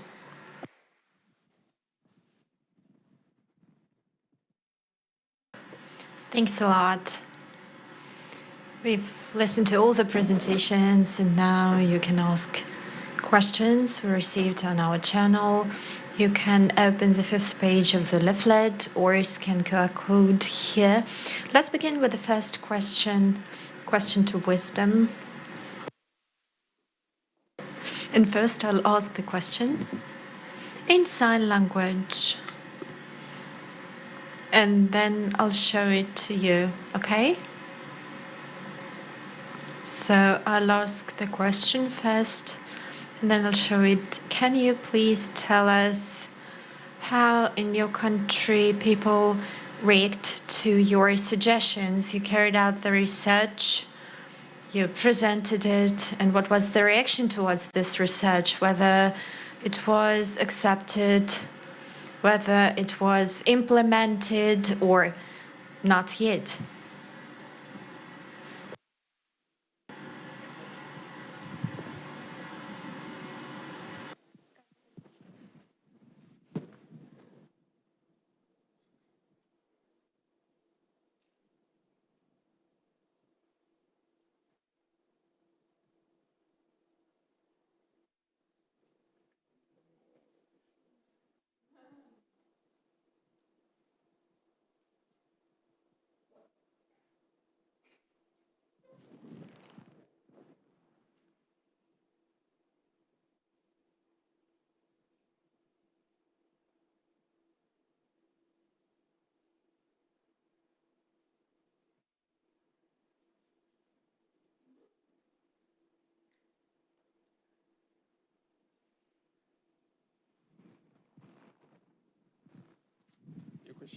Okay. There's a question on how authorities in my country reacted to my proposal, and if they include or accept them, include them in our activities. This is a very good question. Normally, when we conduct our studies and then we disseminate information, we invite the authorities and then let them know about our findings and other recommendations. For one, we have difficulty even getting them. The first thing that we have problem getting them. When you invite them, if something about deafness, and you want the director to come, sometimes nobody will even appear there. Nobody will come to the meeting. If they will come, they will send somebody who cannot make a decision, who cannot tell you that yes, we can do it or not. So most of the recommendations ended at our dissemination level. Yes, most of the recommendation. In fact, it doesn't go out, but we don't give up. We don't say because they are not listening, we are stopping. We are still what's on. But like the mental health thing I spoke about is the same thing. We'll talk. But sometimes you invite them, they won't come around. In fact, that's the big thing. They won't come around. When they come, they will just send somebody who cannot make the decision. So we are on. So these proposals haven't gotten anywhere because they have already made their policies, everything. For once, I even questioned them why they are not involving deaf people in their activities. They will only laugh at us. Sometimes they will say, oh, they will do, but they will never do it. Yes. So in fact, it's another big issue, how to get our research findings incorporated into our national policies and programs. These are one big area. Yes. So sometimes they develop a thing without what's even being based on evidence. So we see that most of our activities, national level activities, are not based on any evidence because they will not use our research findings.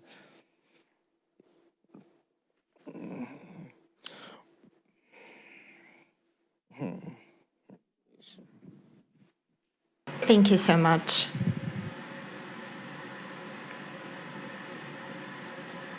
The question to Irina.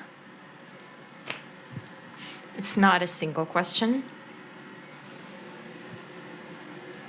So I'll go one by one. Why do you suggest learning American Sign Language, not international sign language?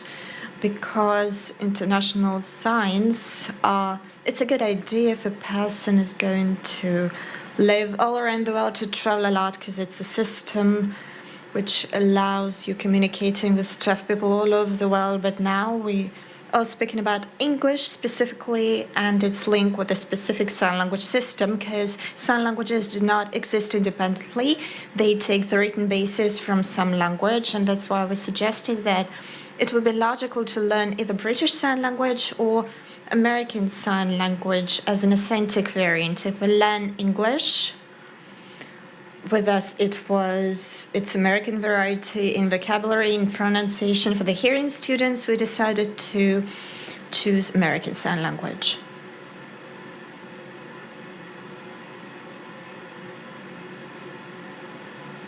Thank you. One more question. You said that you decided to give up on listening part, but there are people with hard of hearing, with a partial hearing loss, they can hear a bit. Yes, I didn't mention it in my presentation. What we mean is the degree of comfort. I wanted to make the learning process quite nice for the deaf person. The physiological particularities let a person hear.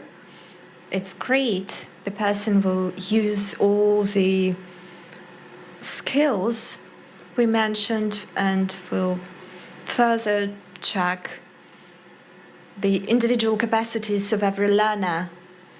And what I mean is full exclusion of transcription, phonology for totally deaf people, for fully deaf people who don't use neither spoken Russian and are not connected with listening in any language to make the learning process more ecological and nice for them. I suggest excluding these aspects.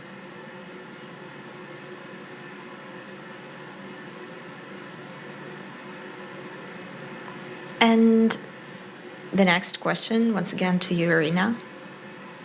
You have the teaching methodology, the methodology of teaching American Sign Language and English, and there is a teacher who can work in both directions, right? There are two language teachers or what? And where we can learn American Sign Language in Russia these days. So the answer to the first question, yes, there are very little specialists who have such complex skills. In our case, there are two teachers. For me, it's a great point of growth. I'm very inspired by all the speakers and guests at the conference, and it's a new direction for me to learn American Sign Language and International Sign for my personal professional development. In our case, there were two teachers because I don't speak American Sign Language. All I know is thank you, that's it. And we had to involve several specialists. And the second question was about where you can learn. It's another reason why I applied to the Research in the Deaf Community Conference, where I did for collaboration, for expansion of capacities of the deaf, because now the specialist with whom we worked within the framework of Inclusive School, she's no longer working as an American Sign Language teacher, and I would be very grateful to collaborate with people who either know American Sign Language or have a solid basis with International Sign. It's very great, so I cannot give you any directions way you can do it, but I can suggest that we can work together on that. Thank you. Probably I shall also comment on this. I believe that American Sign Language is quite a limited language. Of course, English spoken language gives more opportunities, including the written language, but not in American Sign Language is not used in many countries. And of course, I understand questions regarding international sign in this sphere. Yes, it gives us space for development.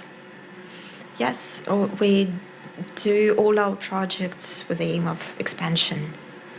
And the question to you, so how schools are involved in your projects? You said that you do a lot and you involve and engage kids and parents. That's within the framework of your regional interests. How do you work with schools? So the partnerships with schools is mostly because we get to go there with all our ideas and activities. So after talking to colleagues from other regions, I understand that it's not everywhere that can happen. So we were really lucky. We had very good partnerships with the Ministry of Education of the region, and that's why we have very close connections to the three special needs schools. Special education schools, and they always say yes, yes, we agree, and it's a very nice connection. And the teachers also come to the lessons that our specialists come to, and they find the time when the kids will be busy, and then maybe sometimes we can take the kids, do the activity, and then give them back to the teachers. So we do it all together in partnerships, and the schools are not unhappy to see us. So after the learning activities, we've had a lot of positive feedback. It's really, really nice to hear. And the teachers at the schools say, yes, yes, indeed. The children come to schools with basic knowledge, and then on top of that, they need to learn the curriculum, the school curriculum, and they don't have the time for the basic knowledge because the curriculum is very strict. And the specialists who come to help with basic knowledge is something that really helps everyone. So the school says thank you to us a lot. So the school doesn't just mind, it's very nice. And the last question, can we find your materials somewhere, maybe watch the videos, are they available online?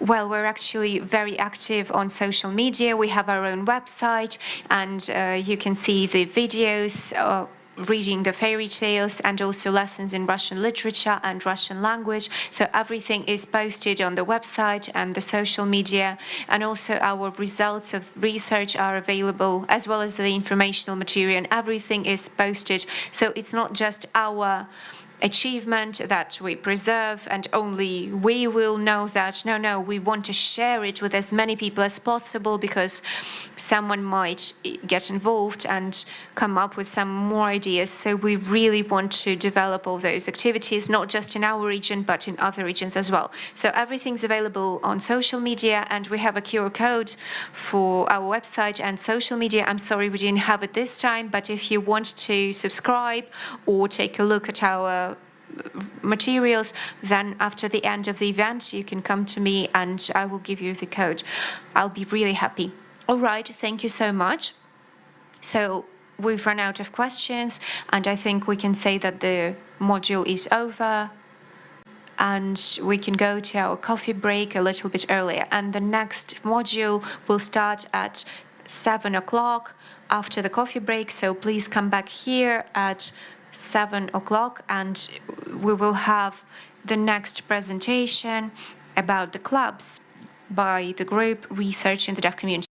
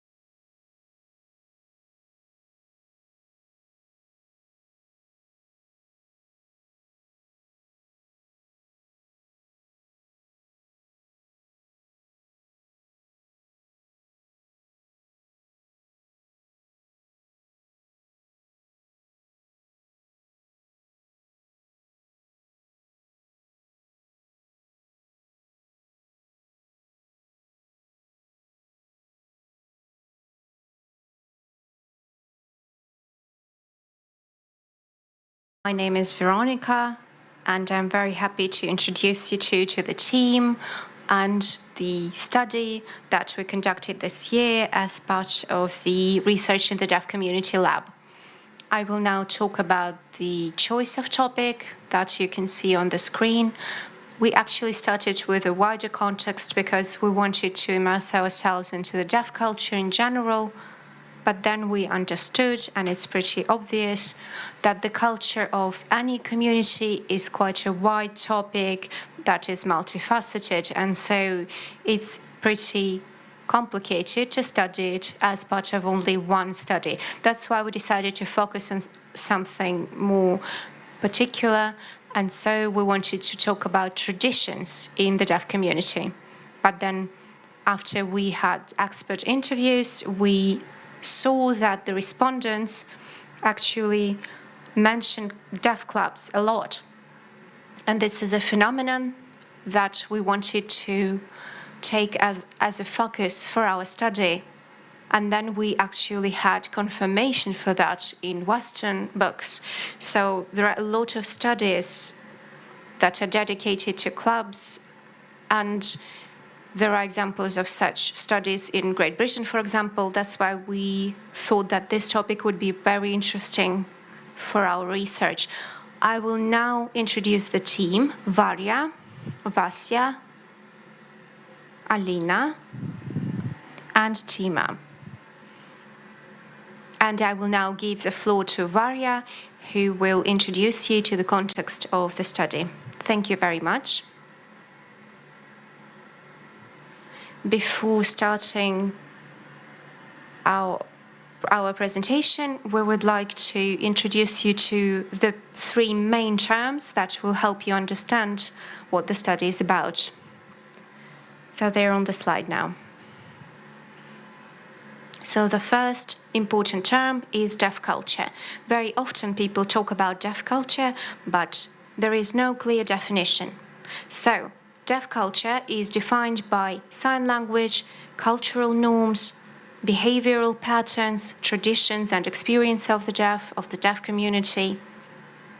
And the next important term is community, but not the deaf community, but community as a whole. So community is a group of people who have something in common, for example, language or experience. For example, for the deaf people, it's the experience that they have in common. The third term is clubs. It's important to say that it's not nightclubs or parties that is the object of our studies, but rather hobby clubs. Clubs for people who have some interests in common, and clubs as a point of attraction where people can meet each other and communicate. So the purpose of the clubs is to give people a place to get together. It can be actually any kind of place where people can talk to each other and exchange their experiences. So we started by reading the publications and research studies that have already been published on this topic. And in England, there have been a lot of papers on clubs, on deaf clubs. So in England, it was in the 19th century that the deaf clubs became a phenomenon. And that's why there are a lot of papers on this topic. They also highlight that deaf clubs are an important part of the deaf culture. And we also found other papers from Greece and Cyprus. And the researchers studied the deaf clubs, and the clubs are important to transfer the culture of the deaf and to preserve the culture of the deaf. We also took a look at the history of clubs in Russia, and we found a very important publication by Pelenny. It contained information about the clubs, and we have dates for the clubs. So the first time it's mentioned that there is a deaf club is in the 19th century.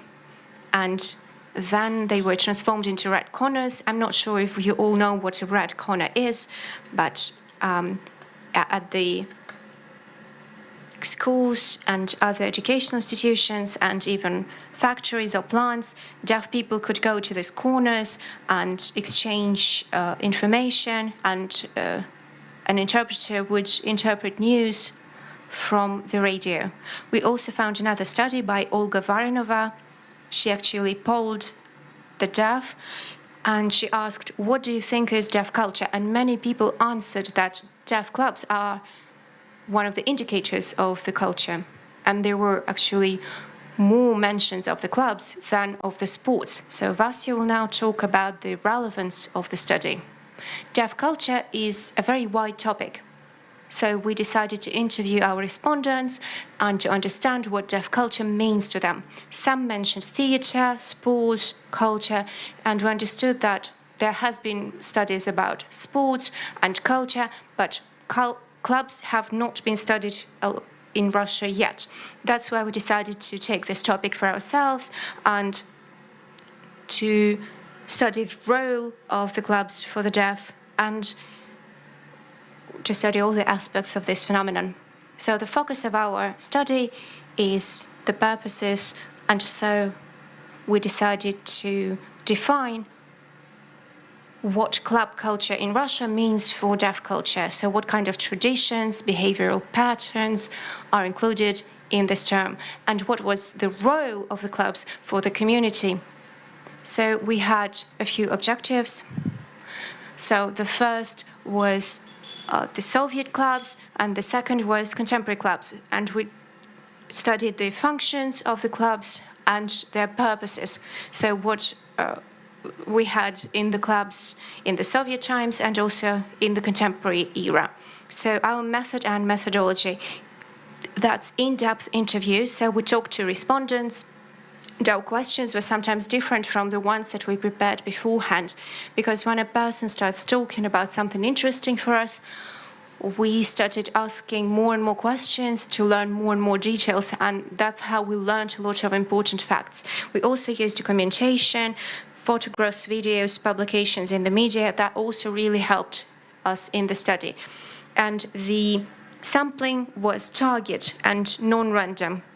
And we actually asked our respondents to recommend other people who could become respondents or experts who could give us important information about closed clubs.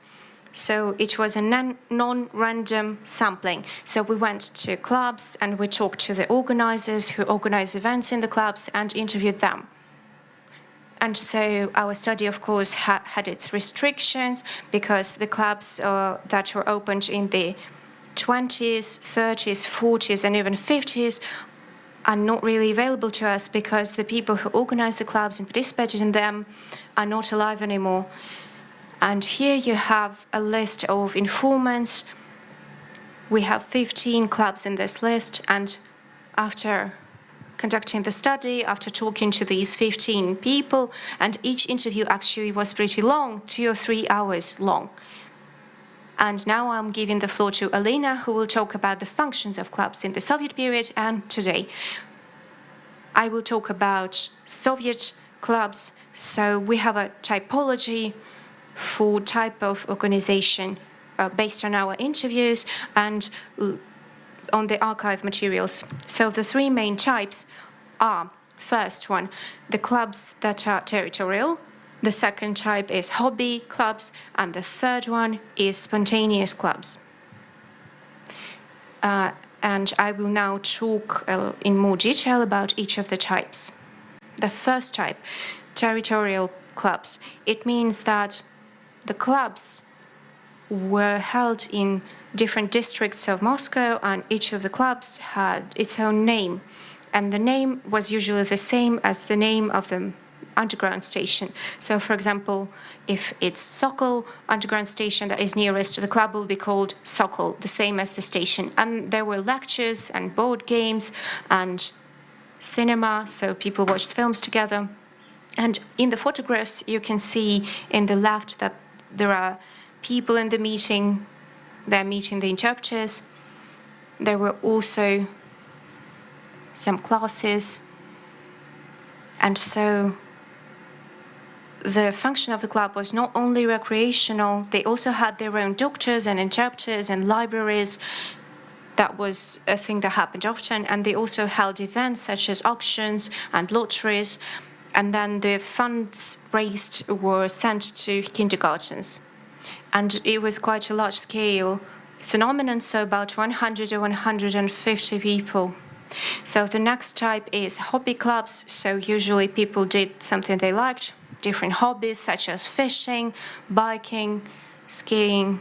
You can see a club for homemakers, and the people could actually exchange recipes and exchange their experience. And so to the right, you can see the photo of the club of those who like mountain skiing. And the advantage was that thanks to this club, actually a whole track was created for skiing. And so they could practice their hobbies and find like-minded people. The third type is spontaneous clubs. They are informal clubs. They didn't really have any particular building or place, but people would just spontaneously come together. They could go to a station near the metro station outside, or if it was really cold, then they would be inside a station. Sometimes the police would come and say, no, you can't be here together, but they couldn't do anything. So this was mostly for deaf people who came from other cities, because thanks to that they could find a job, they could find a place to rent, they could buy something or sell something for their business, etc., etc.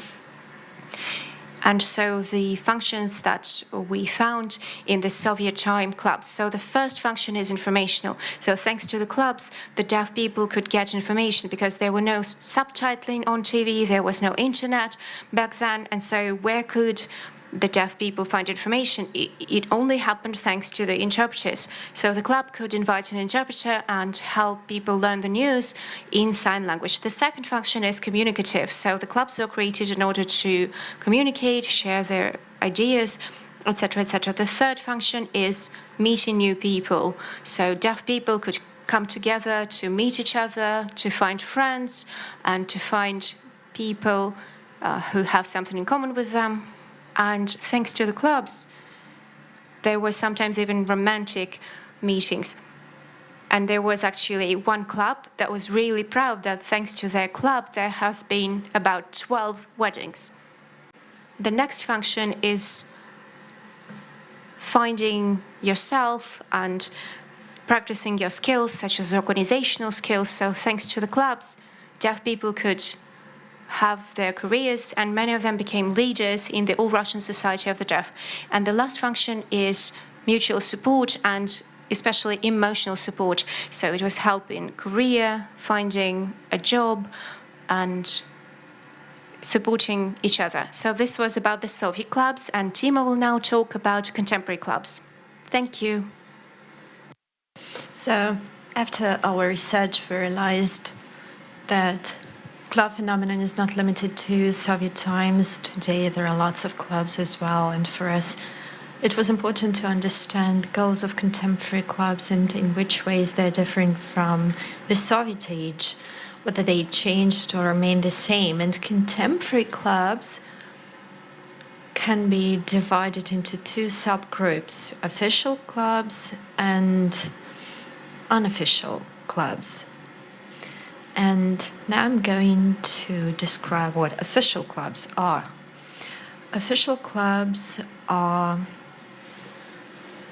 clubs with specific support of various state organizations. For example, the All-Russian Deaf Society support. It means funding or provision of some spaces where they can hold various events, and as a rule, these official clubs for holding events are located somewhere in the specific facilities, like official social service centers or muscular longevity center, or they can be held in Tverskaya Street in the Integration Center. That's what happens in Moscow. And for example, these chess lovers club or Russian language lovers club and some others. Next slide, please. The second category of informal clubs means that these clubs don't get any support and they just survive due to the help of community and the support of members of these clubs. These informal feature makes them more independent. They can plan their timings, choose places for meetings, but the problem is that due to the lack of funding and the lack of specific spaces, they on the one hand get more freedom, but it's a bit more important to research them because they usually have some closed Telegram channels or closed chats where they communicate, they exchange information, schedule some meetings, and it's very hard to penetrate inside such communities and hard to investigate them. And informal clubs can also be subdivided into two subcategories. On the one hand, there are spontaneous clubs and hobby clubs. And I'm going to describe them a bit more. First, about spontaneous clubs. That's quite similar to what happened in the Soviet Union when people meet in the streets or in some spaces in buildings. As for hobby clubs, these people usually meet as they have a common hobby and they can, for example, share their experience in such clubs. For example, it's quite a pricey hobby, and that's how people are united. An interesting feature regarding the functions of Soviet age clubs and contemporary clubs, it was interesting for us to take a look at whether functions have changed or not. We didn't notice many changes. First of all, it's exchange of information, communication, meeting common interests, but the information function has changed compared to the Soviet times. So information function was necessary because there was no access to information. People couldn't listen to the radio, watch TV.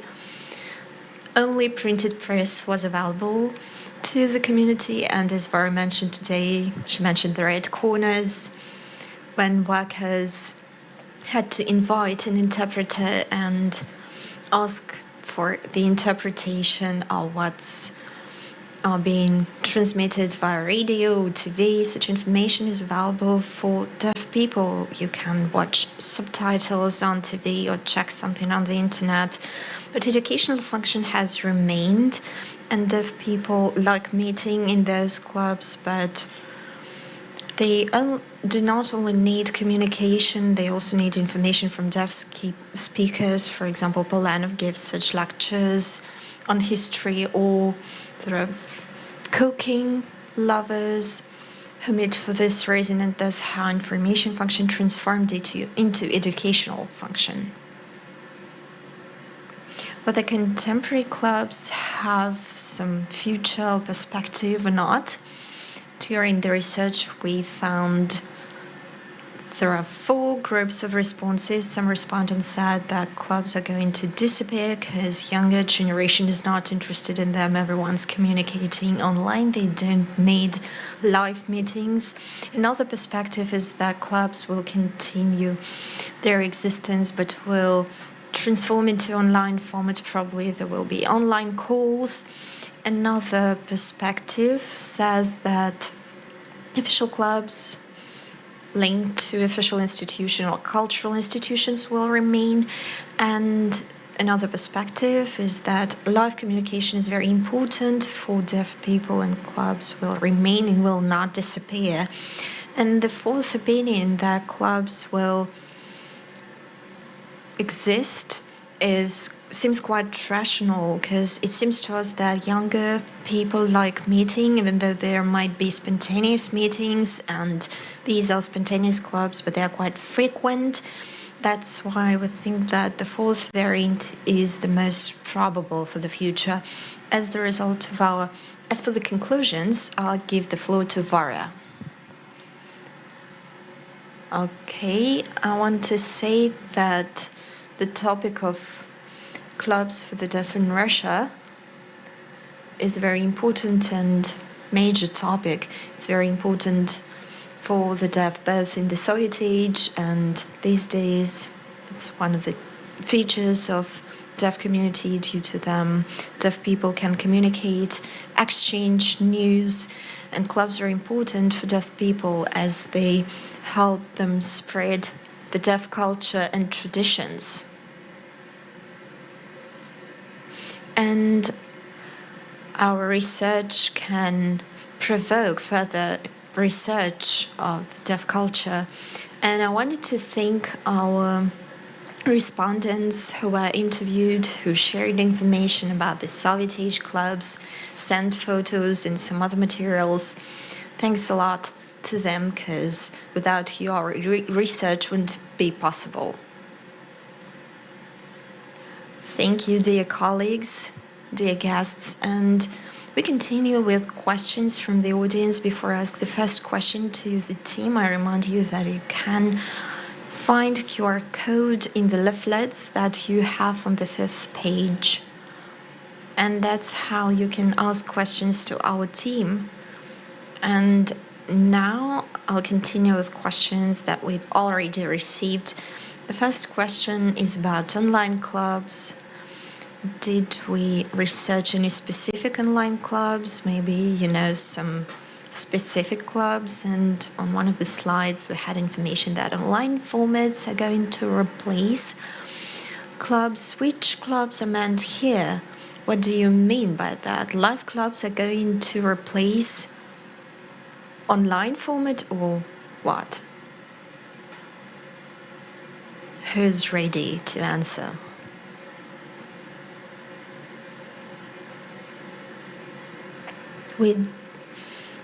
Our research was not aimed at researching online clubs,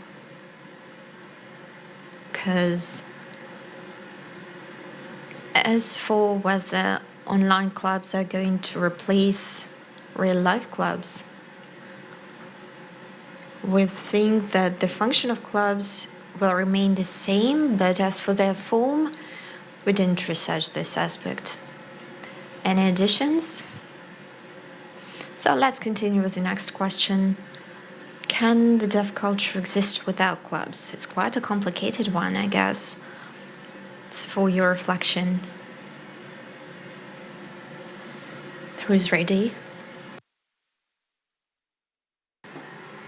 I can answer this question. So the question was, what do you think is important for deaf culture? And the interviewees said that the clubs are very important. So clubs were one of the top 10 answers, among other things such as sign language. So maybe clubs will disappear, but they still have an important role. Thank you, Alina. Does anybody want to add anything? No? Okay, next question.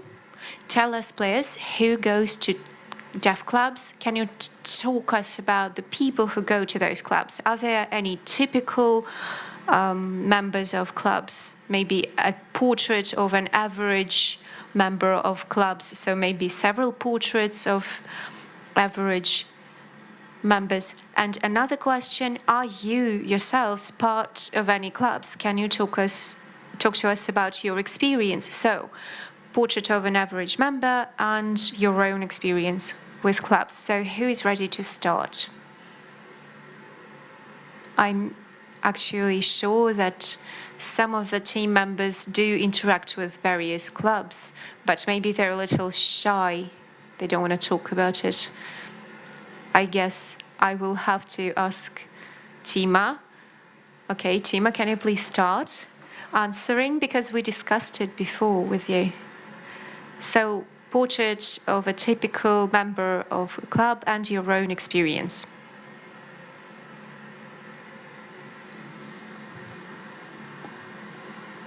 So, who goes to clubs? What's a typical member is like? Well, clubs can be very different, actually, as we understand. Some of them are for younger people, some of them are for people who are older. So I can't give you a portrait of a typical member. But as for my personal experience, well, for example, I personally, when I was a kid, I went to a hobby club together with my parents. And it was a club that was based on the Center of Social Services.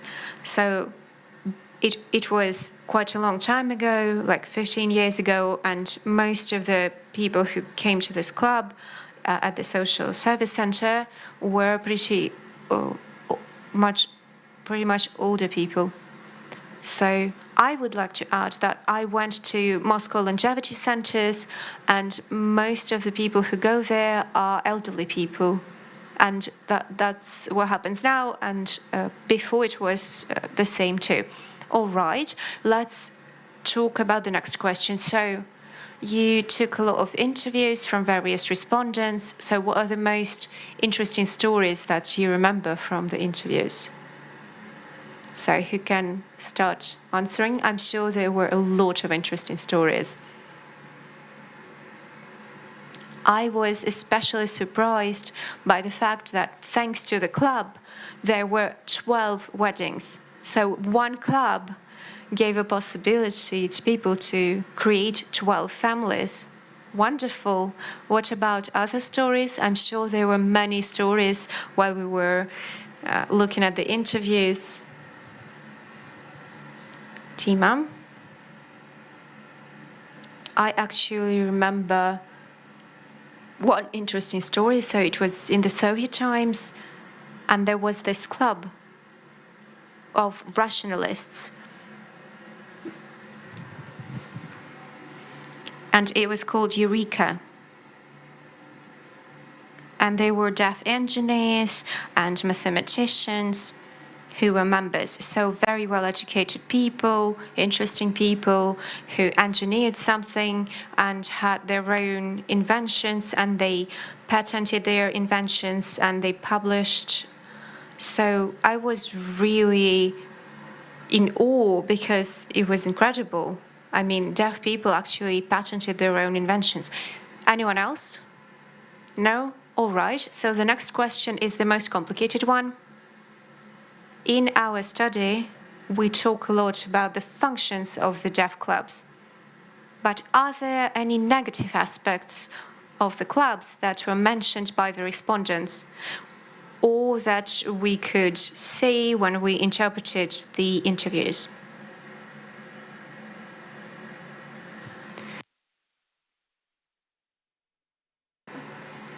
I would like to clarify. So negative events that happened in the clubs or negative influence of the clubs? I think actually you could interpret this question in different ways, but the wording is actually the following. So there are a lot of positive functions, but what are the negative things that the club might bring to the community? Are there any negative effects? Any kind of clubs, in my opinion, might have some negative influence. Because in the clubs, you might maybe learn some bad habits, but I mean, all in all, it's rather a good thing and not a negative thing. Okay, let's start with the next question. So, in 100 years, in the future, will the clubs exist or not? Because there are so many technologies in the world that might lead to deafness not existing anymore globally. It's another complicated question. I think that in 100 years, the clubs will continue their existence, because right now we can observe that there are a lot of clubs that emerge. There are clubs that are under museums or some institutions, and it's a very regular thing. It really happens often. But what about the format of the clubs? Well, it really is diverse. So a lot of respondents gave us answers. Well, there can be different views on this question. The formats will probably be transformed into something else, but people will still have the same interests. And to what extent will it be online or offline? Well, we can't know that. We have another question that is connected to Vasya's answer about online formats. The question is the following. So, why do young people still get together offline if there are so many online formats? So why is it important for young people to get together offline? It's about young people specifically. Well, you can say that actually deaf people really like face-to-face communication, because when you talk to each other face-to-face, you might understand each other better, and the atmosphere is really preferable. Great. And the next question is from Vladimir Bezoyev. So hearing people, did they go to deaf clubs or not? Has anything like that been said in the interviews? Well, I actually had one story that you might have mentioned. So in a club of stamp collectors, sometimes a hearing person would come, and it was just interesting for this person to learn more about how deaf people collect stamps. And so he saw that deaf people were trying to do something, and this person was wondering about their interests. There was also a club for inventors, and there were lectures by hearing professors and scientists with interpretation into sign language. So it was a rare event, but anyway, hearing people sometimes do come to deaf clubs, even though it's a rare thing. Like even today, there are certain clubs of, for example, clubs of Russian Sign Language lovers, and so this is a club that is frequented by quite a lot of hearing people. So yes, they do. Great. We have actually a lot of questions about young people, which is nice. So another question, I think we've already answered. So what motivates young people to get together? And another question is also about young people. So in every club, young people usually get into small groups. So have you noticed it while you were doing your study? So what is the principle? Like, do teenagers go into groups of hard of hearing groups and deaf people groups or not? I can answer. We actually noticed it right away. We can say that teenagers, well, actually, we didn't really study teenagers separately because our topic was clubs, but it does happen. Splitting into groups is something that can happen in clubs. So, for example, there were clubs of hard of hearing people, lip reading clubs, and signers clubs. So it was about the choice of language, so those who sign and those who speak. Yeah, our study was actually mostly about the Soviet time and the clubs of the Soviet time. And in the future, we can probably continue our research. Thank you very much. The next question is, good evening. Thank you very much for this presentation. I'm a hearing student of the Institute of TV and Cinema. So what are the conditions for a hearing person to become part of a club? So Vlad said yesterday that you need a guide if you're a hearing person. You need a guide into the deaf community. So what do you think? How can a hearing person immerse himself or herself into the deaf culture? Can anyone answer? Okay, I will answer. So this question is something that I can't answer and Tima can't answer because we're both hearing persons. But the answer to how to become part of the deaf clubs is something that Vasya and Alina can talk about. So if a hearing person has an interest of deaf culture, and if a person wants to learn a sign language, then yeah, they can get interested and then join and then become part of a club. But if it doesn't happen, then they probably won't. Okay, great. And there is another question. I think it was on one of the slides, but in one of the slides. But anyway, did you have any closed clubs in your study? The clubs that are only for people who are selected? I think that we're only going to research this topic, so there is no answer to this question. Yes, actually, one of the implications for further research are clubs that are distinct in their closeness. And another question, well, our team's experience is extremely interesting for everyone. That's why you're asked to list a certain names of clubs that you are part of. You've talked about your childhood, but maybe now you also are part of some club.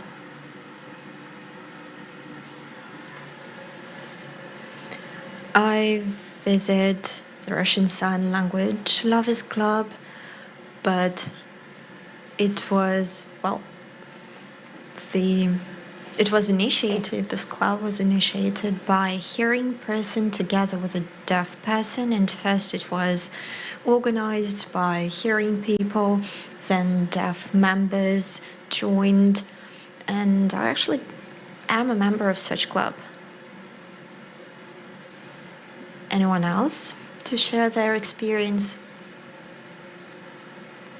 I'd like to add that I go to the Center of Muscular Longevity. They have various lectures, events, tea parties. I like it a lot. Yes, thank you. And Tim, you started speaking. Sorry for interrupting. Yes, as a kid, I went to the Deaf People Communication Club, I went there together with my mom, and I didn't understand really all the details. Can we call it Research in the Deaf Community Club? Can we call our conference a club? Yes. If yes, I am a member of it. Yes, we actually often talk about that. Thanks a lot for your questions, and tomorrow is the last day of our conference. 2 teams are going to share results of their research. They carried out the research within the framework of our laboratory. The conference opens at 11:30. And today it's the final session, and we wait for you at E4 class, where you can find the installation dedicated to Lazareva Zaitseva, where you can find materials which were archived and researched within the framework of the laboratory. Thanks a lot.